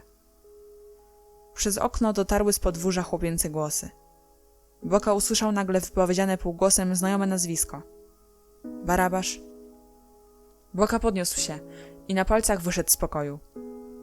Kiedy otworzył wiodące z kuchni na podwórze oszklone drzwi, zobaczył zalęknioną gromadkę chłopców z placu broni. Tak, szepnął stojąc najbliżej Weiss. Przyszedł tu cały związek kitowców. Nareszcie jesteście. Przynieśliśmy Nemeczkowi uroczysty adres, w którym czerwonym atramentem napisaliśmy, że związek prosi go o przebaczenie i że wpisaliśmy jego nazwisko do księgi samymi wielkimi literami. Mamy ze sobą tę księgę i jest tu cała nasza delegacja. Boka pokręcił głową. Nie mogliście przyjść wcześniej? Dlaczego? Bo on przed chwilą zasnął. Członkowie delegacji spojrzeli na siebie. Nie mogliśmy przyjść wcześniej, bo musieliśmy wybrać przewodniczącego delegacji i długo nad tym dyskutowaliśmy. Trwało to z pół godziny, nim wybraliśmy Weissa. W progu pojawiła się matka Nemeczka. Nie śpi, powiedziała. Znów majaczy. Wyraz przerażenia i zdumienia pojawił się na twarzach chłopców. Wejdźcie do środka, chłopcy, zapraszała kobieta. Jak was zobaczy, to może oprzytomnieje. I szeroko otworzyła przed nimi drzwi. Chłopcy byli bardzo przejęci. Wchodzili kolejno z powagą, jak do kościoła. Zdejmowali czapki jeszcze przed wejściem, na dworze. A kiedy już za ostatnim z nich zamknęły się drzwi, zatrzymali się w pełnej szacunku postawie. Szeroko otwartymi oczyma patrzyli na ojca Nemeczka i na leżącego w łóżku przyjaciela. Krawiec nie zareagował na wejście chłopców. Oparł głowę na dłoniach i milczał. Nie płakał. Był już tylko bardzo zmęczony. W łóżku, z otwartymi oczyma, leżał mały kapitan. Wąskie usteczka miał otwarte. Oddychał z trudem, głęboko. Nikogo już nie poznawał. Być może widział już to, czego nie ogląda się na ziemi. Kobieta zachęciła chłopców. Podejdźcie do niego. Ruszyli więc wolno w stronę łóżka, ale nogi mieli jakby z ołowiu. Jeden dodawał odwagi drugiemu. Idź ty, to ty podejdź do niego. Ty jesteś przewodniczącym delegacji, ty idź, powiedział Barabasz. Weiss powoli podszedł do łóżka. Koledzy stanęli wokół, ale Nemeczek nawet na nich nie spojrzał. Mów, szepnął Barabasz. I Weiss zaczął drżącym głosem. Słuchaj, Nemeczku. Ale Nemeczek nie słuchał. Oddychał z trudem i nieruchomo patrzył w sufit. Nemeczku, powtórzył Weiss, dławiąc się od łez. Barabasz szepnął mu do ucha. Nie płacz. Ja nie płaczę, odpowiedział Weiss, ciesząc się, że opanował wybuch płaczu i może wypowiedzieć te słowa. Wreszcie wziął się w garść i przemówił. Wielce szanowny panie kapitanie, powiedział i wyciągnął z kieszeni list. Jako, że przyszliśmy tu i jako, że jestem prezesem, tym samym w imieniu związku, bo zrobiliśmy błąd i my wszyscy chcemy się teraz prosić o przebaczenie i w tym uroczystym dokumencie wszystko to napisaliśmy. Odwrócił się. W oczach lśniły mu 2 duże łzy. Ale za skarby świata nie chciał odstąpić od urzędowego tonu, do którego przywiązywali w związku wielką wagę. Panie sekretarzu, zwrócił się do Lesika. Proszę podać księgę związku. Stojący w pogotowiu Lesik natychmiast podał księgę. Weiss ostrożnie położył ją na skraju łóżka, zaczął kartkować i otworzył na tej stronie, na której znajdował się wpis. Spójrz, zwrócił się do chorego. Przeczytaj. Ale Nemeczek powoli zamknął oczy. Czekali. Weiss znów się odezwał. Zobacz. Nemeczek nie odpowiadał. Teraz wszyscy już podeszli bliżej łóżka.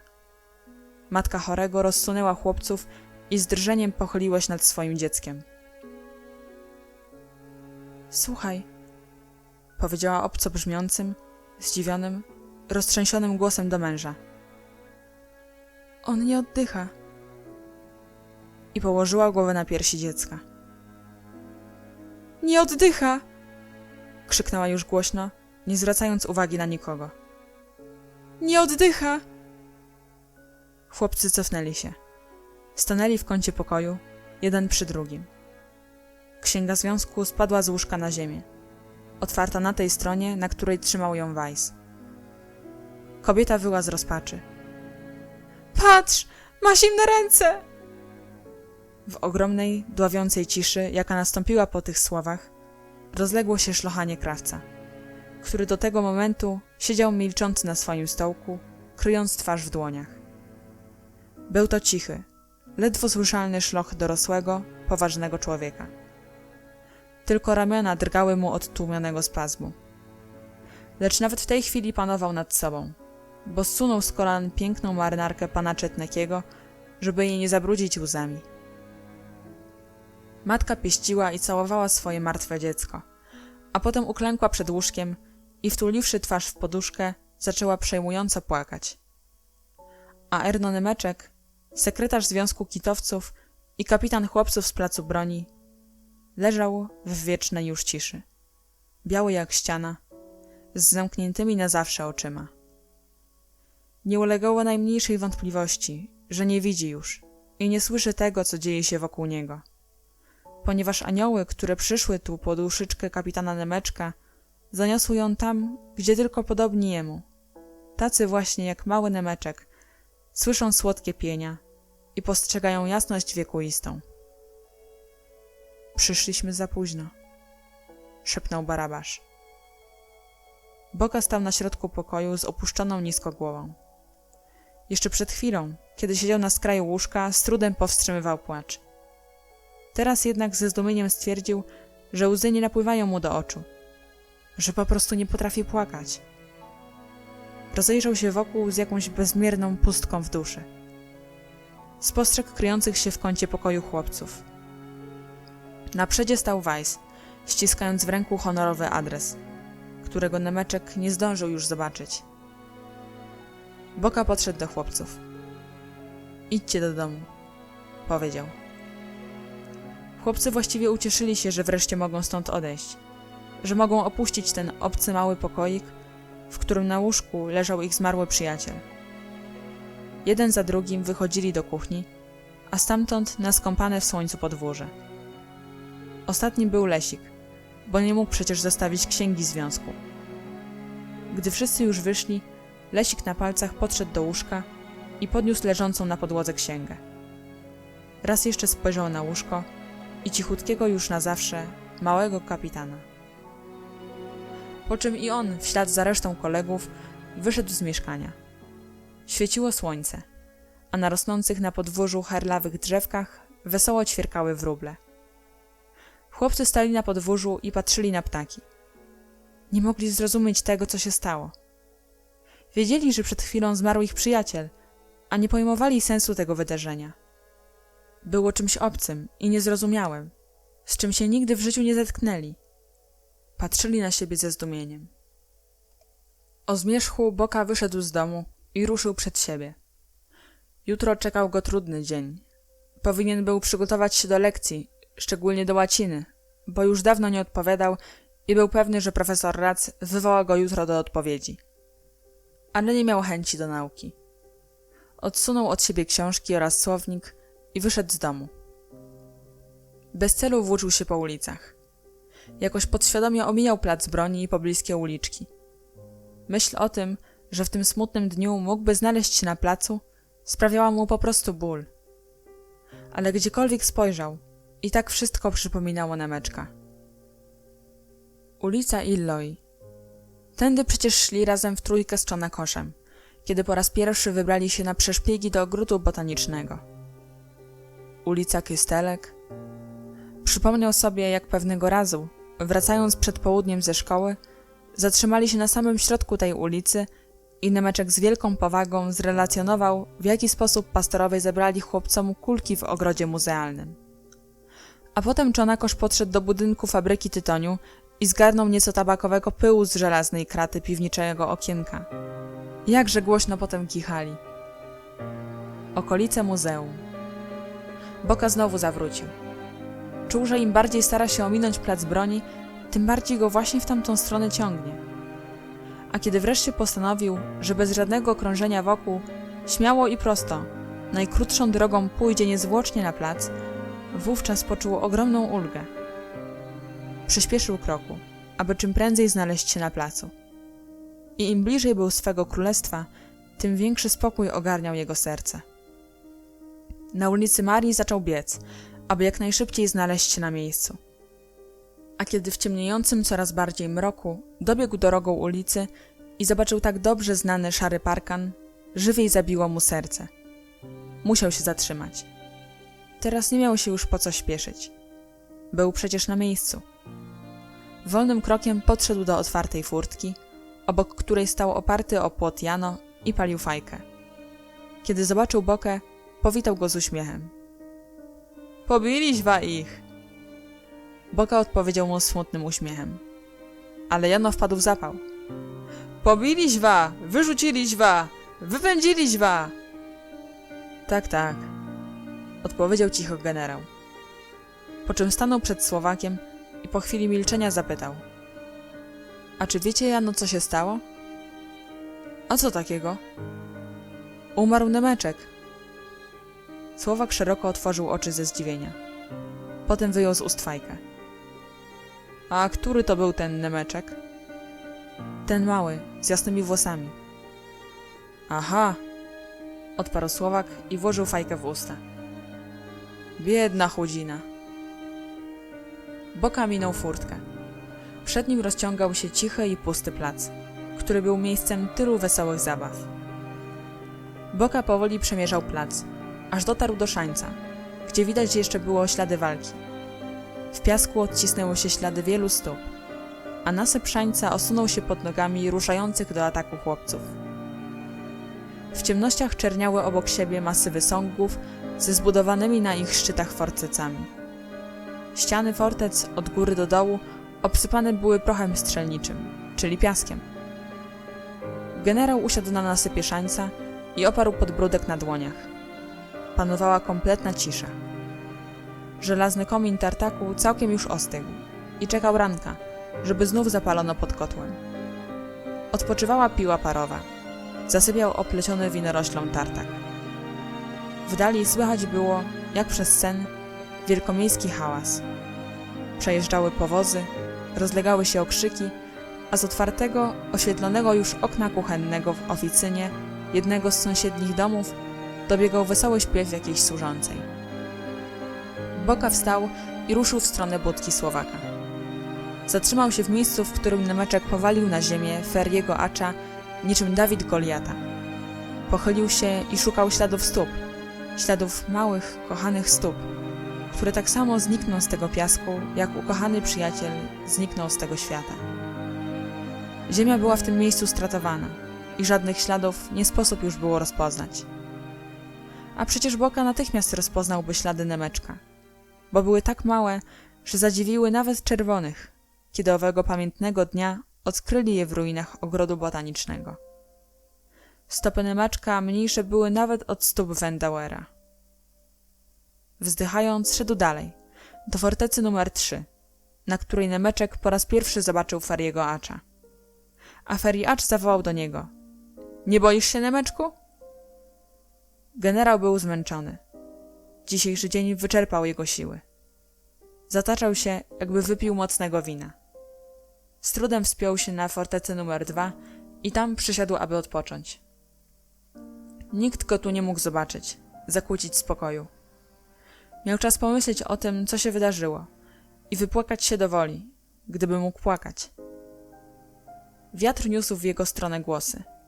Spojrzał ze swojej fortecy w dół i spostrzegł obok budki ciemne sylwetki dwóch chłopców. Nie rozpoznał ich w ciemnościach, więc zaczął przysłuchiwać się głosom. Swoi czy obcy? Chłopcy cicho ze sobą rozmawiali. Wiesz co, Barabasz? Powiedział jeden z nich. Jesteśmy teraz akurat w tym miejscu, w którym Nemeczek ocalił nasz plac. Milczeli chwilę. Po czym znów odezwał się ten sam głos. Wiesz co, Barabasz? Pogódźmy się w tym miejscu raz na zawsze. Ale już tak naprawdę. Nie ma sensu, żebyśmy się ciągle ze sobą kłócili. Zgoda. Powiedział ze wzruszeniem w głosie Barabasz. Ja też chcę się z tobą pogodzić. Przecież po to przyszliśmy tutaj. Znów zapanowała cisza. Chłopcy stali w milczeniu naprzeciw siebie, czekając, kto pierwszy wyciągnie rękę. Wreszcie odezwał się Kolnej. No to zgoda. Barabasz, ciągle wzruszony, odpowiedział. No to zgoda. Podali sobie ręce, a potem bez słowa padli sobie w objęcia. A więc w końcu i to nastąpiło. Stał się cud. Boka popatrzył na tę scenę ze szczytu fortecy, ale nie zdradził swojej obecności. On również chciał być sam, a poza tym czuł, że jest im potrzebny jak dziura w moście. Po chwili obaj chłopcy ruszyli w stronę ulicy Pawła, cicho ze sobą gawędząc. Na jutro jest dużo złaciny, powiedział Barabasz. Tak, odparł Kolnej. Ty masz dobrze, westchnął Barabasz. Wczoraj odpowiadałeś, ale ja już dawno nie byłem pytany i teraz na mnie kolej. Słuchaj, powiedział Kolnej. Z 2 rozdziału wykreślone zostały wiersze od 10 do 23. Czy masz to zaznaczone w książce? Nie będziesz się chyba uczył tego, co zostało opuszczone. Przyjdę do ciebie i pokażę ci ten fragment. Dobrze. Myślę już tylko o lekcjach. Jak szybko zapomnieli. Nemeczek umarł. Pan profesor Rac żyje. Jutrzejsza lekcja łaciny jest faktem, a najważniejsze, że obaj chłopcy są cali, zdrowi i że czekają ich codzienne obowiązki. Kolnej i Barabasz zniknęli w ciemnościach. Boka pozostał wreszcie sam jeden. Ale nawet tu, w fortecy, sam na całym placu, nie mógł zaznać spokoju. Pora była późna. Z kościoła dzielnicy Józef Waros dobiegały łagodne dźwięki dzwonu. Boka zszedł więc z fortecy i zatrzymał się przed budą. Spostrzegł wracającego od furtki w stronę swojej chaty Jano. Koło niego biegł Hektor, merdając ogonem. Boka zaczekał na nich. No, odezwał się Słowak. Pani czy nie idzie do domu? Już idę, odpowiedział Boka. Słowak uśmiechnął się. W domu smaczna, ciepła kolacja. Smaczna, ciepła kolacja. Przytaknął machinalnie Boka i przyszło mu na myśl, że przy ulicy Rakos, w mieszkaniu biednego krawca, 2 skromnych, samotnych już ludzi też siada w kuchni do stołu. A w pokoju obok palą się świece. Na stoliku zaś leży piękna, dwurzędowa, brązowa marynarka pana Czetnykiego. Boka zajrzał do chaty Słowaka i zobaczył oparte o ścianę dziwne przyrządy. Okrągłe, czerwono-białe tablice blaszane, podobne do tych krążków, jakie trzymają w ręku dróżnicy, gdy przed ich budkami przejeżdżają pośpieszne pociągi. Stał też w chacie trójnóg z umocowaną na nim mosiężną rurą. I jeszcze pomalowany na biało kołki. Co to takiego? Zapytał. Jano zajrzał do środka.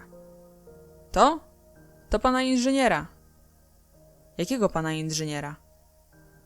Pana architekta. Boce gwałtownie zabiło serce. Architekta? A czego on tu chce? Jano pyknął fajkę. Budować będą. Tutaj? Tak. W poniedziałek przyjdą robotnicy, rozkopią plac, wykopią piwnice, fundamenty. Co? Krzyknął Boka. Będą budować tu dom? Tak, dom, odpowiedział obojętnie Słowak. Wielki, 3-piętrowy dom. Kto ma plac, buduje i dom. I wszedł do chaty. Boce zakręciło się w głowie. Dopiero teraz napłynęły mu do oczu łzy. Szybkim krokiem, a potem biegiem pędził w stronę furtki. Uciekał z placu. Uciekał z tej obcej i niewiernej ziemi, której z takim poświęceniem i męstwem bronili i która oto teraz tak haniebnie opuszcza ich, aby po wieczne czasy dźwigać na sobie wielką, czynszową kamienicę. Stanął w furtce i jeszcze raz obejrzał się za siebie, jak czyni ten, kto na zawsze opuszcza ojczyznę. Myśl o rozstaniu z placem ścisnęła mu serce z wielkim bólem. Jedyną pociechą w tym cierpieniu było tylko to, że skoro już biednemu Nemeczkowi nie było dane dożyć przeprosin, z jakimi przyszła do niego delegacja Związku Kitowców, to może i lepiej, że nie doczekał też chwili, kiedy zabierają im ojczyznę, za którą oddał swe życie. A nazajutrz, kiedy cała klasa zastygła w niemej, pełnej skupienia ciszy i pan profesor Rac poważnym, godnym krokiem wszedł powoli na katedrę, aby w wielkiej ciszy, uroczystym głosem wspomnieć Erno Nemeczka i przypomnieć uczniom, że jutro o 3:00 mają zebrać się na ulicy Rakos w czarnych lub przynajmniej ciemnych ubraniach. Janosz Boka z wielką powagą wpatrywał się w blat ławki i po raz pierwszy zaczął w głębi swojej młodej duszy pojmować, czym właściwie jest życie, w którym smutki i radości tak dziwnie splatają się w jeden wspólny los.